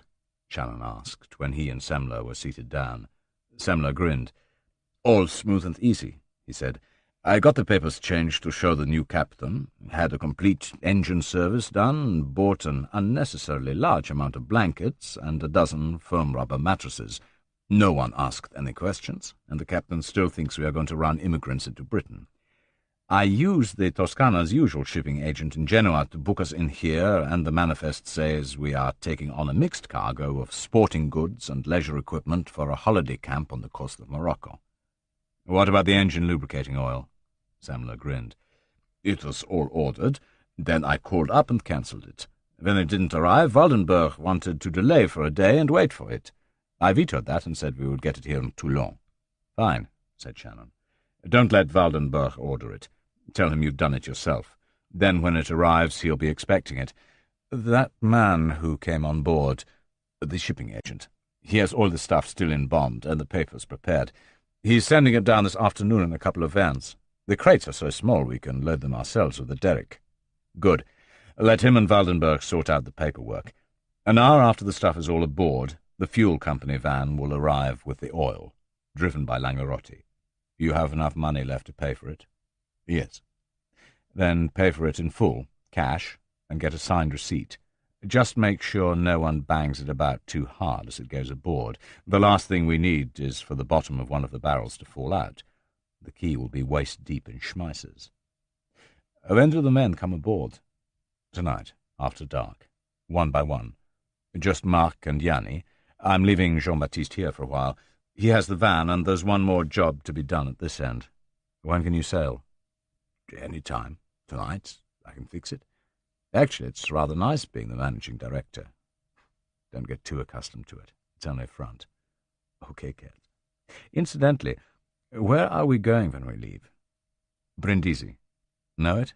"Sure I know it. I've run more cigarettes into Italy from Yugoslavia than you've had hot dinners. What do we pick up there?" "Nothing. You wait for my telegram. I'll be in Germany. I'll cable you through the port office at Brindisi with the next destination and the day you have to arrive. Then you must get a local agent to cable the Yugoslav port in question and reserve a berth. Are you okay to go to Yugoslavia?" "I think so. Anyway, I won't get off the ship." "We pick up more arms?" "Yes. At least that's the plan. I just have to hope my arms dealer and the Yugoslav officials have not cocked it up. Do you have all the charts you need?" "Yes, I bought them all in Genoa, as you told me. You know, Waldenberg will have to realize what we are taking on board in Yugoslavia. Then he'll know we aren't running illegal immigrants. He accepts the speedboats and the engines, the walkie-talkies and the clothing as quite normal. But arms are something else again." "I know," said Shannon. It will cost a bit of money, but I think he'll get the message. There'll be you and me, Yanni and Mark, on board. Besides, by then we can tell him what's in the oil drums. He'll be so far in by then he'll have to go along. What are the two new crewmen like?" Semler nodded and stubbed out his fifth cigarette. The air was a blue haze in the small saloon. "Good. 2 Italians. Hard boys, but obedient. I think they're both wanted by the Carabinieri for something. They were so pleased to get on board and under cover. They couldn't wait to get out to sea." "Fine. Then they won't want to be put ashore in a foreign country. That would mean they'd be picked up without papers and repatriated, straight into the hands of their own police." Waldenberg had done well. Shannon met both men briefly, and short nods were exchanged. Semler simply introduced him as the man from head office, and Waldenberg translated. The men, Norbiato, the first mate, and Cipriani, the deckhand, evinced no further interest. Shannon exchanged a few instructions with Waldenberg and left. In mid-afternoon, the 2 vans from Agence Maritime Dufault rolled to a stop by the Toscana, accompanied by the same man who had appeared that morning. A French customs officer, clipboard in hand, emerged from the customs house and stood by as the crates were swung inboard by the ship's derrick.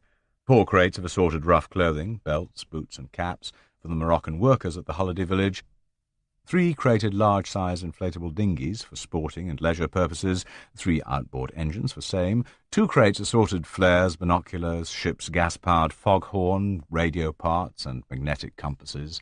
The last crates were listed under ship's stores. The customs officer ticked them off as they went aboard and confirmed with the shipping agent that they were either bonded for re-export, having arrived from Germany or Britain, or they were locally bought and carried no export duty. The customs man did not even want to look inside the crates. He knew the agency well, dealing with them every day.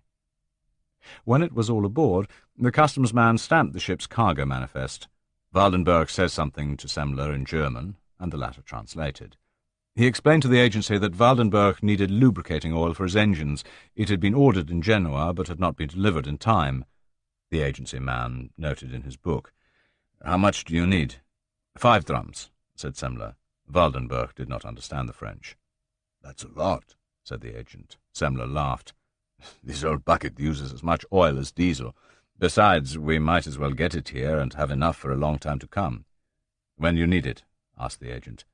5 this afternoon be all right?" asked Semler. "Make it 6, said the agency man, noting the type and quantity in his notebook, along with the hour of delivery. He looked up at the customs man. The official nodded. He was uninterested and strolled away. Shortly after, the agency man left in his car, followed by the 2 vans. At 5 o'clock, Semler left the Toscana, went to a phone in a cafe on the waterfront, rang the agency and cancelled the oil order. The skipper, he said, had discovered a full barrel at the rear of the store's locker and would not be needing any more for several weeks. The agency man was disgruntled, but agreed.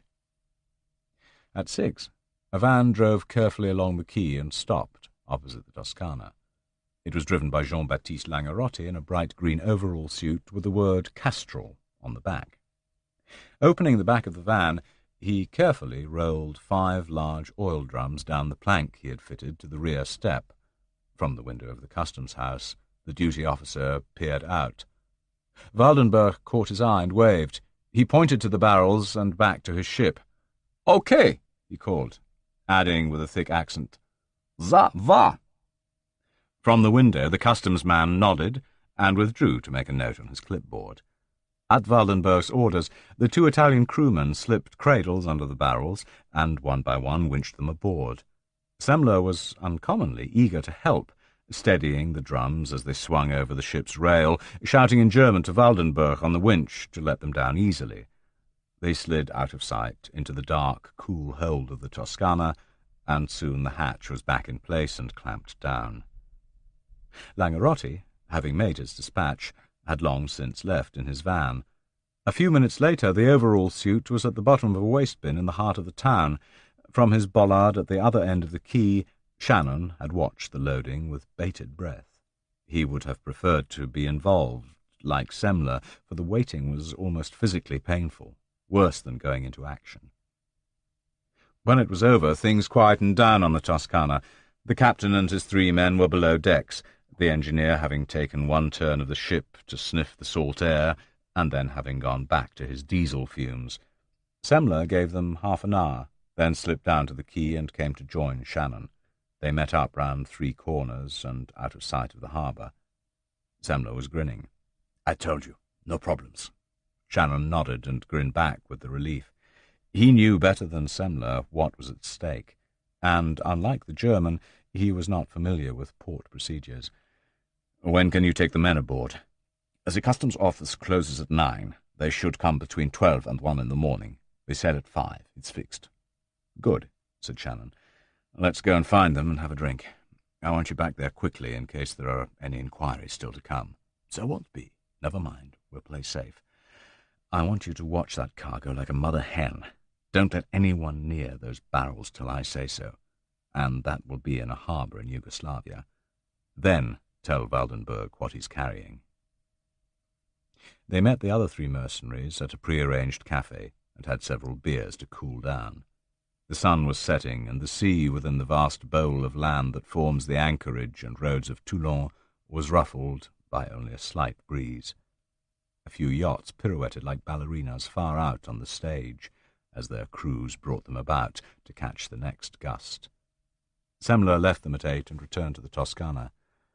Jannie Dupree and Mark Vlamink slipped quietly aboard between midnight and 1, and at 5, watched from the quay by Shannon and Langerotti, the Toscana slipped back to the sea. Langerotti ran Shannon to the airport in the mid-morning to catch his plane. Over breakfast, Shannon had given the Corsican his last set of instructions, and enough money to carry them out. "I'd prefer to be going with you," Jean-Baptiste said, "or with the ship." "I know," said Shannon, "but I need someone good to do this part of it. It's vital. Without it, we can't go through. I need someone reliable, and you have the added advantage of being French. Besides, you know 2 of the men well, and one speaks a smattering of French. Jannie couldn't go in there with a South African passport. Mark, I need to intimidate the crew if they cut up rough. I know you're better with a knife than he is with his hands, but I don't want to fight, just enough to persuade the crew to do what they're told. And I need Kurt to check the navigation, in case Waldenberg chickens out. In fact, if the worst comes to the worst, and Waldenberg goes over the side, Kurt has to skipper the ship. So it has to be you." Langerotti agreed to go on the mission. "They're good boys," he said, with a little more enthusiasm. "It will be good to see them again." When they parted at the airport, Shannon reminded him, "It can all fall through if we get there and have no backup force. So it depends on you to do it right. It's all set up. Just do what I said, and cope with the small problems as they arise. I'll see you in a month." He left the Corsican, walked through customs, and boarded his plane for Paris and Hamburg. Chapter 18. My information is that you can pick up the mortars and bazookas any time after June 10th, and that was reconfirmed yesterday by Telex, Alan Baker told him. It was the day after Shannon's arrival in Hamburg, and they had met in a restaurant for lunch after a mid-morning telephone call to fix a rendezvous. "What port?" asked Shannon. "Ploce." "Where?" "Ploce, spelt Ploce, pronounced Ploce. It's a small port, almost exactly halfway between Split and Dubrovnik." Shannon thought. He had ordered Semler, while in Genoa, to pick up the necessary sea charts to cover the whole Yugoslav coast, but he had supposed the pickup would be at one of the larger ports. He hoped the German had got a chart covering the sea approaches to Ploce, or could get one at Brindisi. "How small?" "Quite small. Very discreet. 6 wharves and 2 large warehouses. The Yugoslavs usually use it for their arms exports. The last shipment out of Yugoslavia I did by plane, but I was told at that time that if it was to be by sea, it would be from Ploce. It's better if it's a small port. There's usually a berth, and loading facilities are quicker. Moreover, the customs there must be a very small unit, probably with 1 lowly man in charge, and if he gets his present, he'll see everything on board within a few hours." "Okay, Ploce, on June the 11th, said Shannon. Baker noted the date. "The Toscana is okay?" he asked. He still wished he could have clinched the deal for his friend who ran the San Andrea, but decided to bear the Toscana in mind for later use.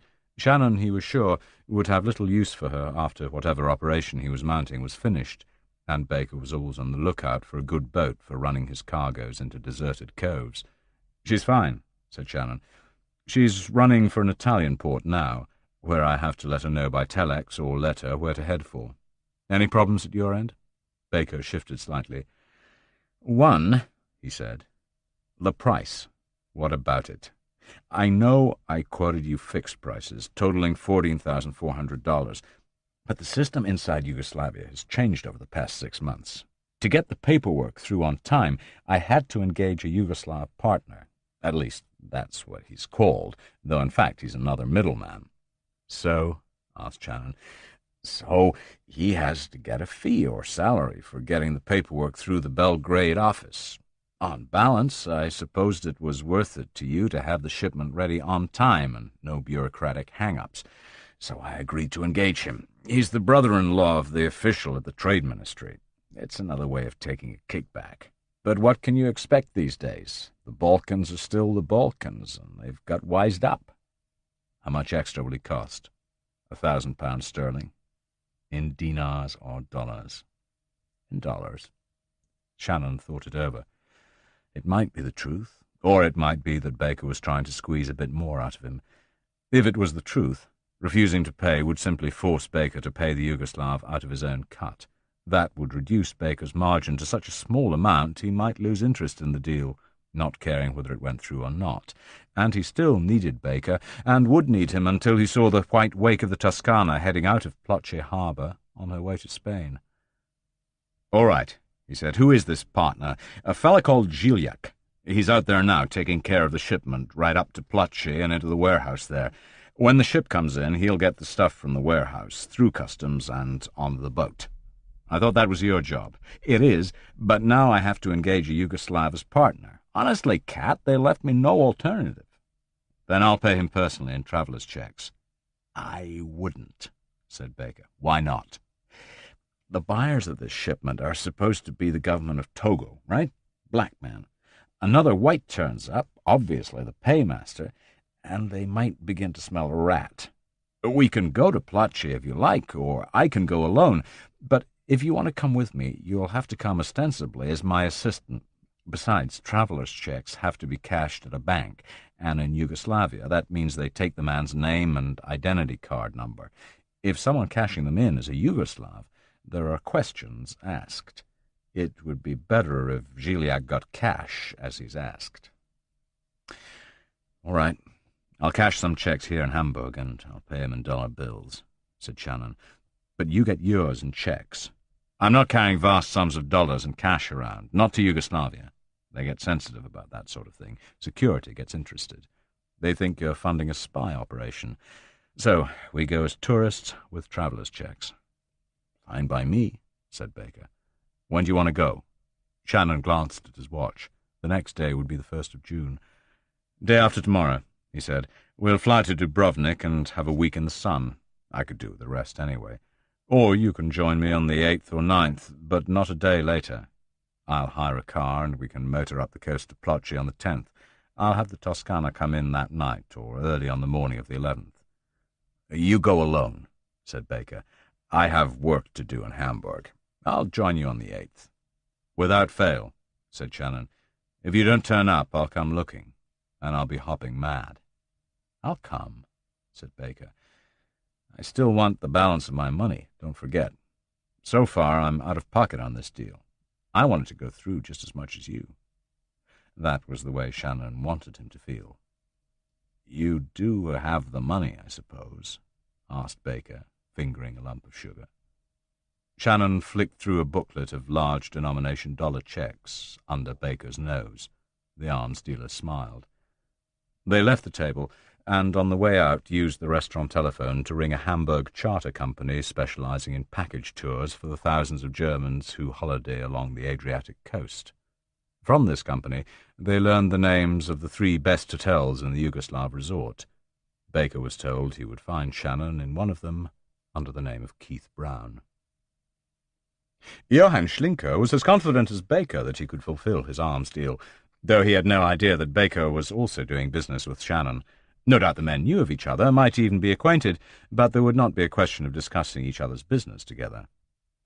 The port should be Valencia, though this has yet to be fixed, and is in any case the choice of the Spanish authorities, he told Shannon.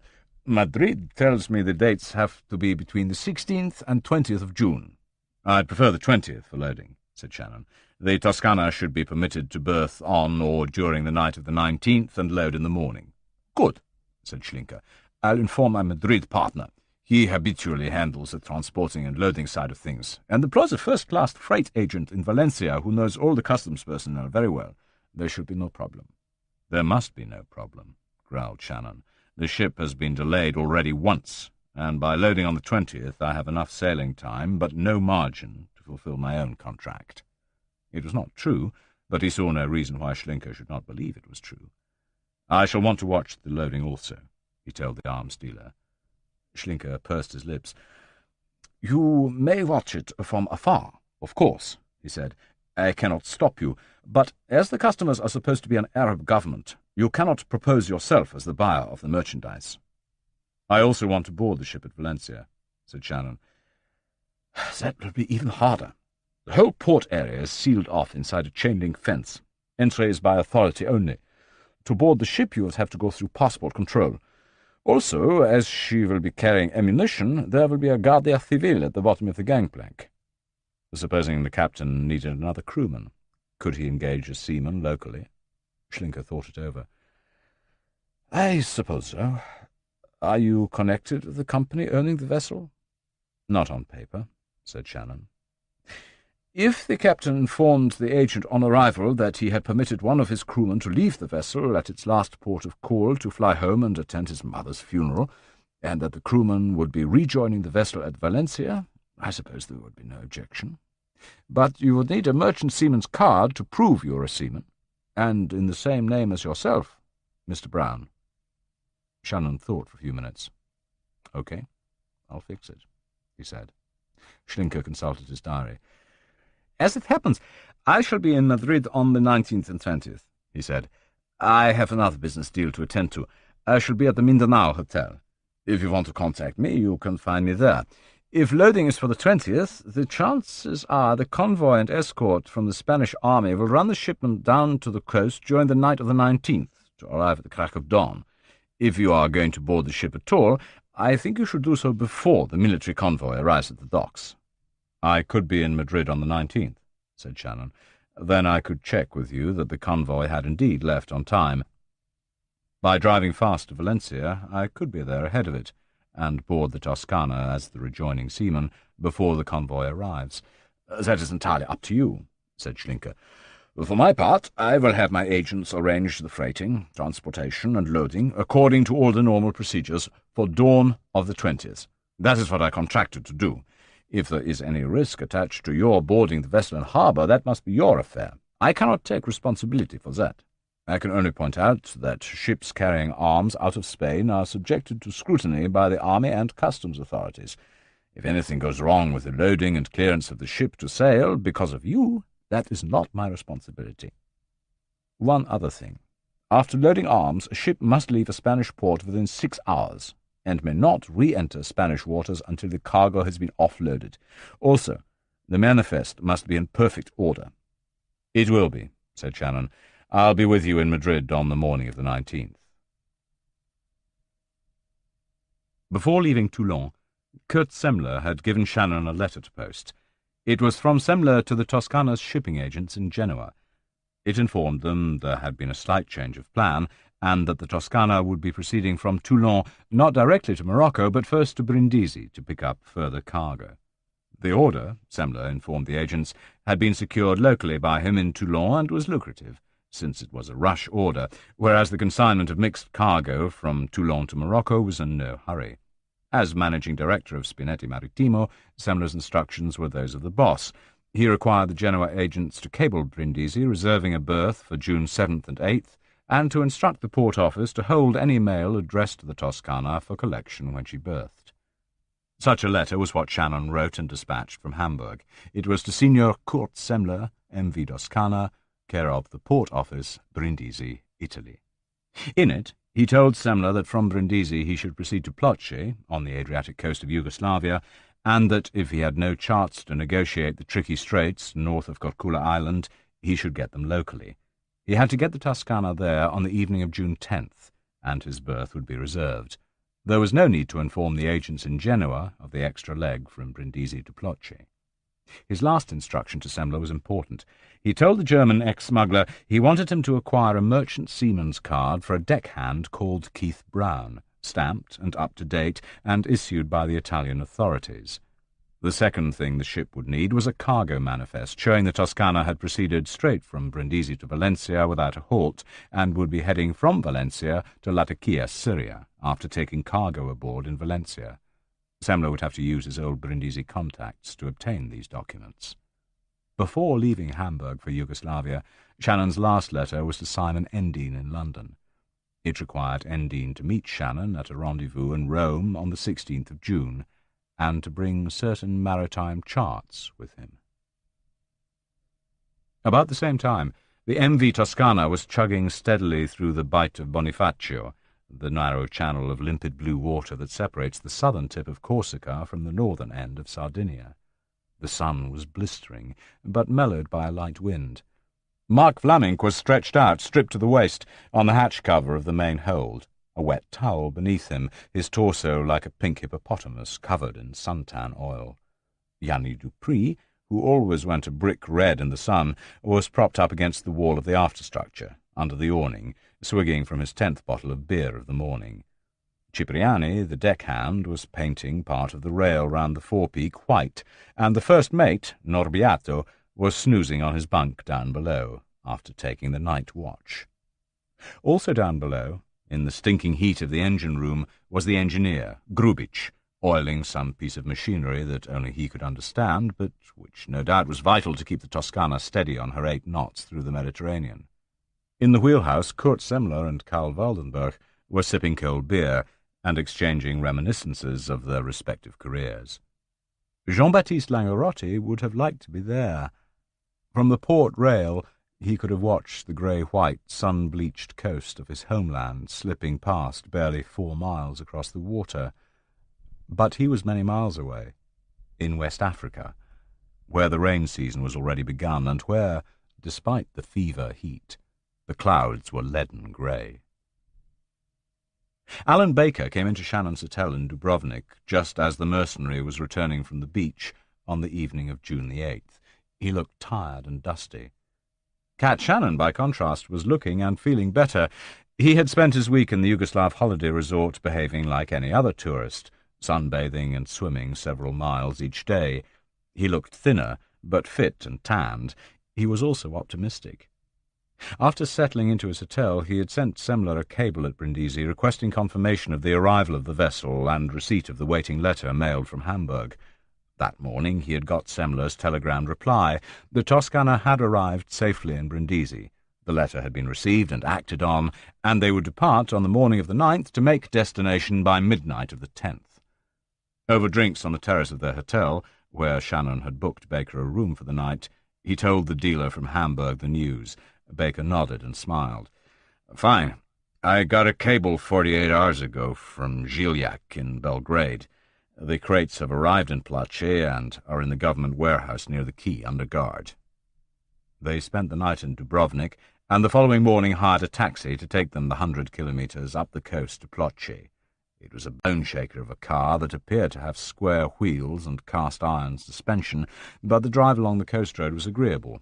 Mile upon mile of unspoilt coastline, with the small town of Slano at the halfway mark, where they stopped for a cup of coffee and to stretch their limbs. They were established in the hotel by lunchtime, and waited in the shade of the terrace until the port office opened again at 4 in the afternoon. The port was set on a broad sweep of deep blue water, shielded to its seaward side by a long peninsula of land called Peljusac, which curved out of the main coast to the south of Ploce and ran northwards parallel to the coast. Up to the north, the gap between the tip of the peninsula and the coast was almost blocked by the rocky island of Hvar, and only a narrow gap gave access to the sea lagoon on which Ploce stood. This lagoon, nearly 30 miles long, surrounded on 9/10 of its perimeter by land, was a paradise for swimming, fishing, and sailing. As they approached the port office, a small and battered Volkswagen squealed to a halt a few yards away and hooted noisily. Shannon froze. His first instinct said trouble, something he had been fearing all along, some slip-up in the paperwork, a sudden block put on the whole deal by the authorities, and an extended stay under questioning in the local police station. The man who climbed out of the small car and waved cheerily might have been a policeman, except that the police in most totalitarian states of East or West seemed to be banned from smiling by standing orders. Shannon glanced at Baker and saw his shoulders sag in relief. "Juliak," he muttered through closed mouth, and went to meet the Yugoslav. He was a big, shaggy man, like an amiable, black-haired bear, and he embraced Baker with both arms. When he was introduced, his first name turned out to be Kemal, and Shannon supposed that there was more than a touch of Turk in the man. That suited Shannon fine. He liked the type, normally good fighters and comrades, with a healthy dislike of bureaucracy. "My associate," said Baker, and Gilliac shook hands and muttered something in what Shannon assumed to be Serbo-Croat. Baker and Gilliac communicated in German, which many Yugoslavs speak a little. He spoke no English. With Gilliac's assistance, they knocked up the head of the customs office and were taken off to inspect the warehouse. The customs man jabbered a few words at the guard on the door, and in the corner of the building they found the crates. There were 13 of them. One apparently contained the 2 bazookas, and 2 others contained 1 mortar, including the base plates and sighting mechanisms in each. The rest were of ammunition, 4 of them with 10 bazooka rockets in each, and the other 6 containing the ordered 300 mortar bombs. The crates were in new timber, unmarked with any description of contents, but stenciled with serial numbers and the word Toscana. Gilliac and the customs chief babbled away in their dialect, and it appeared they were using the same one, which was helpful because there are dozens in Yugoslavia, including 7 major languages, and difficulties have been known to occur. Eventually Gilliac turned to Baker and said several sentences in his halting German. Baker replied, and Gilliac translated for the customs man. He smiled, and they all shook hands and parted. Outside, the sunshine struck like a sledgehammer. "What was all that about?" asked Shannon. "Kemal was asked by the customs man if there was a little present in it for him," explained Baker. Kemal told him there would be a nice one if the paperwork could be kept trouble-free and the ship was loaded on time tomorrow morning. Shannon had already given Baker the first half of Gilliac's £1,000 bonus for helping the deal go through, and Baker drew the Yugoslav to one side to slip it to him. The man's all-embracing bonhomie became even more embarrassing for both of them, and they adjourned to the hotel to celebrate with a little slivovitz. A little was the word Baker had used. Gilliac may have used the same word. He did not mean it. Happy Yugoslavs never drink a little slivovitz. With £500 under his belt, Gilliac ordered a bottle of the fiery plum liquor and bowl after bowl of almonds and olives.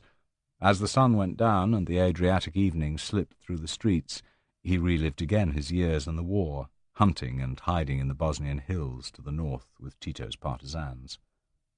Baker was hard put to it to translate, as the exuberant Kemal related his forays behind Dubrovnik in Montenegro, in the mountains behind where they sat, the coast of Herzegovina, and among the cooler, richer, wooded countryside north of Split in Bosnia.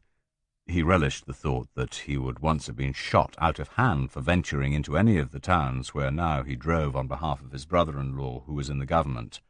Shannon asked if he was a committed communist, having been a partisan, and Gilliac listened while Baker translated, using the word good for committed. Gilliac thumped his chest with his fist. "Guter Kommunist!" he exclaimed, eyes wide, pointing at himself. Then he ruined the effect by giving a broad wink, tossing back his head and roaring with laughter as he tossed another glass of slivovitz down the hatch. The folded notes of his first £500 bonus made a bulge under his waistband, and Shannon laughed too, and wished the giant was coming along to Zangaro with them. He was that kind of man. They had no supper, but at midnight wandered unsteadily back to the quay to watch the Toscana come in. She was rounding the harbour wall, and an hour later was tied up alongside the single quay of hewn local stone. From the forepeak, Semler looked down in the half-light cast by the dock lamps. Each nodded slowly at the other, and Waldenberg stood at the top of the gangplank, consulting with his first mate. He had already been instructed, following Shannon's letter, that he should leave the talking to Semler. After Baker had headed back to the hotel with Gilliac, Shannon slipped up the gangplank and into the captain's tiny cabin. No one on the quay took any notice. Semler brought Waldenberg in, and they locked the door. Slowly and carefully, Shannon told Waldenberg what he had really brought the Toscana to Ploce to take on board. The German captain took it well. He kept his face expressionless until Shannon had finished. "I never carried arms before," he said. "You say this cargo is legal? How legal?" "Perfectly legal," said Shannon.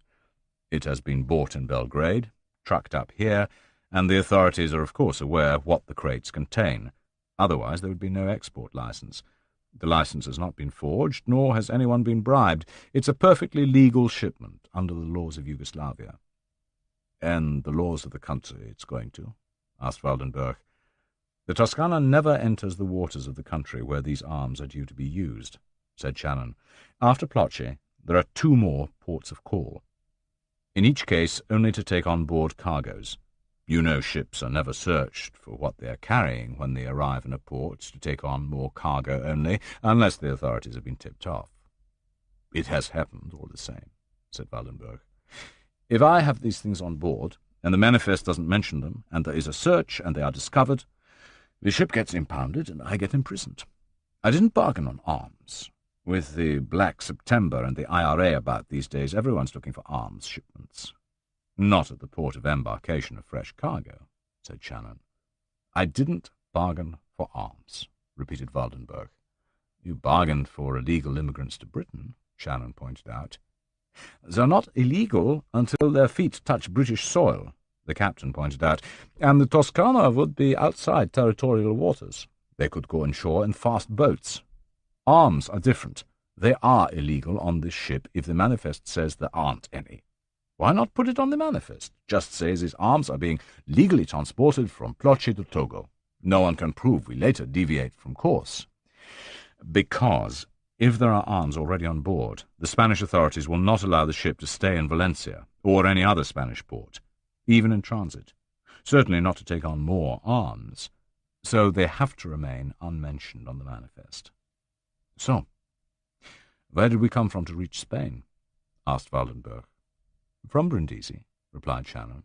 "We went there to take on cargo, but it was not ready in time. Then the owners ordered you to Valencia to pick up a new cargo for Latakia. Of course, you obeyed." "Suppose the Spanish police search the boat?" "There's not the slightest reason why they should," said Shannon. "But if they do, the crates will have to be below decks in the bilges." "If they find them there's not a hope for us," Waldenberg pointed out. "They'd think we were bringing the stuff to the Basque terrorists. We'd be inside forever." The talk went on till 3 in the morning. It cost Shannon a flat bonus of £5,000, half before loading and half after sailing from Valencia. There was no extra charge for the stopover in the African port. That would present no problems. "You'll take care of the crew?" Shannon asked. "I'll take care of the crew," said Waldenberg with finality. Shannon knew he would, too. Back in his hotel, Shannon paid Baker the 3rd quarter of his bill for the arms, $3,600, and tried to get some sleep. It was not easy. The sweat rolled off him in the heat of the night, and he had an image of the Toscana lying down there in the port, the arms in the customs shed, and prayed there would be no problems. He felt he was so close now, just 3 short ceremonies away from the point where no one could stop him, whatever they tried. The loading started at 7, and the sun was already well up. With a customs man, armed with a rifle, walking beside the crates, they were wheeled on trolleys down to the dockside, and the Toscana hoisted them aboard with her own jumbo derrick. None of the crates were very large, and down in the hold Vlaminck and Cipriani swung them easily into position before they were roped down across the floor of the hold. By 9 in the morning it was over, and the hatches went on. Waldenberg had ordered the engineer to make steam, and the latter needed no second bidding. Shannon learned later he had suddenly become very voluble when he learned 3 hours out from Brindisi that they were heading for his native country. Apparently he was wanted there for something or other. He stayed well hidden in his engine room, and no one went looking for him. As he watched the Toscana chugging out of the port, Shannon slipped Baker the remaining $3,600 and the second £500 for Gilliac. Unbeknown to either, he had had Vlaming quietly prise open the lids on 5 of the crates, taken at random, as they came aboard. Vlaming had verified the contents, waved up to Semler on the deck above him, and Semler had blown his nose, the signal Shannon wanted, just in case the crates contained scrap iron. It has been known quite frequently in the arms world. Baker, having received his money, gave the £500 to Gilliac as if it came from himself, and the Yugoslav saw the customs chief did not go without supper. Then Alan Baker and his British assistant quietly left town. On Shannon's calendar of 100 days, given him by Sir James Manson to bring off his coup, it was day 67. No sooner was the Toscana out to sea than Captain Waldenberg began to organize his ship. One by one, the 3 other crewmen were brought into his cabin for a quiet interview. Although none of them knew it, had they refused to continue to serve aboard the Toscana, there would have been some unfortunate accidents on board. Few places are quite as well suited for a complete disappearing act as a ship on a dark night at sea, and Vlaming and Dupree between them could have pitched anyone else on board a long way from the ship's side before he touched the water. Perhaps their presence did the trick. In any case, no one objected. Waldenberg dispensed £1,000 of the 2.5 he had received in travellers' cheques from Shannon. The Yugoslav engineer, delighted to be out of his own country again, took his £250, stuffed it into his pocket, and went back to his engines. He made no comment one way or the other. The first mate, Norbiato, became quite excited at the thought of a Spanish jail, but pocketed his £600 in dollars and thought of the difference that could make to his chances of his own ship one day. The crewman Cipriani seemed almost happy at the prospect of being on a vessel full of contraband, took his £150, said an ecstatic "thank you," and left muttering, "This is the life." He had little imagination and knew nothing about Spanish jails. With this done, the crates were broken open, and all afternoon the contents were examined, wrapped in polythene and stowed deep in the bilges, below the floor of the hold and inside the curvature of the ship's hull. The planks which had been removed to make this possible were replaced and covered with the innocent cargo of clothing, dinghies, and outboard engines. Finally, Semler told Waldenberg he had better put the Castrol oil drums to the back of the stores locker, and when he told his fellow countryman why, Waldenberg finally did lose his composure. He lost his temper as well, and used some expressions that could best be described as regrettable. Semler calmed him down, and they sat having beer as the Toscana ploughed her way south for the Otranto Channel and the Ionian Sea. Finally, Waldenberg began to laugh.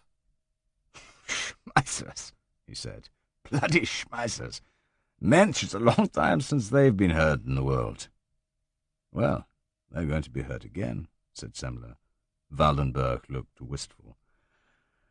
"You know," he said at length, "I wish I was going ashore with you."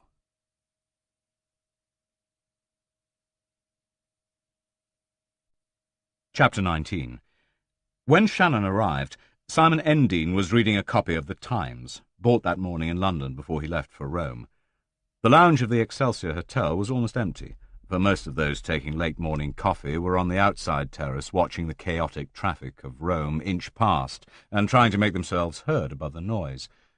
Shannon had only picked the place because it was in easy reach of Dubrovnik to the east and in line with Madrid to the west. It was the first time he had ever been to Rome, and he wondered what the ecstatic guidebooks were talking about. There were at least 7 separate strikes in progress, one of them being among the garbage workers, and the city stank in the sun from the uncleared fruit and other rubbish on the pavements and down every back alley. He eased himself into a seat beside the man from London and savoured the cool of the inner room after the heat and frustration of the taxi in which he had been stuck for the past hour. Endine eyed him. "You've been out of touch a long time," he said coldly. "My associates were beginning to think you'd scarpered. That was unwise." "There was no point in my making contact until I had something to say. That ship doesn't exactly fly across the water. It takes time to get her from Toulon to Yugoslavia, and during that time there was nothing to report," said Shannon. "By the way, did you bring the charts?" "Of course." Endine pointed to his bulging attaché case beside his chair. On receiving Shannon's letter from Hamburg, he had spent several days visiting 3 of the top maritime chart companies in Leadenhall Street, London, and in separate lots had acquired inshore charts for the entire African coast from Casablanca to Cape Town. "Why the hell do you need so many?" he asked in annoyance. "1 or 2 would suffice." "Security," said Shannon briefly.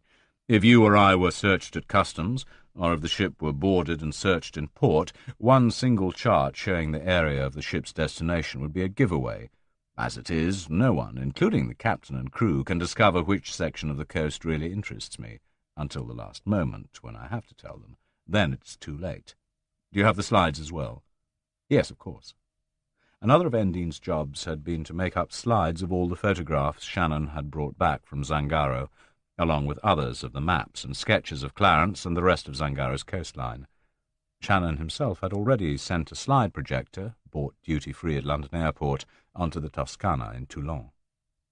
He gave Endine a complete progress report from the moment he had left London, mentioning the stay in Brussels, the loading of the Schmeissers and other equipment onto the Toscana in Toulon, the talks with Schlinker and Baker in Hamburg, and the Yugoslav shipment a few days earlier in Ploče. Endine listened in silence, making a few notes for the report he would later have to give to Sir James Manson. "Where's the Toscana now?" he asked at length. "She should be south and slightly west of Sardinia, en route for Valencia." Shannon went on to tell him what was planned in 3 days' time, the loading of the 400,000 rounds of 9mm ammunition for the machine pistols in Valencia, and then departure for the target. He made no mention of the fact that one of his men was already in Africa. "Now there's something I need to know from you," he told Endine. "What happens after the attack? What happens at dawn? We can't hold on for very long before some kind of new regime takes over, establishes itself in the palace, and broadcasts news of the coup and the new government." "That's all been thought of," said Endine smoothly. "In fact, the new government is the whole point of the exercise." From his briefcase he withdrew 3 foolscap sheets of paper, covered with close typing. "These are your instructions. Starting the moment you have possession of the palace and the army and guards have been destroyed or scattered. Read, memorize, and destroy these sheets before we part company, here in Rome. You have to carry the lot in your head." Shannon ran his eye quickly over the first page. There were few surprises for him. He had already suspected the man Manson was boosting into the presidency had to be Colonel Bobby, and although the new president was referred to simply as X, he did not doubt Bobby was the man in question. The rest of the plan was simple from his point of view. He glanced up at Endine. "Where will you be?" he asked. 100 miles north of you," said Endine. Shannon knew Endine meant he would be waiting in the capital of the Republic next door to Zangaro on its northern side, the one with a road route straight along the coast to the border, and thence to Clarence. "Are you sure you'll pick up my message?" he asked. "I shall have a portable radio set of considerable range and power, the Braun, the best they make. It will pick up anything within that range, provided it's broadcast on the right channel and frequency. A ship's radio should be powerful enough to send in clear over at least twice that distance." Shannon nodded and read on. When he had finished, he put the sheets on the table. "Sounds all right," he said. "But let's get one thing clear. I'll broadcast on that frequency at those hours from the Toscana, and she'll be hove to somewhere off the coast, probably at 5 or 6 miles. But if you don't hear me, if there's too much static, I can't be responsible for that. It's up to you to hear me." "It's up to you to broadcast," said Endine. "The frequency is one that has been tested before by practical use. From the Toscana's radio, it must be picked up by my radio set at 100 miles. Not first time, perhaps, but if you repeat for 30 minutes, I have to hear it." "All right," said Shannon. "One last thing. The news of what has happened in Clarence should not have reached the Zangaran border post. That means it'll be manned by Vindu. It's your business to get past them. After the border, and particularly near Clarence, there may be scattered Vindu on the roads, running for the bush but still dangerous. Supposing you don't get through." "We'll get through," said Endine. "We'll have help." Shannon supposed, rightly, that this would be provided by the small operation in mining that he knew Manson had going for him in that republic. For a senior company executive, they could provide a truck or jeep and maybe a couple of repeater hunting rifles. For the first time, he supposed Endine might have some guts to back up his nastiness.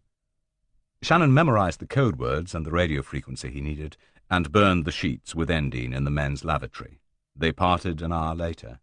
There was nothing else to say.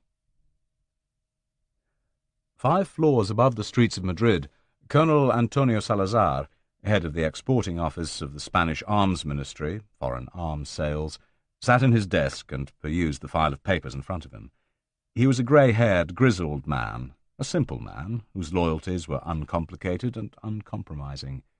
His fidelity was towards Spain, his beloved Spain, and for him all that was right and proper, all that was truly Spanish, was embodied in one man, the short and aged Generalissimo who sat in the Prado. Antonio Salazar was a Frankist to his boot heels. 2 years from retirement, at the age of 58, he had been one of those who stepped ashore on the sand of Fuengirola with Francisco Franco many years ago when the caudillo of modern Spain had been a rebel and outcast, returning against orders to launch war against the Republican government in Madrid. They had been few then, and condemned to death by Madrid, and they had nearly died. Sergeant Salazar was a good officer. He carried out his orders, whatever they were, went to Mass between the battles and the executions, and believed deeply in God, the Virgin, Spain, and Franco. In another army, at another time, he would have retired as a sergeant-major. He emerged from the Civil War a full captain, one of the ultras, the inner circle. His background was solid working class, peasant, his education next to nil, but he had made full colonel, and he was grateful. He was also trusted with one of the jobs that in Spain is unmentionable and top secret. No Spaniard ever, under any circumstances, learns that Spain exports arms in large quantities to almost all comers. Publicly, Spain regrets the international arms trade as unethical and conducive to further warfare in a world already torn by war. Privately, she makes a lot of money out of it. Antonio Salazar could be trusted to check the paperwork, decide whether to grant or refuse permission for export licenses, and keep his mouth shut. The dossier in front of him had been in his hands for 4 weeks. Individual papers from the dossier had been checked out by the Defence Ministry, who had confirmed, without knowing why the question was being asked, that 9mm bullets were not on the secret list, by the Foreign Ministry, who had confirmed, without knowing why, that the possession by the Republic of Iraq of 9mm ammunition was not contrary to established foreign policy, and by the Finance Ministry, which had confirmed simply that a sum of money in dollars paid into a certain account in the Banco Popular had been received and cleared. The top paper on the file was an application for movement order, to shift a quantity of crates from Madrid to Valencia and export them on a vessel called the MV Toscana. Beneath this sheet was the export license, granted by his own signature. He glanced up at the civil servant in front of him. "Why the change?" he asked. "Colonel, it is simply that there is no berth available in Valencia port for 2 weeks. The place is crowded to capacity." Colonel Salazar grunted. The explanation was feasible. In the summer months, Valencia was always crowded, with millions of oranges from the nearby Gancia area being exported. But he did not like changes. He liked to play things by the book, nor did he like this order. It was small, too small for an entire national police force. Target practice alone for 1,000 policemen would use it up in an hour. Nor did he trust Schlinker, whom he knew well and who had slipped the order through his ministry with a batch of other orders, including over 10,000 artillery shells for Syria. He glanced through the papers again. Outside, a church bell struck the hour of 1, the hour of lunch. There was nothing wrong with the papers, including the end-user certificate. Everything bore the right stamp. If only he could have found one discrepancy in the certificate, in the carrying ship of the company that owned it. But everything was clean. Making a final decision, he scrawled his signature across the bottom of the movement order and handed the file back to the civil servant. "All right," he growled. "Castellón." "We've had to change the port of embarkation from Valencia to Castellón," said Johann Schlinker 2 nights later. "There was no choice if the loading date of the 20th was to be adhered to. Valencia was full up for weeks." Cat Shannon was sitting on the bed in the German arms dealer's room in the Mindanao Hotel. "Where's Castellón?" asked Shannon. 40 miles up the coast. It's a smaller port and quieter. Probably better than Valencia for you. The turnaround of your ship is likely to be quicker. The cargo agent in Valencia has been informed and will personally go north to Castellón to supervise the loading. As soon as the Toscana checks in with Valencia harbour authorities by radio, she will be advised of the change of port. She will only have a couple of hours extra steaming if she diverts at once." "What about my going aboard?" "Well, that's your business," said Schlinker. "However, I have informed the agent that a seaman from the Toscana who was left behind 10 days ago in Brindisi is due to rejoin, and given him the name of Keith Brown. How are your papers?" "Fine," said Shannon. "They're in order. Passport and merchant seaman's card."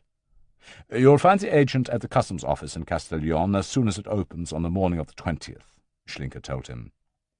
"His name is Signor Moscar." "What about the Madrid end of things?" "The movement order provides for the lorry to be loaded under Army supervision between 8 and midnight on the 19th, tomorrow.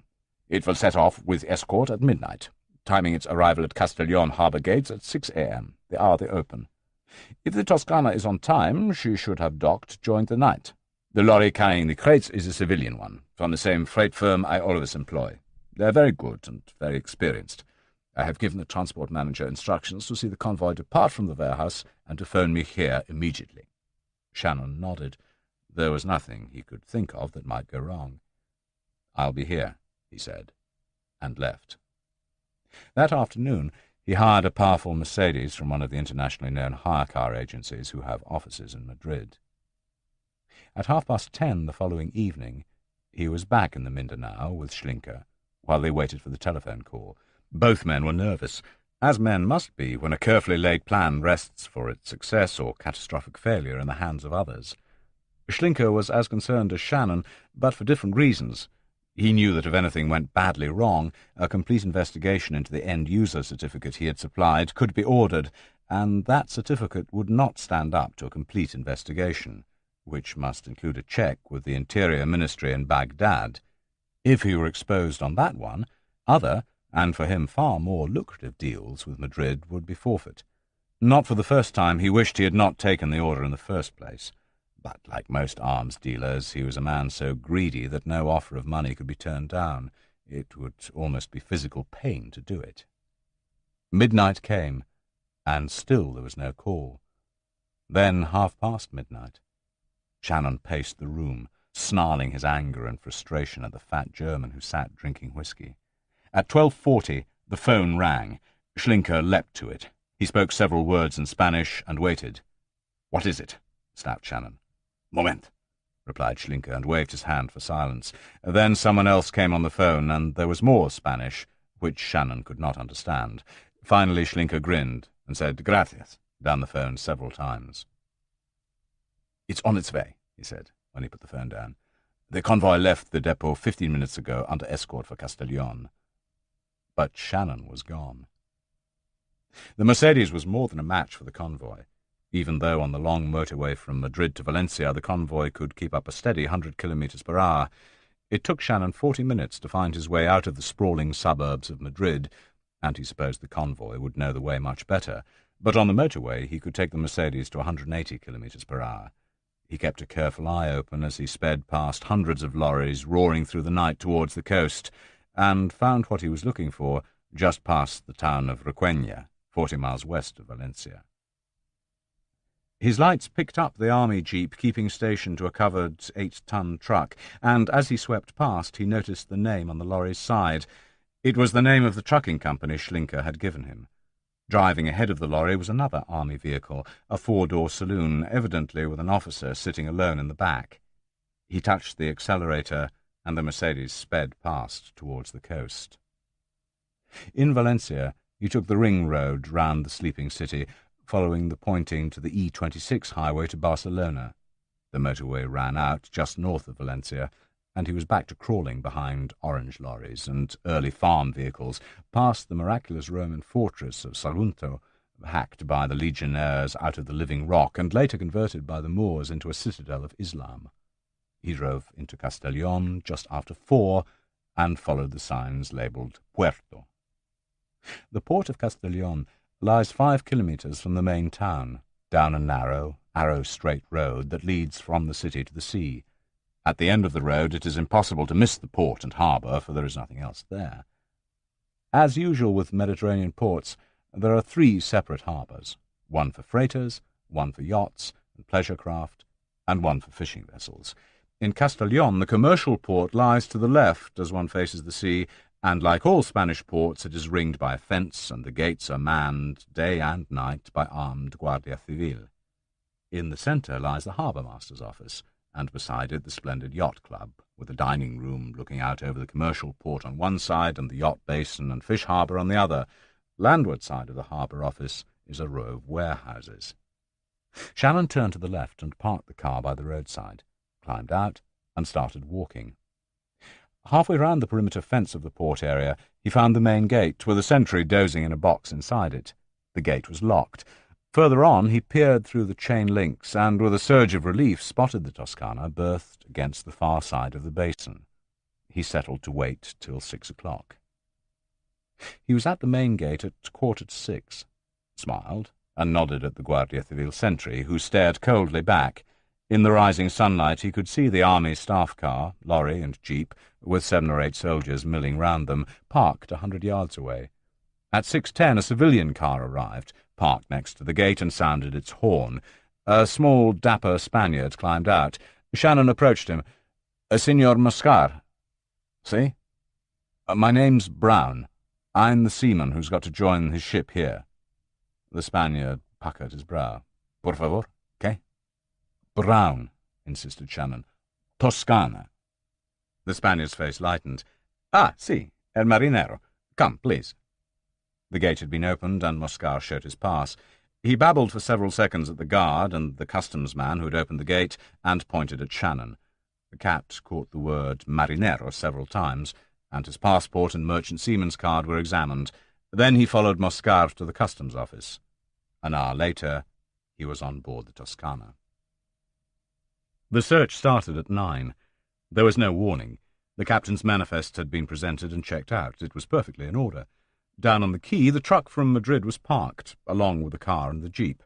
The army escort captain, a thin, sallow man with a face like a Moor and a lipless mouth, consulted with 2 customs officers. Then the latter came aboard. Moscar followed. They checked the cargo to make sure it was what the manifest said, and no more. They peered in nooks and crannies, but not under the floorboards of the main hold. They looked in the store locker, gazed at the tangle of chains, oil drums, and paint cans, and closed the door. It took an hour. The main thing that interested them was why Captain Waldenberg needed 7 men on such a small ship. It was explained that Dupree and Flamink were company employees who had missed their ship in Brindisi and were being dropped off at Malta on the way to Latakia. They had no seaman's cards with them because they had left their gear on board their own ship. Asked for a name, Waldenberg gave the name of a ship he had seen in Brindisi harbour. There was silence from the Spaniards, who looked at their chief for advice. He glanced down at the army captain, shrugged, and left the ship. 20 minutes later, loading began. At noon, the Toscana slipped out of Castellón harbour and turned her helm south to Cape San Antonio. Cat Shannon, feeling sick now that it was all over, knowing that from then on he was virtually unstoppable, was leaning against the after-rail, watching the flat green-orange groves south of Castellón slip away as they headed for the sea. Karl Waldenberg came up behind him. "That's the last stop?" he asked. "The last where we have to open our hatches," said Shannon. "We have to pick up some men on the coast of Africa, but we'll moor in the roads. The men will come out by launch, deck cargo native workers. At least that's what they'll be shipped as." "I've only got charts as far as the Straits of Gibraltar," objected Waldenberg. Shannon reached into his zip-up windbreaker and pulled out a sheaf of charts, half of the number Endine had handed him in Rome. "These," he said, handing them to the skipper, "will get you as far as Freetown, Sierra Leone. That's where we anchor and pick up the men. Please give me an arrival time at noon on July 2nd. That is the rendezvous." As the captain left to return to his cabin and start to plot his course and speed, Shannon was left alone at the rail. Seagulls wheeled around the stern, seeking morsels dropped from the galley where Cipriani was preparing lunch, squealing and cawing as they dipped towards the foaming wake to snatch up a scrap of bread or vegetable. Anyone listening would have heard another sound amid their screaming, the sound of a man whistling Spanish Harlem. Far away to the north, another ship slipped her moorings, and under the guidance of a port pilot eased her way out of the harbour of Archangel. The motor vessel Komarov was only 10 years old and something over 5,000 tons. Inside her bridge the atmosphere was warm and cosy. The captain and the pilot stood side by side, staring forward, as the quays and warehouses slipped past to her port side, and watched the channel ahead to the open sea. Each man held a cup of steaming coffee. The helmsman kept the vessel on the heading given him by the pilot, and to his left the radar screen gleamed and died endlessly, its iridescent sweep arm picking up on each turn the dotted ocean ahead, and beyond it the fringe of ice that would never melt even in high summer.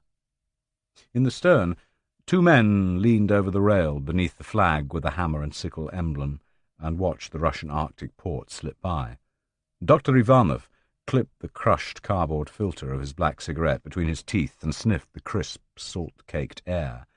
Both men were wrapped against the cold, for even in June the wind off the White Sea is no invitation to shirt-sleeves. By his side, one of his technicians, younger, eager for his first trip abroad, turned to him. "Comrade Doctor," he began. Ivanov took the stump of the papyrus from his teeth and flicked it into the foaming wake. "My friend," he said, "I think, as we are now aboard, you can call me Mikhail Mikhailovich." "But at the Institute—" "We are not at the Institute. We are on board a ship, and we will be in fairly close confinement either here or in the jungle for months to come." "I see," said the younger man, but he was not to be repressed. "Have you ever been to Zangaro before?" "No," said his superior.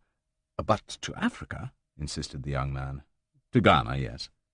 "What is it like?" "Full of jungle, swamps, mosquitoes, snakes, and people who don't understand a damn thing you say." "But they understand English," said the assistant. "We both speak English." "Not in Zangaro, they don't." "Oh." The junior technician had read all he could find about Zangaro, which was not much, in the encyclopedia borrowed from the vast library at the Institute. "The captain told me if we make good time we should arrive at Clarence in 22 days.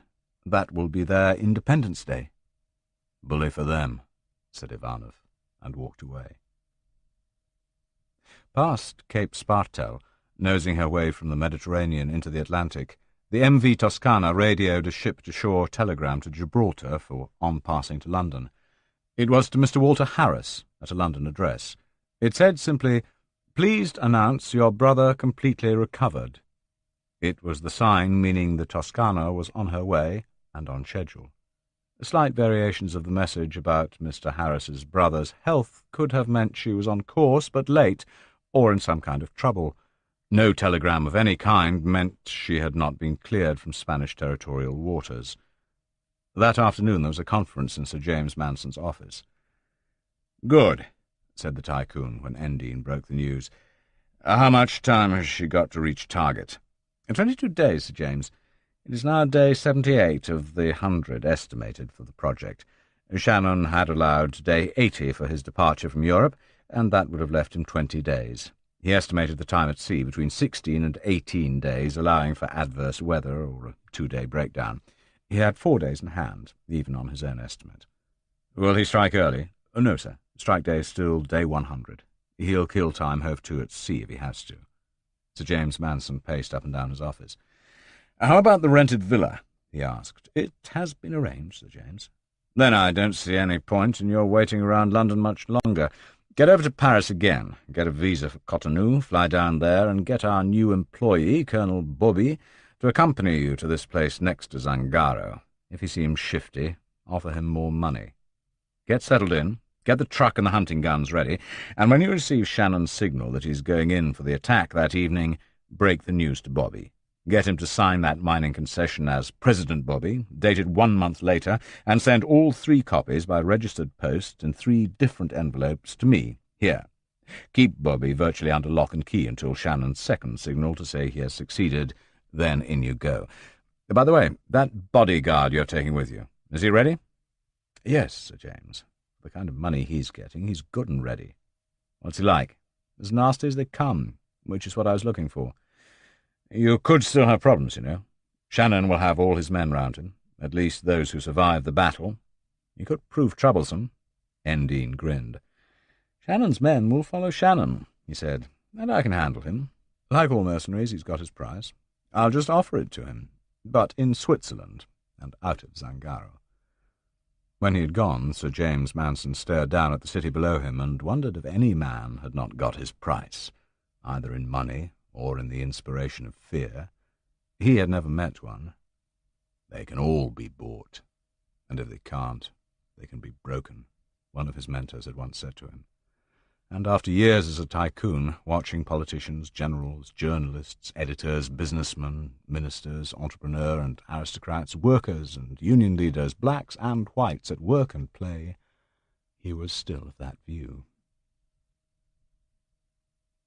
Many years ago, a Spanish seafarer, looking from the sea towards the land, had seen a mountain, which, with the sun behind it in the east, appeared to him to have the shape of a lion's head. He called the land Lion Mountain, and passed on. The name stuck, and the country became known as Sierra Leone. Later, another man, seeing the same mountain in a different light, or through different eyes, called it Mount Oriole. That name also stuck. Even later, and in a more whimsical bout of fantasy, a white man named the town founded in its shadow Freetown, and it still bears the name today. It was just after noon on July the 2nd, day 88 in Shannon's private calendar, that the motor vessel Toscana dropped anchor a third of a mile out from the shore off Freetown, Sierra Leone. On the voyage from Spain, Shannon had insisted that the cargo remain where it was, untouched and unopened. This was just in case there was a search at Freetown, although with nothing to discharge and no cargo to take on board, that would have been most unusual. The ammunition crates had been scrubbed clean of their Spanish markings and sanded down with a disc sander to the bright white wood.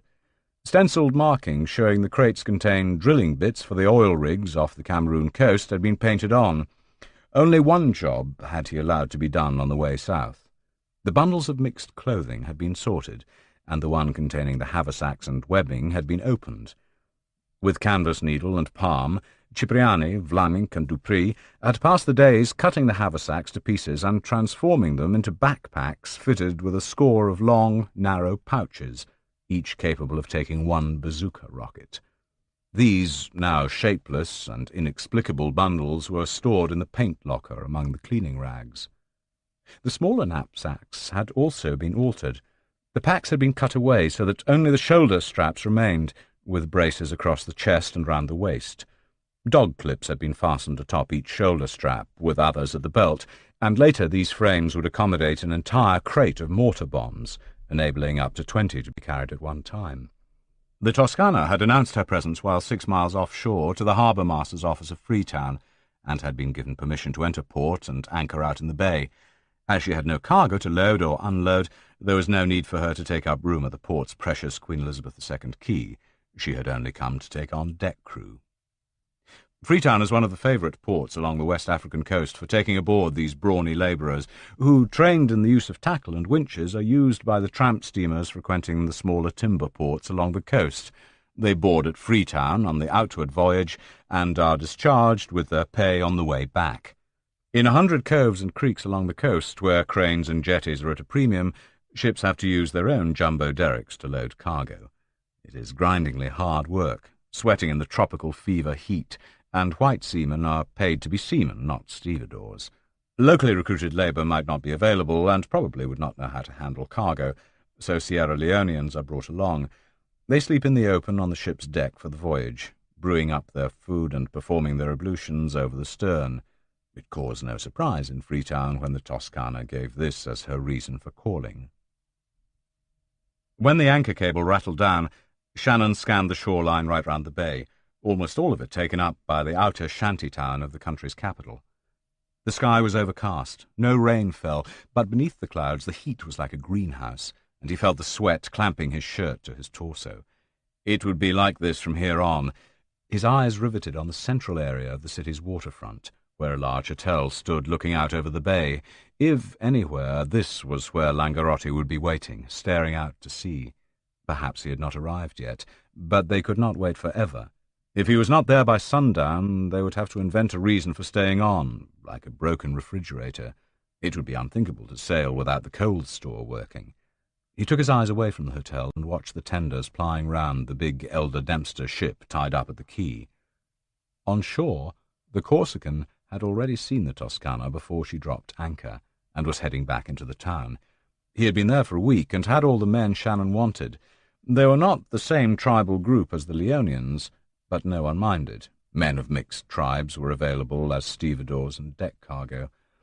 Just after 2, a small pinnace came out from the custom-house with a uniformed man standing in the back. When he came aboard, he was the assistant chief customs officer. White socks agleam, khaki shorts and tunic pressed, epaulets sparkling, and stiff peaked cap set dead straight. Between the regalia, a pair of ebony knees and a beaming face could be distinguished. Shannon met him, introduced himself as the owner's representative, shook hands profusely, and led the customs man to the captain's cabin. The 3 bottles of whisky and 2 cartons of cigarettes were waiting.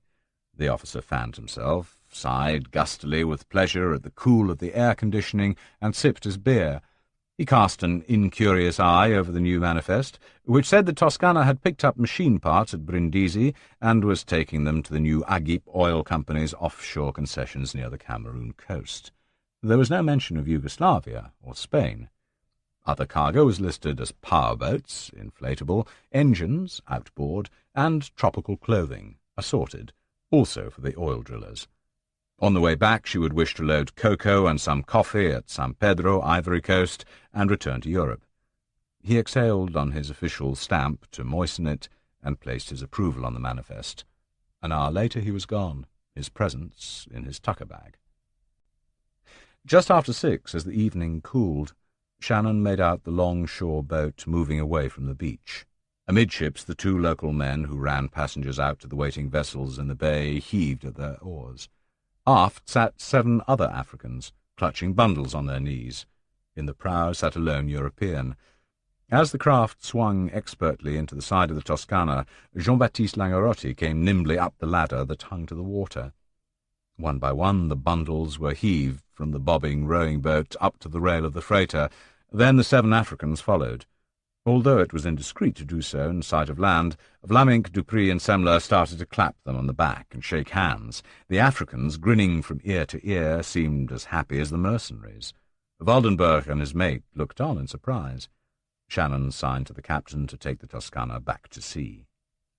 After dark, sitting in groups on the main deck, taking with gratitude the cooling breeze off the sea as the Toscana rolled on to the south, Shannon introduced his recruits to Waldenberg. The mercenaries knew them all, as they did the mercenaries.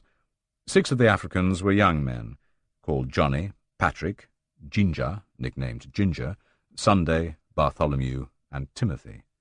Each of them had fought with the mercenaries before. Each of them had been personally trained by one of the European soldiers. Each of them had been tried and tested in battle many times, and would stick it out, however hard the firefight. And each of them was loyal to his leader. The 7th was an older man who smiled less, bore himself with a confident dignity, and was addressed by Shannon as Doctor. He, too, was loyal to his leader and his people. "How are things at home?" Shannon asked him. Dr. Okoye shook his head sadly. "Not well," he said. "Tomorrow we start work," Shannon told him. "We start preparing tomorrow." Part 3. The Big Killing. Chapter 20.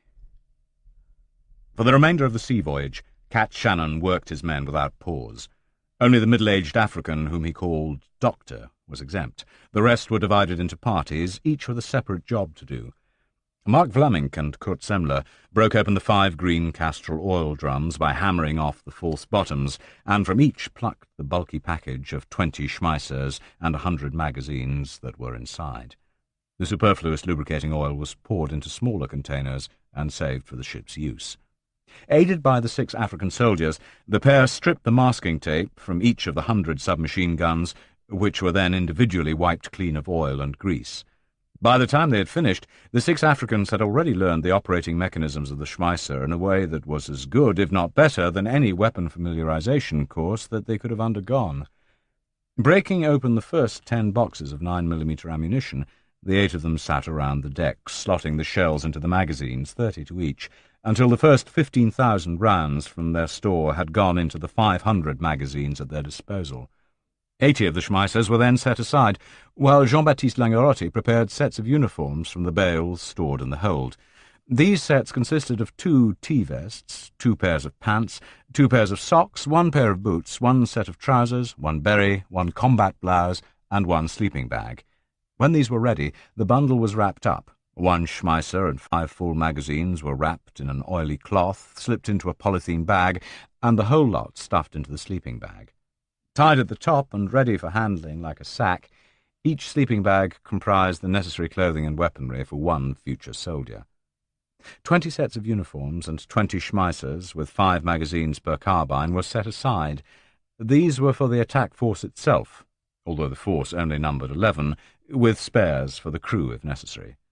Langerotti, who had learned while in the army and in prison to handle a needle and thread, altered and sewed 11 sets of uniform for the members of the attack party until each man was fitted out. Dupree and Cipriani, the deckhand, who turned out to be a useful carpenter, stripped down several of the packing crates that had once contained ammunition and turned their attention to the outboard engines. All 3 were Johnson's 60-horsepower units. The 2 men built wooden boxes to fit neatly over the top of each engine and lined the boxes with foam rubber from the mattresses they had brought along. With the exhaust noise of the engines muffled by the underwater exhausts, the mechanical noise emanating from the engine casings could also be reduced to a low murmur by the muffling boxes they thus prepared. When Vlaminck and Dupree had finished these tasks, each turned his attention to the weapon he would be using on the night of the strike. Dupree uncrated his 2 mortar tubes and familiarized himself with the aiming mechanisms.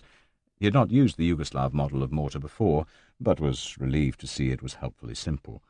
He prepared 70 mortar bombs, checking and arming the primers in the nose cone of each bomb. Repacking the prepared bombs into their boxes, he clipped 2 boxes, one above the other, to the webbing harness that had already been prepared from the army-style knapsacks he had bought in London 2 months earlier. Vlaminck concentrated on his 2 bazookas, of which only 1 would be used on the night of the attack. Again, the main limitation on what he could take with him was the weight factor. Everything had to be carried on a human back. Standing on the forepeak, using the tip of the flagpole sticking above the stern as a fixed point, his aiming disc slotted to the end of the bazooka, he carefully adjusted the sights to the weapon until he was certain he could take a barrel at 200 meters with no more than 2 shots. He had already picked Patrick as his backup man, for they had been together before and knew each other well enough to make a good team. With his backpack, the African would be carrying 10 bazooka rockets, as well as his own Schmeisser. Vlaminck added another 2 rockets as his personal load, and Cipriani sewed him 2 pouches to hang from his belt, which could contain the extra rockets. Shannon concentrated on the ancillary gear, examining the magnesium flare rockets and explaining to Dupree how they worked. He distributed 1 compass to each mercenary, tested the gas-powered foghorn, and checked the portable radio sets. Having time in hand, Shannon had the Toscana heave to for 2 days, well out at sea, in an area where the ship's radar told them there was no other shipping within 20 miles. As the ship lay almost stationary, heaving slightly on the swell, each man tested his personal Schmeisser. The whites had no problems. They had each, in their time, used 6 different submachine guns, and these weapons vary but slightly. The Africans took longer to get used to them, for most of their experience had been with bolt-action 7.92mm Mausers, or the standard 7.62 NATO self-loading rifle. One of the German carbines jammed repeatedly, so Shannon threw it overboard and gave the man another. Each African fired off 900 rounds. until he was accustomed to the feel of the Schmeisser in his hands, and each man had been cured of the annoying habit African soldiers tend to adopt of closing their eyes while they fire. The 5 empty and open-topped oil barrels had been stored for later use, and these were now streamed astern of the Toscana for target practice. At 100 metres, all of the men, black and white, could riddle a barrel before they had ceased their practice. 4 barrels were destroyed and sunk in this manner, and the 5th was used by Mark Vlaminck. He let it stream to 200 metres, then planted himself in the stern of the Toscana, feet apart and braced, the bazooka across his right shoulder, right eye applied to the sight. Judging the gentle heave of the deck, he waited until he was sure and fired off his first rocket. It screamed over the top of the barrel and exploded with a spout of spray into the ocean.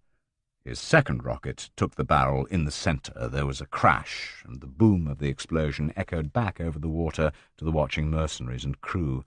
Fragments of tin plate spattered the water close to where the barrel had been, and a cheer came from the watchers. Grinning widely, Vlaminck turned to Shannon, ripped off the glasses he had used to protect his eyes, and wiped the specks of smut from his face. "You said you wanted a door taken off, Cat." "That's right. A bloody great wooden gate, Tiny." "I'll give it to you in matchsticks. That's a promise," said the Belgian. Because of the noise they had made, Shannon ordered the Toscana to move on the next day, and 2 days later he called his second halt. In the period underway, the men had hauled out the 3 assault craft and inflated them. They lay side by side along the main deck. Each, despite being a deep, dark grey in colour, had a brilliant orange nose and the name of the manufacturer in the same luminous colour down each side. These were painted out with black paint from the ship's store. When they were hove to for the second time, they tested all 3. Without the muffling boxes placed over the top of each engine, the Johnsons made an audible mutter, even when 400 yards away from the Toscana. With the boxes in place and the engines throttled back to less than quarter power, there was hardly a sound at 30 yards. They tended to overheat after 20 minutes at half power, but this could be stretched to 30 minutes if power was reduced. Shannon took one of the craft out for 2 hours, checking throttle settings for speed against noise to get the best combination. As the powerful outboards gave him a large reserve, he elected never to push them beyond 1/3 full power and advised his men to close down to less than 1/4 power for the last 200 yards as they approached the landing beaches of the target area. The walkie-talkies were also tested at up to 4 miles, and despite the heavy atmospherics and the hint of thunder in the stifling air, messages could still be heard if read over clearly and slowly. To get them used to the motion, the Africans were also given trips in the power craft at a varying range of speeds in daylight and at night. The night exercises were the most important. For one of them, Shannon took the other 4 whites and the 6 Africans 3 miles out from the Toscana, which burned one small light at her masthead. On the journey away from the ship, the 10 men had their eyes bandaged. When the masks were taken off, each was given 10 minutes to accustom his vision to the darkness of the sky and the ocean before the move back to the boat began. With the engine throttled down and dead silence maintained aboard, the assault craft moved quietly back towards the light that represented the Toscana. Sitting with the tiller bar in his hand, holding the power setting steady at 1/3, then cutting back to less than 1/4 for the final run-in, Shannon could feel the tension of the men in front of him. They knew this was what it would be like when they struck, and there would be no second chances. Back on board, Karl Waldenberg came up to Shannon as the 2 men watched the crew winch the vessel inboard by torchlight. "I hardly heard a sound," he said.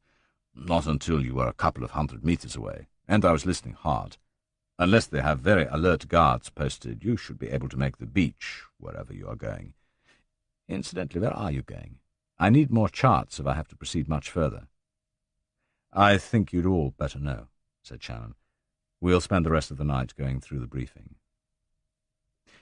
Until dawn, the crew, with the exception of the engineer who still slept with his engines, the 7 Africans and the 4 mercenaries listened to Shannon in the main saloon while he went through the entire plan of attack.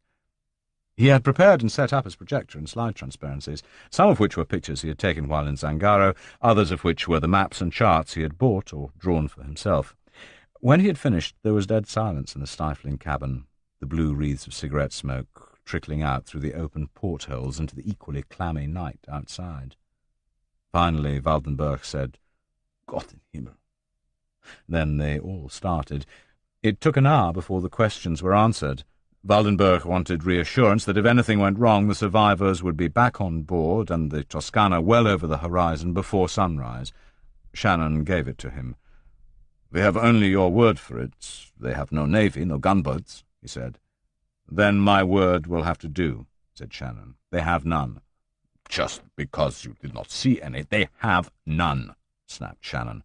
"I spent hours talking with people who have been there for years. There are no gunboats, no navy." The 6 Africans had no questions. They would each stick close to the mercenary who would lead them and trust that he knew what he was doing. The 7th, the doctor, asked briefly where he would be and accepted that he would remain on board the Toscana. The 4 mercenaries had a few purely technical questions, which Shannon answered in technical terms. When they came back up on deck, the Africans stretched themselves out on their sleeping bags and went to sleep.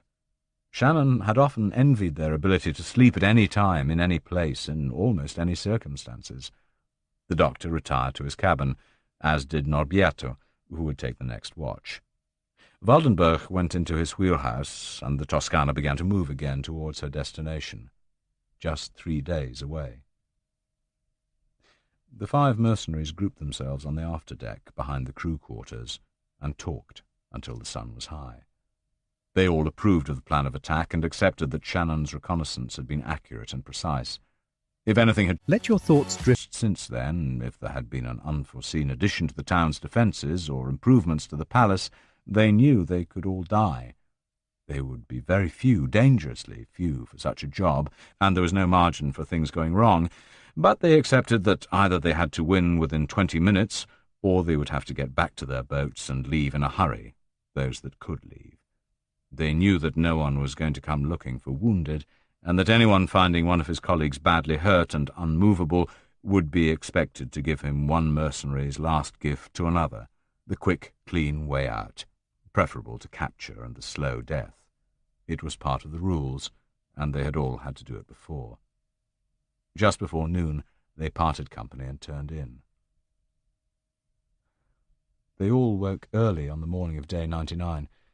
Shannon had been up half the night, watching beside Waldenberg, as the coastline loomed out of the perimeter of the tiny radar screen at the rear of the wheelhouse. "I want you to come within visual range of the coast to the south of the capital," he had told the captain, "and spend the morning steaming northwards, parallel to the shore, so that at noon we are off the coast, here." His finger jabbed the sea off the coast of the country to Zangara's northern side. During the 20 days at sea, he had come to trust the German captain. Waldenberg, having taken his money in Plochi port, had stuck by his side of the bargain, giving himself completely to making the operation as successful as he could. Shannon was confident the seaman would hold his ship at readiness 4 miles off the coast, a bit to the south of Clarence, while the firefight went on, and if the distress call came over the walkie-talkie, that he would wait until the men who had managed to escape rejoined the Toscana in their speedboats, before making at full power for the open sea. There was no spare man Shannon could leave behind to ensure this, so he had to trust Waldenberg. He had already found the frequency on the ship's radio on which Endine wanted him to transmit his first message, and this was timed for noon. The morning passed slowly. Through the ship's telescope, Shannon watched the estuary of the Zangara River move past, a long, low line of mangrove trees along the horizon. At mid-morning he could make out the break in the green line where the town of Clarence lay, and passed the telescope to Vlaminck, Langerote, Dupree, and Semler. Each studied the off-white blur in silence, and handed the glass to the next man.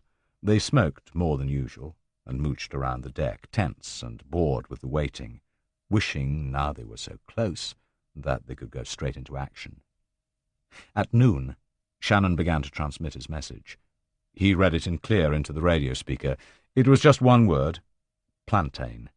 He gave it every 10 seconds for 5 minutes, then broke for 5 minutes, then gave it again. 3 times within 30 minutes, each time over a 5-minute period, he broadcast the word, and hoped that Endine would hear it somewhere on the mainland. It meant that Shannon and his men were on time and in position, and that they would strike Clarence and Kimba's palace in the small hours of the following morning. 22 miles away across the water, Simon Endine heard the word on his Braun transistor radio, folded the long wasp antenna, left the hotel balcony, and withdrew into the bedroom. Then he began, slowly and carefully, to explain to the former colonel of the Zangaran army that within 24 hours he, Antoine Bobby, would be president of Zangaro. At 4 in the afternoon, the colonel, grinning and chuckling at the thought of the reprisals he would take against those who had assisted in his ousting, struck his deal with Endine. He signed the document granting Bormac Trading Company a 10-year exclusive mining concession in the Crystal Mountains for a flat annual fee, a tiny profits participation by the Zangaran government, and watched Endine place in an envelope and seal a cheque certified by a Swiss bank for $500,000 in favour of Antoine Bobby. In Clarence, preparations went ahead through the afternoon for the following day's independence celebrations. 6 prisoners, lying badly beaten in the cells beneath the former colonial police station, listened to the cries of the Kimba patriotic youth marching through the streets above them, and knew that they would be battered to death in the main square as part of the celebrations Kimba had prepared. Photographs of the president were prominently hung on every public building, and the diplomatic wives prepared their migraines so they would be excused attendance at the ceremonies. In the shuttered palace, surrounded by his guards, President Jean Kimba sat alone at his desk, contemplating the advent of his 6th year of office. During the afternoon, the Toscana and her lethal cargo put about and began to cruise slowly back down the coast from the north. In the wheelhouse, Shannon sipped his coffee and explained to Waldenberg how he wanted the Toscana placed. "Hold her just north of the border until sundown," he told his captain. "After 9 p.m., start her up again and move diagonally towards the coast. Between sundown and 9, we will have streamed the 3 assault craft astern of the ship, each loaded with its complement. That will have to be done by torchlight, but well away from the land, at least 10 miles out. When you start to move, around 9, keep her really slow so you end up here, 4 miles out from the shore and 1 mile north of the peninsula. At 2 a.m. You'll be out of sight of the city in that position.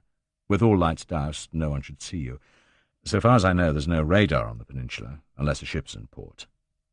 "Even if there is, she should not have a radar on," growled Waldenberg. He was bent over his inshore chart of the coast, measuring his distances with dividers and parallel rule. "When does the first craft set free and move inshore?" "At 2. That will be Dupree and his mortar crew. The other 2 boats cast adrift and head for the beach 1 hour later. Okay?" "Okay," said Waldenberg. "I'll have you there." "It has to be accurate," insisted Shannon. "We'll see no lights in Clarence, even if there are any, until we round the headland, so we'll be on compass heading only, calculating by speed and heading until we see the outline of the shore, which might be no more than 100 meters. It depends on the sky, cloud, moon, and stars." Waldenberg nodded. He knew the rest. After he heard the firefight begin, he was to ease the Toscana across the mouth of the harbour, 4 miles out, and heave to again 2 miles to the south of Clarence, 4 miles out from the tip of the peninsula. From then on he would listen on his walkie-talkie. If all went well, he would stay where he was until sun-up. If things went badly, he would turn on the lights at the masthead, the forepeak and the stern to guide the returning force back to the Toscana. Darkness that evening came early, for the sky was overcast, and the moon would not rise until the small hours of the morning. The rains had already started, and twice in the previous 3 days they had weathered drenching downpours as the skies opened. The weather report, listened to avidly on the radio, indicated there would be scattered squalls along the coast that night, but no tornadoes, and they could only pray there would be no torrential rains while the men were in their open boats or while the battle for the palace was on. Before sundown, the tarpaulins were hauled off the equipment, piled in rows along the main deck, and when darkness fell, Shannon and Norbiato began organizing the departure of the assault craft. The first over the side was the one Dupree would use. There was no point in using the derrick. The sea was only 8 feet beneath the deck at the lowest point. The men lowered the fully inflated craft into the water manually, and Semler and Dupree went down into it as it bobbed against the Toscana's side in the slow swell. The two men hoisted the heavy outboard engine into place over the stern and screwed it tight to the backboard. Before placing the muffler on top of it, Semler started the Johnson up and ran her for 2 minutes. The Serbian engineer had already given all 3 engines a thorough check-over, and it ran like a sewing machine. With the muffling box on top, the noise died to a low hum. Semler climbed out, and the equipment was lowered to Dupree's waiting hands. There were base plates and sighting gear for both mortars, then the 2 mortar tubes. Dupree was taking 40 mortar bombs for the palace and 12 for the barracks. To be on the safe side, he took 60 bombs, all primed and fused for detonation on impact. He also took both flare-launching rockets and the 10 flares, one of the gas-powered foghorns, 1 walkie-talkie, and his night glasses. Slung over his shoulder, he had his personal Schmeisser, and stuck in his belt were 5 full magazines. The 2 Africans who were going with him, Timothy and Sunday, were the last into the assault craft. When it was ready, Shannon stared down at the 3 faces that looked back up at him in the dim torchlight. "Good luck," he called softly. For answer, Dupree raised 1 thumb and nodded. Holding the painter of the assault craft, Semler moved back along the rail while Dupree fended off from down below. When the craft was streamed astern of the Toscana in complete darkness, Semler tied her painter to the after rail, leaving the 3 men to bob up and down on the swell. The second boat took less time to get into the water, for the men had got the hang of it. Mark Flanink went down with Semler to set the outboard engine in position, for this was their boat. Flanink was taking 1 bazooka and 12 rockets, 2 on his own body, the other 10 carried by his backup man, who was Patrick. Semler had his personal Schmeisser and 5 magazines, each in easy extraction pouches hung around his belt. He had a set of night glasses round his neck, and the second walkie-talkie strapped to 1 thigh. As he was the only man who could speak German, French, and reasonable English, he would double as the main attack party's radio operator. When the 2 whites were ensconced in their craft, Patrick and Ginger, who would be Semler's backup man, slid down the Jacob's ladder from the Toscana and took their places. The 2 were streamed astern of the ship, and Dupree's painter was passed to Semler, who made it fast to his own assault craft. The 2 inflatable vessels bobbed behind the Toscana in line astern, separated by the length of rope, but none of their occupants said a word. Langerotti and Shannon took the 3rd and last boat. They were accompanied by Bartholomew and Johnny, the latter a big, grinning fighter who had been promoted to captain at Shannon's insistence when they last fought together, but who had refused to take his own company, as his new rank entitled him, preferring to stick close to Shannon and look after him. Just before Shannon, who was the last man into the boats, descended the ladder, Captain Waldenberg appeared from the direction of the bridge and tugged at his sleeve. The German pulled the mercenary to one side and muttered quietly, "We may have a problem." Shannon was immobile, frozen by the thought that something had gone seriously wrong. "What is it?" he asked. "There's a ship lying off Clarence, further out than us." "How long since you saw it?" "Some time," said Waldenberg, "but I thought it must be cruising south down the coast, like us, or moving northwards. But it's not. It's riding too." "You're sure? There's no doubt about it?" "None at all. When we came down the coast, we were moving so slowly that if the other had been steaming in the same direction, she'd be well away by now. If northwards, she'd have passed us by now. She's immobile." "Any indication of what she is, who she belongs to?" The German shook his head. "The size of a freighter. No indication who she is unless we contact her." Shannon thought for several minutes. If she were a freighter bringing cargo to Zangaro, would she anchor till morning before entering harbour? He asked. Waldenberg nodded. "Quite possible. Entry by night is frequently not allowed in some of the smaller ports along this coast. She's probably riding out until the morning before asking permission to enter port." "If you've seen her, presumably she's seen you," Shannon suggested. "Bound to," said Waldenberg. "We're on her radar, all right." "Could her radar pick up the dinghies?" "Unlikely," said the captain. "Too low in the water, most probably." "We go ahead," said Shannon. "It's too late now. We have to assume she's just a freighter, waiting out the night." "She's bound to hear the firefight," said Waldenberg. "What can she do about it?" The German grinned. "Not much. If you fail, and we're not out of here before sunrise, she'll recognize the Toscana through binoculars." "We mustn't fail, then. Carry on, as ordered." Waldenberg went back to his bridge. The middle-aged African doctor, who had watched the proceedings in silence, stepped forward. "Good luck, Major," he said in perfectly modulated English. "God go with you." Shannon felt like saying that he would have preferred a wombat recoil-less rifle, but held his tongue. He knew these people took religion very seriously. He nodded, said, "Sure," and went over the side. Out of the darkness, looking up at the dim blob of the Toscana stern above him, there was complete silence but for the slop of the water against the rubberized hulls of the boats. Occasionally it gurgled behind the ship's rudder. From the landward side there was not a sound, for they were well out of earshot of the shore, and by the time they came close enough to hear shouts and laughter it would be well past midnight, and with luck everyone would be asleep.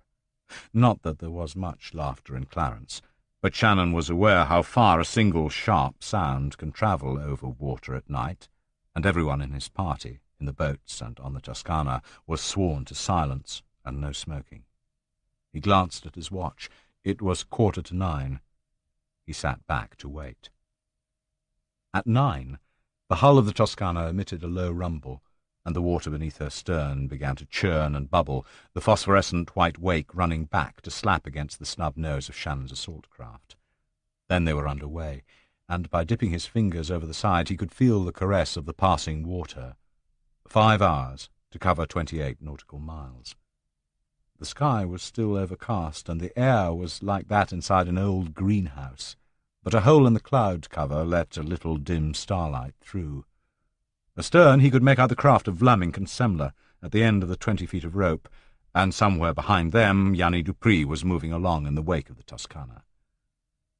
The 5 hours went by like a nightmare. Nothing to do but watch and listen. Nothing to see but the darkness and the glitter of the sea, nothing to hear but the low thump of the Toscana's old pistons moving inside her rusted hull. No one could sleep, despite the mesmeric rocking of the light craft, for the tensions were building up in every man in the operation. But they did pass, somehow. Semler's watch said 2:05 when the noise of the Toscana's engines died, and she slowed to idle in the water. From above the after rail, a low whistle came through the darkness. Waldenberg, letting him know they were in position for cast-off. Shannon turned his head to signal Semler, but Dupree must have heard the whistle, for a few seconds later they heard his engine cough into life and began to move away towards the shore. They never saw him go, just heard the low buzz of the engine under its muffler vanishing into the darkness.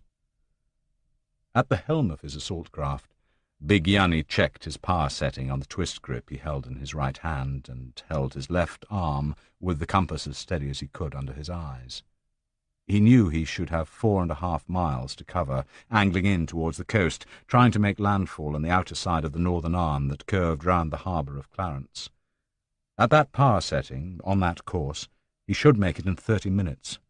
At 25 minutes he would shut the engine almost closed, and try to make out his landfall by eyesight. If the others gave him 1 hour to set up his mortars and flare rockets, they should move past the tip of the points towards their own beach landing just about the time he was ready. But for that hour, he and his 2 Africans would be the only ones on the shore of Zangaro. That was all the more reason why they should be completely silent as they set up their battery. 22 minutes after he left the Toscana, Dupree heard a low psst from the bow of his dinghy. It was Timothy, whom he had posted as a lookout. Dupree glanced up from his compass, and what he saw caused him to throttle back quickly. They were already close to a shoreline, little more than 300 yards, and the dim starlight from the hole in the clouds above them made out a line of deeper darkness right ahead. Dupree squinted hard, easing the craft another 200 yards inshore. It was mangrove. He could hear the water chuckling among the roots. Far out to his right he could discern the line of vegetation end, and the single rise of the horizon between sea and night sky run away to the end of vision. He had made landfall 3 miles into the northern coast of the peninsula. He brought his boat about, still keeping the throttle very low and virtually silent, and headed back out towards the sea. He set the tiller to keep the shoreline of the peninsula in vision at 1/2 a mile until he reached the limit of the strip of land at whose end the town of Clarence stood, then again headed slowly inshore. At 200 meters he could make out the long, low spit of gravel that he was seeking, and in the 38th minute after leaving the Toscana, he cut the engine and let the assault craft drift on its own momentum towards the spit. It grounded with a soft grating of fabric on gravel. Dupree stepped lightly down the boat, avoiding the piles of equipment, swung a leg over the prow and dropped onto the sand. He felt for the painter and kept it in his hand to prevent the boat drifting away. For 5 minutes all 3 men remained immobile, listening for the slightest sound from the town they knew lay over the low hammock of gravel and scrub in front of them, and 400 yards to the left. But there was no sound. They had arrived without causing any alarm. When he was certain, Dupree slipped a marlinspike out of his belt and rammed it deep into the shingle of the shore, tying the painter securely to it. Then he rose to a crouch and ran lightly up the hammock ahead of him. It was barely 15 feet above sea level at its top, and covered in knee-high scrub that rustled against his boots. The rustling was no problem. It was drowned by the slap of the sea on the shingle, and far too soft to be heard away in the town. Crouching at the spine of the strip of land that formed one arm of the harbour, Dupree looked over the top. To his left he could make out the spit running away into the darkness, and straight ahead lay more water, the flat, mirror calm of the protected harbour. The end of the spit of gravel was 10 yards to his right. Returning to the assault craft, he whispered to the 2 Africans to begin unloading the equipment in complete silence. As the bundles came onto the shore, he picked them up and carried them one by one to the top of the rise. Each metallic piece was covered in sacking to prevent noise if 2 should knock together. When the whole of his weaponry was assembled, Dupree began to set it up. He worked fast and quietly. At the far end of the spit, where Shannon had told him there was a round, flat area, he set up his main mortar.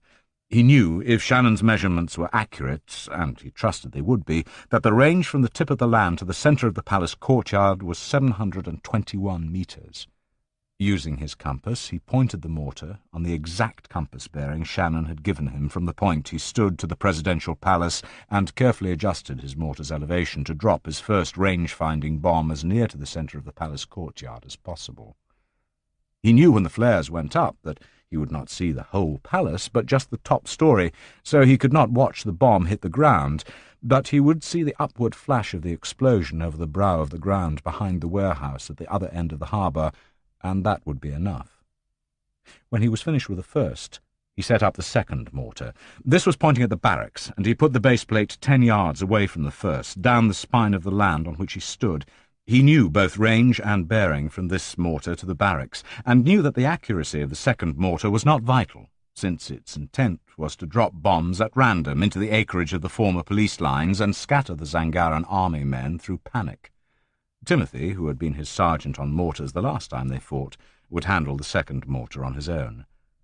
He established a pile of 12 mortar bombs next to the second tube, settled Timothy beside it, and whispered a few last instructions into his ear.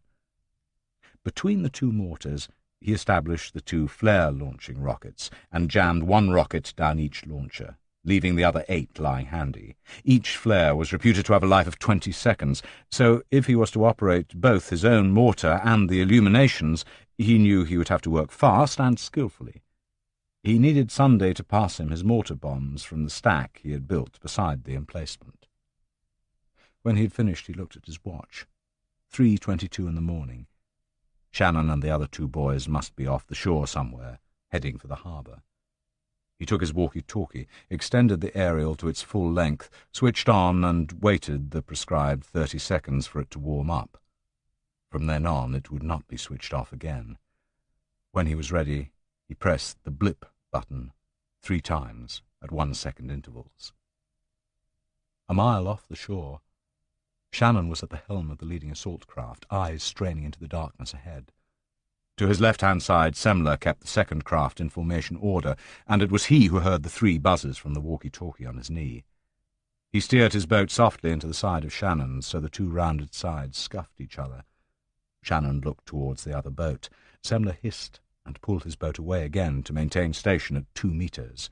Shannon was relieved. He knew Semler had heard Dupree's signal across the water, and that the rangy Afrikaner was set up and waiting for them. 2 minutes later, 1,000 metres off the shore, Shannon caught the quick flash from Dupree's torch, heavily masked and blinkered to a pinpoint of light. It was off to his right, so he knew that he was heading too far north. In unison the two craft swung to starboard, Shannon trying to recall the exact point from which the light had come and to head for a point 100 metres to the right of it. That would be the harbour entrance. The light came again when Dupree caught the low buzz of the two outboard engines as they were 300 metres from the tip of the point. Shannon spotted the light and changed course a few degrees. 2 minutes later, shut down to less than a quarter power, and making no noise louder than a bumblebee, the two assault craft went by the tip of the spit where Dupree was crouching 50 metres out. The South African caught the glitter of the wake, the bubbles from the exhausts rising to the surface. Then they were gone, into the harbour entrance and across the still water towards the warehouse on the other side. There was still no sound from the shore when Shannon's straining eyes made out the bulk of the warehouse against the marginally lighter skyline, steered to the right and grounded on the shingle of the fishing beach among the natives' dug-out canoes and hanging fish nets. Semler brought his own boat to the shore a few feet away, and both engines died together. Like Dupree, all the men remained motionless for several minutes, waiting for an alarm to be called. They tried to make out the difference between the humped backs of the fishing canoes and the shape of an awaiting ambush party. There was no ambush. Shannon and Semler stepped over the side. Each jabbed a marline spike into the sand and tethered the boats to it. The rest followed. With a low, muttered, "Come on, let's go." Shannon led the way across the beach and up the sloping incline of the 200-yard-wide plateau between the harbour and the sleeping palace of President Jean Kimba.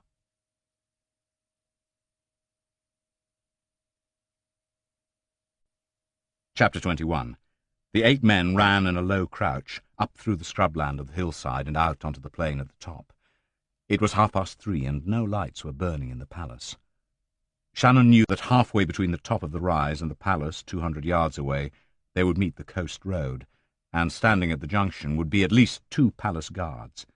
He expected he would not be able to take them both silently, and that after the firing started they would have to crawl the last 100 yards to the palace wall. He was right.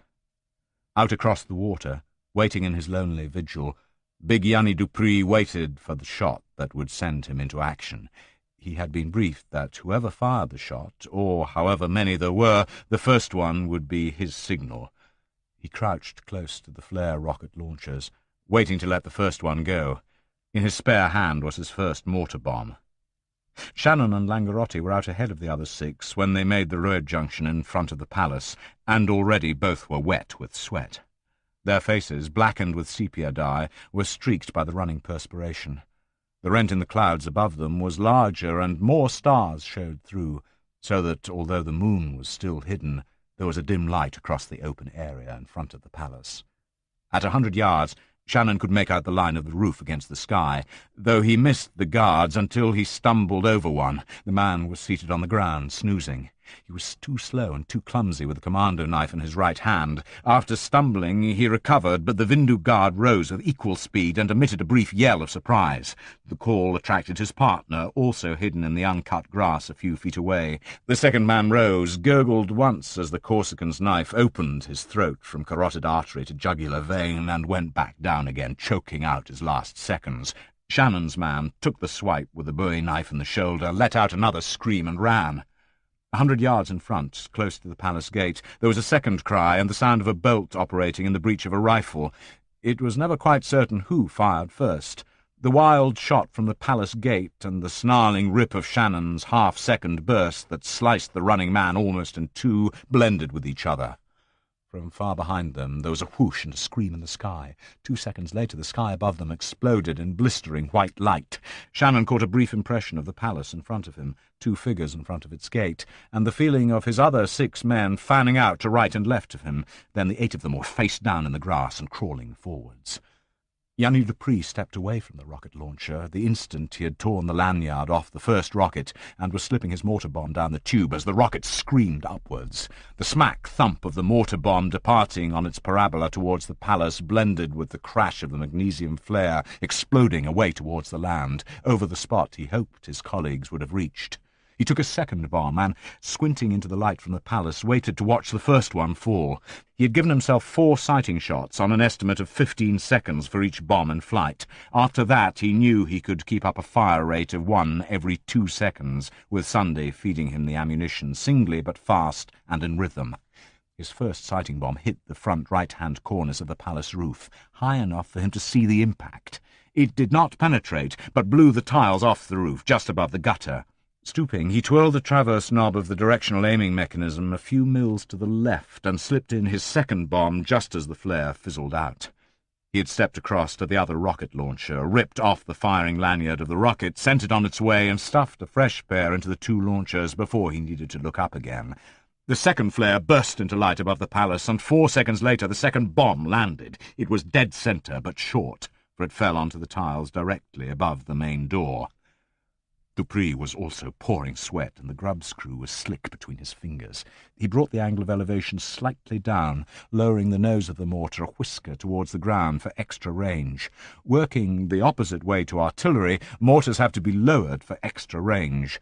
Dupree's third mortar was on its way before the flare fizzled out, and he had a full 15 seconds to send up the third flare, trot down the spit a short way to actuate the foghorn, and be back in time to watch the mortar explode. It went clean over the palace roof and into the courtyard behind. He saw the red glow for a split second, then it was gone. Not that it mattered. He knew he had got his range and direction exactly right. There would be no shortfalls to endanger his own men in front of the palace.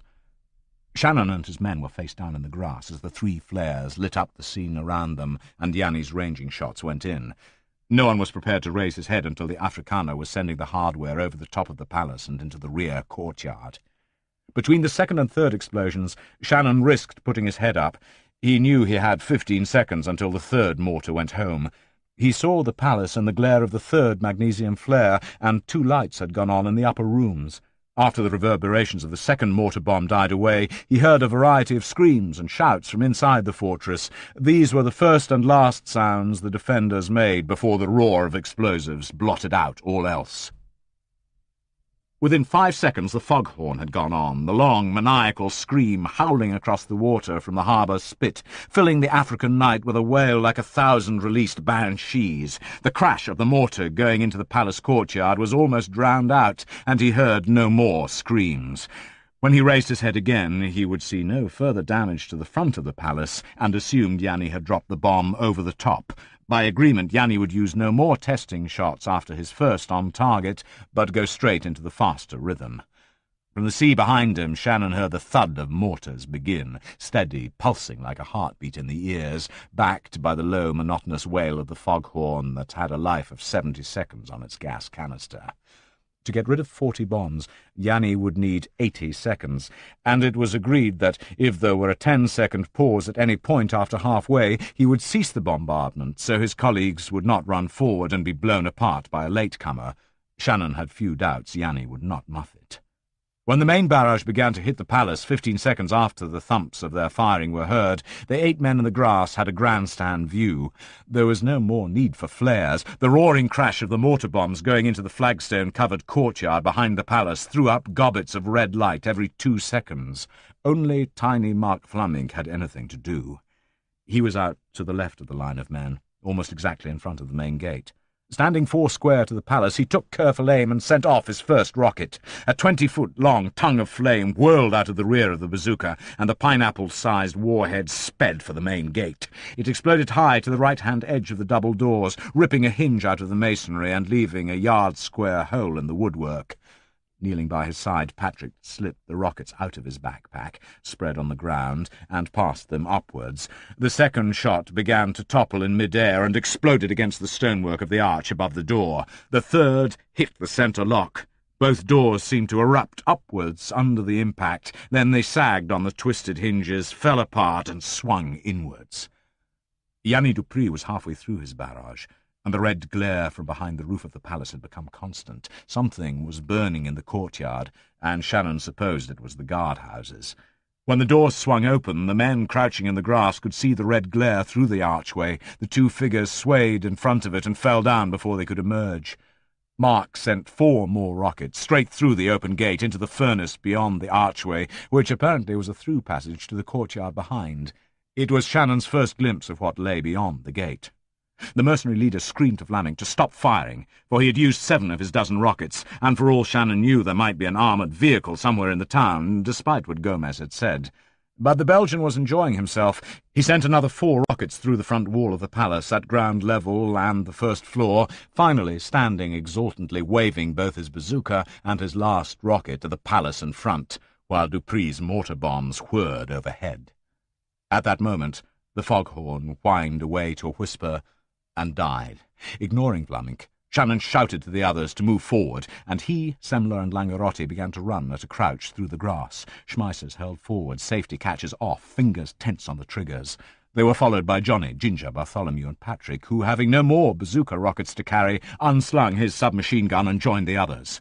At 20 metres, Shannon stopped and waited for Dupree's last bombs to fall. He had lost count of how many were still to come, but the sudden silence after the last bomb fell told him it was over. For a second or two, the silence itself was deafening. After the foghorn and the mortars, the roar and crash of Tiny's bazooka rockets, the absence of sound was almost uncanny. So much so that it was almost impossible to realize the entire operation had lasted less than 5 minutes. He wondered for a second if Timothy had sent off his dozen mortar bombs to the army barracks, if the soldiers had scattered, as he surmised they would, and what the other citizens of the town had thought of the inferno that must have nearly deafened them. He was jerked into wakefulness when the next 2 magnesium flares exploded over him, one after the other, and without waiting longer he leapt to his feet, screamed, "Come on!" and ran the last 20 metres to the smouldering main gate. He was firing as he went through, sensing more than seeing the figure of Jean-Baptiste Langerotti to his left and Kurt Semler closing up on his right. Through the gate and inside the archway, the scene was enough to stop anybody in their tracks. The arch went straight through the main building and into the courtyard. Above the courtyard, the flares still burned with a stark brilliance that lit the scene behind the palace like something from the inferno. Kimbo's guards had been caught asleep by the first sighting shots, which had brought them out of their lean-to barracks huts and into the centre of the paved area. That was where the third shot and the succeeding 40 quick-succession bombs had found them. Up one wall ran a ladder, and 4 mangled men hung from its rungs, caught in the back as they tried to run to the top of the enclosing wall. The rest had taken the full force of the mortars, exploding on stone flags and scattering lethal shards of steel in all directions. There were piles of bodies, some still half alive, most very dead. 2 army trucks and 3 civilian vehicles, one the presidential Mercedes, were standing shredded from end to end against the rear wall. Several palace servants about to flee the horror in the rear had apparently been grouped behind the main gate when Fleming's mortars came through. They were strewn all over the undercover area beneath the archway. To right and left were further arches, each leading to what seemed to be a set of stairs to the upper floors. Without waiting to be asked, Semler took the right-hand set, Langerotti the left. Soon there were bursts of submachine carbine fire from each side as the 2 mercenaries laundered the upper floor. Just beyond the stairs to the upper floors were doors at ground level, 2 on each side. Shouting to make himself heard above the screams of the maimed Vindu and the chattering of Semler Schmeisser upstairs, Shannon ordered the 4 Africans to take the ground floor. He did not have to tell them to shoot everything that moved. They were waiting to go, eyes rolling, chests heaving. Slowly, cautiously, Shannon moved through the archway into the threshold to the courtyard at the rear. If there was any opposition left in the palace guards, it would come from there. As he stepped outside, a figure with a rifle ran screaming at him from his left. It could be a panic-stricken Vindu was making a break for safety, but there was no time to find out. Shannon whirled and fired. The man jackknifed and blew a froth of blood from an already dead mouth onto Shannon's blouse front. The whole area and palace smelt of blood and fear, sweat and death, and over it all the greatest intoxicant smell in the world for mercenaries, the reek of cordite. He sensed, rather than felt, the scuff of footsteps in the archway behind him and swung round. From one of the side doors into which Johnny had run to start mopping up the remaining Vindu alive inside the palace, a man had emerged. What happened when he reached the centre of the flagstones under the arch, Shannon could only recall later as a kaleidoscope of images. The man saw Shannon the same time Shannon saw him, and snapped off a shot from the gun he clenched in his right hand at hip level. Shannon felt the slug blow softly on his cheek as it passed. He fired half a second later, but the man was agile. After firing, he went to the ground, rolled, and came up in the fire position a second time. Shannon's Schmeisser had let off 5 shots, but they went above the gunman's body as he went to the flagstones. Then the magazine ran out. Before the man in the hallway could take another shot, Shannon stepped aside and out of sight behind a stone pillar, snapped out the old magazine and slapped in a new one. Then he came round the corner, firing. The man was gone. It was only then he became fully conscious that the gunman, stripped to the waist and barefoot, had not been an African. The skin of his torso, even in the dim light beneath the arch, had been white, and the hair dark and straight. Shannon swore and ran back towards the embers of the gate on their hinges. He was too late. As the gunman ran out of the shattered palace, tiny Mark Vlaminck was walking towards the archway. He had his bazooka cradled in both hands across his chest, the last rocket fitted into the end. The gunman never even stopped. Still running flat out, he loosed off 2 fast shots that emptied his magazine. They found the gun later in the long grass. It was a Makarov 9mm, and it was empty. The Belgian took both shots in the chest, one of them in the lungs. Then the gunman was past him, dashing across the grass for safety. Beyond the reach of the light cast by the flares, Dupree was still sending up. Shannon watched as Vlaminck, moving in a kind of slow motion, turned to face the running man, raised his bazooka, and slotted it carefully across his right shoulder, took steady aim and fired. Not often does one see a bazooka the size of the warhead on the Yugoslav RPG-7 hit a man in the small of the back. Afterwards they could not even find more than a few pieces of cloth from his trousers. Shannon had to throw himself flat again to avoid being broiled by the backlash of flame from the Belgian's last shot. He was still on the ground, 8 yards away, when Tiny Mark dropped his weapon and crashed forward, arms outspread, across the hard earth before the gateway. Then the last of the flares went out. Big Yanni Dupree straightened up after sending off the last of his 10 magnesium flares and yelled, "Sunday!" He had to shout 3 times before the African standing 10 yards away could hear him. All 3 men were partly deaf from the pounding their ears had taken from the mortar and the foghorn. He shouted to Sunday to stay behind and keep watch over the mortars and the boat. Then, signalling to Timothy to follow him, he began to jog-trot through the scrub and brushes along the spit of sand towards the mainland. Although he had loosed off more firepower than the other 4 mercenaries put together, he saw no reason why he should be denied all the action. Besides, his job was still to silence the army barracks, and he knew from his memory of the maps on board the Toscana roughly where it was. It took the pair of them 10 minutes to reach the road that ran across the end of the peninsula from side to side, and instead of turning right towards the palace, Dupree led the way left towards the barracks. Yanni and Timothy had slowed to a walk, one on each side of the laterite road, their Schmeissers pointing forwards, ready to fire the moment trouble showed itself. The trouble was round the first bend in the road. Scattered 20 minutes earlier by the first of the mortar bombs dispatched by Timothy, falling between the hutments that made up the barracks lines, the 200 encamped men of Kimber's army had fled into the night. But about a dozen of them had regrouped in the darkness and were standing at the edge of the road, muttering in low whispers among themselves. If they had not been so deaf, Dupree and Timothy would have heard them sooner. As it was, they were almost on the group before they saw them, shadows in the shadows of the palm trees. 10 of the men were naked, having been roused from sleep. The other 2 had been on guard duty and were clothed and armed. The previous night's torrential rain had left the ground so soft that most of Timothy's dozen mortar bombs had embedded themselves too deeply in the earth to have their full intended impact. The Vindu soldiers they found waiting round that corner still had something of their wits about them. One of them also had a hand grenade. It was the sudden movement of the soldiers when they saw the white gleam of Dupree's face, from which the dye had long since run away with his sweat, that alerted the South African. He screamed, "Fire!" and opened up at the group. 4 of them were cut apart by the stream of slugs from the Schmeisser. The other 8 ran, 2 more falling as Dupree's fire pursued them into the trees. As he ran, one of them turned and hurled the thing he carried in his hand. He had never used one before, nor ever seen one used, but it was his pride and joy, and he had always hoped to use it one day. The grenade went high in the air, out of sight, and when it fell it hit Timothy full in the chest. In instinctive reaction, the African veteran clutched at the object as he went over backwards, and sitting on the ground recognized it for what it was. He also saw that the fool who had thrown it had forgotten to take the pin out. Timothy had seen a mercenary catch a grenade once. He had watched as the man hurled it straight back at the enemy. Rising to his feet, Timothy whipped the pin out of the grenade and threw it as far as he could after the retreating Vindu soldiers. It went high into the air a second time, but this time it hit a tree.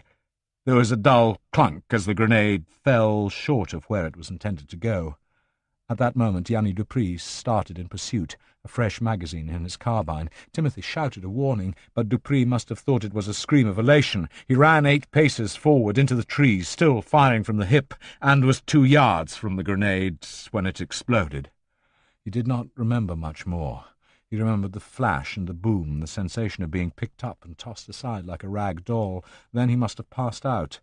He came to lying out on the laterite road, and there was someone kneeling in the road beside him, cradling his head. He could feel that his throat was very warm, like the time he had had a fever as a boy, a comfortable, drowsy feeling, half awake and half asleep.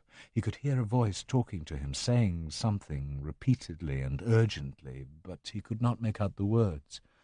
"Sorry, Yanni. So sorry. Sorry." He could understand his own name, but that was all. The language was different, not his own language, but something else. He swiveled his eyes round to the person who was holding him, and made out a dark face in the half-light beneath the trees. He smiled and said, quite clearly in Afrikaans, "Hello, Peter." He was staring up at the gap between the palm fronds when finally the clouds shifted to one side and the moon came out. It looked enormous, as it always does in Africa, brilliant white and shining. He could smell the rain in the vegetation beside the road, and see the moon sitting up there, glistening like a giant pearl, like the pearl rock after the rain. It was good to be back home again, he thought. Yanni Dupree was quite content when he closed his eyes again and died. It was 5:30 when enough natural daylight filtered over the horizon for the men at the palace to be able to switch off their torches.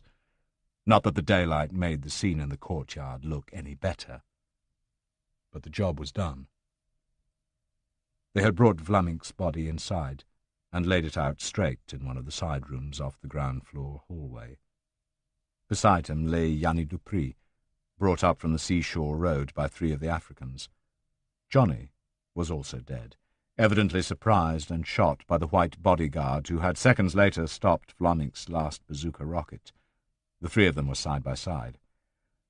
Semler had summoned Shannon to the main bedroom on the first floor and showed him by torchlight the figure he had gunned down as he tried to clamber out of the window. "That's him," said Shannon. There were 6 survivors from among the dead president's domestic staff. They had been found cowering in one of the cellars, which they had found, more by instinct than logic, to be the best security from the rain of fire from the skies. These were being used as forced labour to tidy up. Every room in the main part of the palace was examined, and the bodies of all the other friends of Kimba and palace servants who had been lying around the rooms were carried down and dumped in the courtyard at the back. The remnants of the door could not be replaced, so a large carpet taken from one of the staterooms was hung over the entrance to mask the view inside.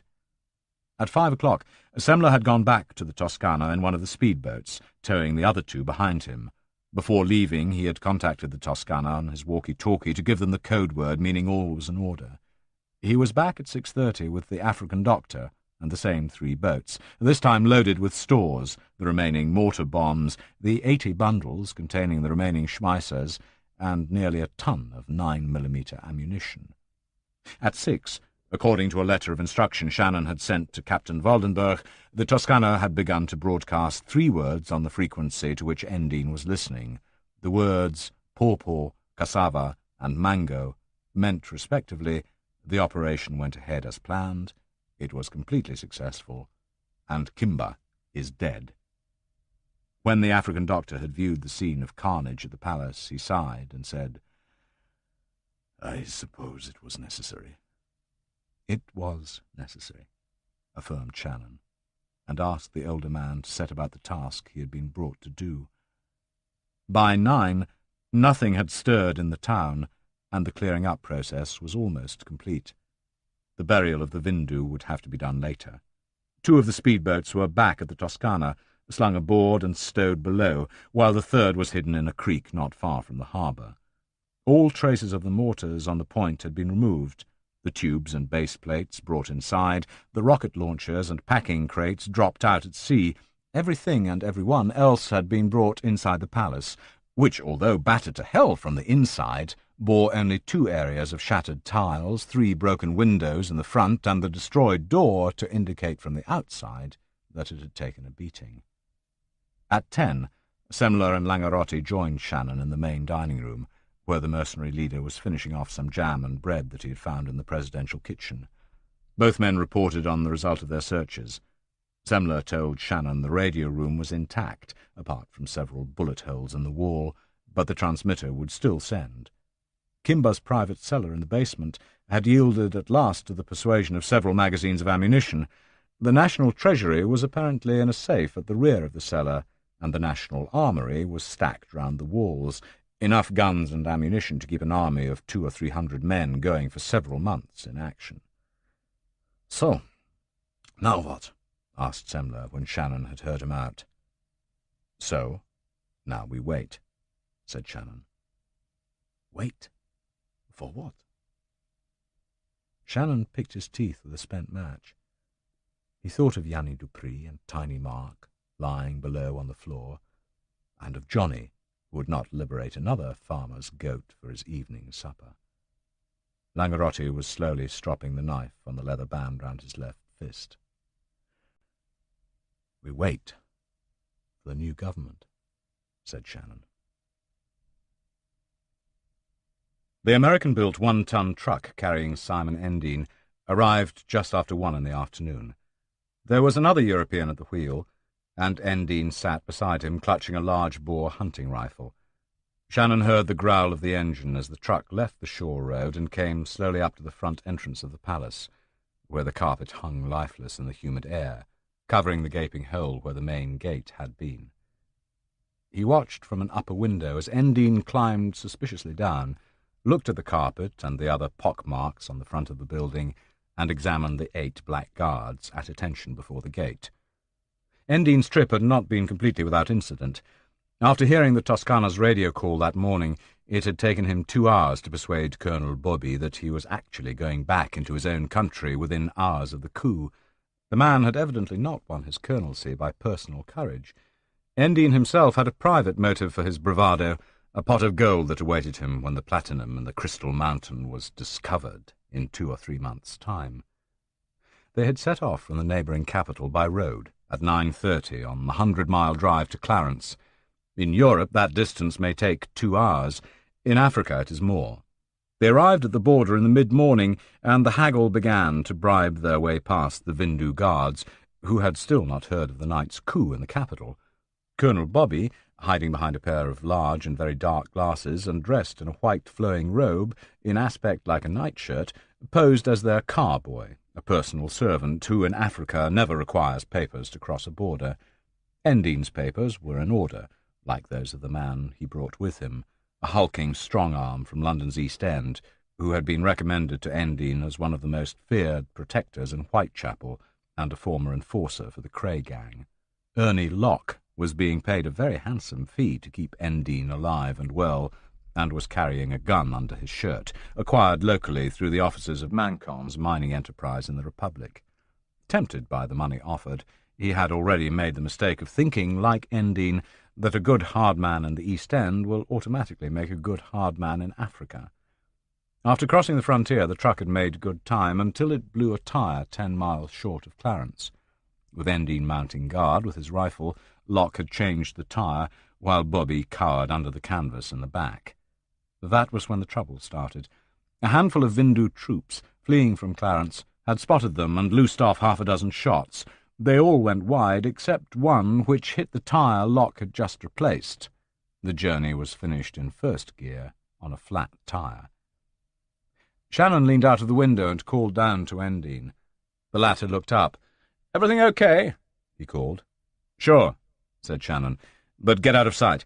No one seems to have moved yet, but someone is bound to start snooping soon." Endine led Colonel Bobby and Locke through the curtain, and they mounted to the first floor, where Shannon was waiting. When they were seated in the presidential dining room, Endine asked for a full report on the previous night's battle. Shannon gave it to him. "Kimba's palace guard?" asked Endine. For answer, Shannon led him to the rear window, whose shutters were closed, pushed one open, and pointed down into the courtyard, from which a ferocious buzzing of flies mounted. Endine looked out and drew back. "The lot?" he asked. "The lot," said Shannon. "Wiped out." "And the army?" 20 dead, the rest scattered. All left their arms behind, except perhaps a couple of dozen with bolt-action Mausers. No problem. The arms have been gathered up and brought inside. "The presidential armory?" "In the cellar, under our control." "And the national radio transmitter?" "Downstairs, on the ground floor. Intact. We haven't tried the electricity circuits yet, but the radio seems to have a separate diesel-powered generator." Endine nodded, satisfied. "Then there's nothing for it but for the new president to announce the success of his coup last night, the formation of a new government, and to take over control," he said. "What about security?" asked Shannon. "There's no army left intact until they filter back, and not all the Vindu may want to serve under the new man." Endine grinned. "They'll come back when the word spreads that the new man has taken over, and they'll serve under him just so long as they know who is in charge. And they will. In the meantime, this group you seem to have recruited will suffice. After all, they're black, and no European diplomats here are likely to recognize the difference between one black and another." "Do you?" asked Shannon. Endine shrugged. "No," he said, "but it doesn't matter. By the way, let me introduce the new president of Zangaro." He gestured towards the Zangaran colonel, who had been surveying the room he already knew well, a broad grin on his face. "Former commander of the Zangaran army, successful operator of a coup d'etat, as far as the world knows, and new president of Zangaro, Colonel Antoine Bobby." Shannon rose, faced the colonel, and bowed. Bobby's grin grew even wider. Shannon gestured to the door at the end of the dining room. "Perhaps the president would like to examine the presidential office," he said. Endine translated. Bobby nodded and lumbered across the tiled floor and through the door. It closed behind him. 5 seconds later, there came the crash of a single shot. After Shannon reappeared, Endine sat for a moment staring at him. "What was that?" he asked, unnecessarily. "A shot," said Shannon. Endine was on his feet, across the room and standing in the open doorway to the study. He turned round, ashen-faced, hardly able to speak. "You shot him," he whispered. "All this bloody way, and you shot him. You're mad, Shannon. You're fucking crazy." His voice rose with his rage and bafflement. "You don't know what you've done, you stupid, blundering maniac, you bloody mercenary idiot!" Shannon sat back in the armchair behind the dining table, gazing at Endine with scant interest. From the corner of his eye he saw the bodyguard's hand move under his floppy shirt. The second crash seemed louder to Endine, for it was nearer. Ernie Locke went back, out of his chair, in a complete somersault, and sprawled across the tiles, varying the pattern of the old colonial marquetry with a thin filament of blood that came from his midriff. He was quite dead, for the soft bullet had gone through to shatter his spine. Shannon brought his hand out from under the oak table and laid the Makarov 9mm automatic on the table. A wisp of blue smoke wriggled out of the end of the barrel. Endine seemed to sag at the shoulders, as if the knowledge of the certain loss of his personal fortune, promised by Sir James Manson when Bobby was installed, had suddenly been compounded by the realization that Shannon was the most completely dangerous man he had ever met. But it was a bit late to realize that. Semler appeared in the doorway of the study behind Endine, and Langerotti slipped quietly through the dining-room door from the corridor. Both held Schmeissers, catch-off, very steady, pointing at Endine. Shannon rose. "Come on," he said. "I'll drive you back to the border. From there you can walk." The single unpunctured tire from the 2 Zangaran trucks in the courtyard had been fitted to the vehicle that had brought Endine into the country. The canvas behind the cab had been taken away, and 3 African soldiers crouched in the back with submachine carbines. Another 20, fully uniformed and equipped, were being marshalled into a line outside the palace. In the hallway, close to the shattered door, they met a middle-aged African in civilian clothes. Shannon nodded to him and exchanged a few words. "Everything okay, Doctor?" "Yes, so far.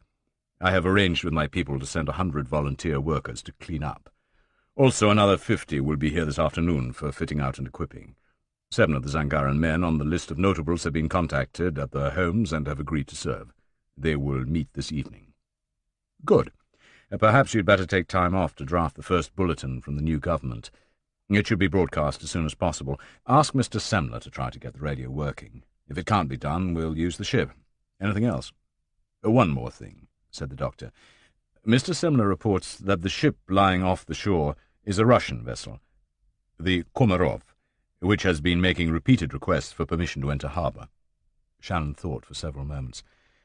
"Ask Mr. Semler to have conveyed from the shore to the Komarov the following: request declined. Stop indefinitely. Stop," he said. They parted, and Shannon took Endine back to his lorry. He took the wheel himself and swung the truck back on the road to the hinterland on the border. "Who was that?" asked Endine sourly, as the truck sped along the peninsula, past the shanty town of the immigrant workers, where all seemed to be bustle and activity. With amazement, Endine noticed that each crossroads had an armed soldier with a submachine carbine standing on point duty. "The man in the hallway?" asked Shannon. "Yes." "That was Dr. Okoye." "A witch doctor, I suppose?" "Actually, he's a Ph.D. of Oxford." "Friend of yours?" "Yes." There was no more conversation until they were on the highway towards the north. "All right," said Endine at last. "I know what you've done. You've ruined one of the biggest and richest coups that has ever been attempted. You don't know that, of course. You're too bloody thick. What I'd like to know is why. In God's name, why?" Shannon thought for a moment, keeping the truck steady on the bumpy road that had deteriorated to a dirt track. "You made 2 mistakes, Endine," he said carefully. Endine started at the sound of his real name. "You assume that because I'm a mercenary I'm automatically stupid. It never seemed to occur to you that we are both mercenaries, along with Sir James Manson and most of the people who have power in this world. The second was that you assumed all black people were the same, because to you they look the same. I don't follow you. You did a lot of research on Zangaro. You even found out about the tens of thousands of immigrant workers who virtually keep this place running. It never occurred to you that those workers form a community of their own. They're a third tribe, the most intelligent and hard-working one in the country. Given half a chance, they can play a part in the political life of the country. What's more, you fail to recognize that the new army of Zangaro, and therefore the power in the country, might be recruited from among that third community. In fact, it just has been. Those soldiers you saw were neither Vindu nor Kaja. There were 50 in uniform and armed when you were in the palace, and by tonight there'll be another 50. In 5 days there will be over 400 new soldiers in Clarence, untrained, of course, but looking efficient enough to keep law and order. They'll be the real power in this country from now on. There was a coup d'etat last night, all right, but it wasn't conducted for or on behalf of Colonel Bobby. For whom, then? For the general. Which general? Shannon told him the name. Endine faced him, mouth open in horror. Not him. He was defeated. Exiled. For the moment, yes. Not necessarily forever. Those immigrant workers are his people. They call them the Jews of Africa. There are 1.5 million of them scattered over this continent. In many areas they do most of the work and have most of the brains. Here in Zangaro they live in the shanty town behind Clarence.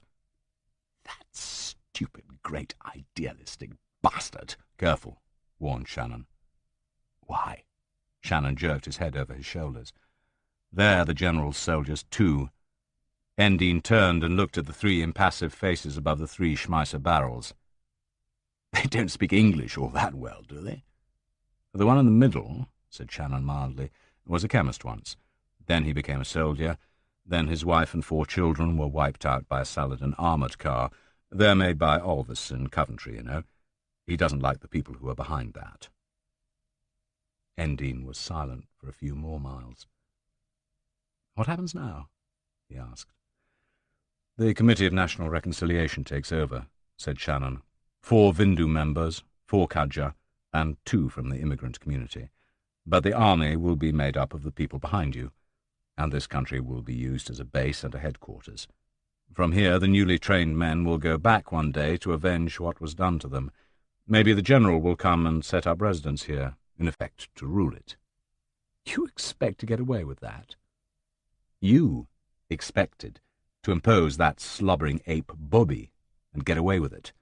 At least the new government will be moderately fair. That mineral deposit, which I happen to know is platinum, buried somewhere in the Crystal Mountain, and no doubt the new government will find it eventually, and no doubt it will be exploited. But if you want it, you will have to pay for it, a fair price, a market price. Tell Sir James that when you get back home." Round the corner they came within view of the border post. News travels fast in Africa, even without telephones, and the Vindu soldiers on the border post had gone. Shannon stopped the truck and pointed ahead. "You can walk the rest," he said. Endine climbed down. He looked back at Shannon in the cab with undiluted hatred.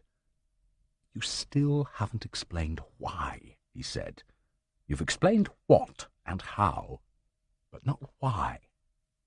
Shannon stared ahead up the road.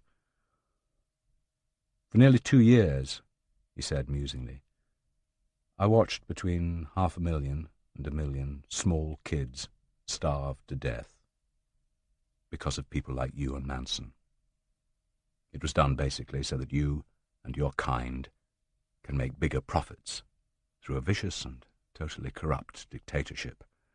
And it was all done in the name of law and order, of legality and constitutional justification.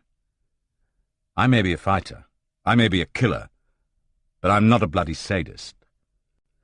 I worked out for myself how it was done, and why it was done, and who were the men behind it. Visible up front were a bunch of politicians and Foreign Office men, but they're just a cage of posturing apes, neither seeing nor caring past their interdepartmental squabbles and their re-election. Invisible behind them were profiteers, like your precious James Manson. That's why I did it. Tell Manson when you get back home. I'd like him to know, personally, from me. Now, get walking."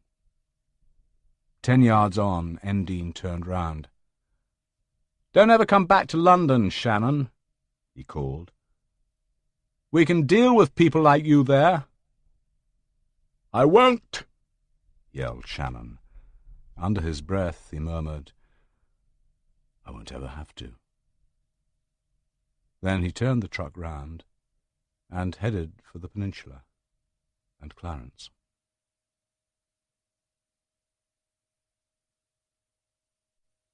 Epilogue. The new government was duly installed, and at the last count was ruling humanely and well. There was hardly a mention of the coup in the European newspapers, just a brief piece in Le Monde to say that dissident units of the Zangaran army had toppled the president on the eve of Independence Day, and that a governing council had taken over the administration pending national elections. But there was nothing in the newspaper to report that the Soviet mining survey team would not be permitted to land in the Republic, and that new arrangements for surveying the area would be made in due course. Big Yanni Dupri and tiny Mark Vlaminck were buried down on the point, beneath the palm trees where the wind blows off the Gulf. The graves were left unmarked, at Shannon's request. The body of Johnny was taken by his own people, who keened over him and buried him according to their own ways. Simon Endine and Sir James Manson kept quiet about their parts in the affair. There was really nothing they could say publicly. Shannon gave Jean-Baptiste Langerotti the £5,000 remaining in his money belt from the operations budget, and the Corsican went back to Europe. He was last heard of heading for Burundi, where he wanted to train the Hutu partisans who were trying to oppose the Tutsi-dominated dictatorship of Micombero. As he told Shannon when they parted on the shore, "It's not really the money. It was never for the money."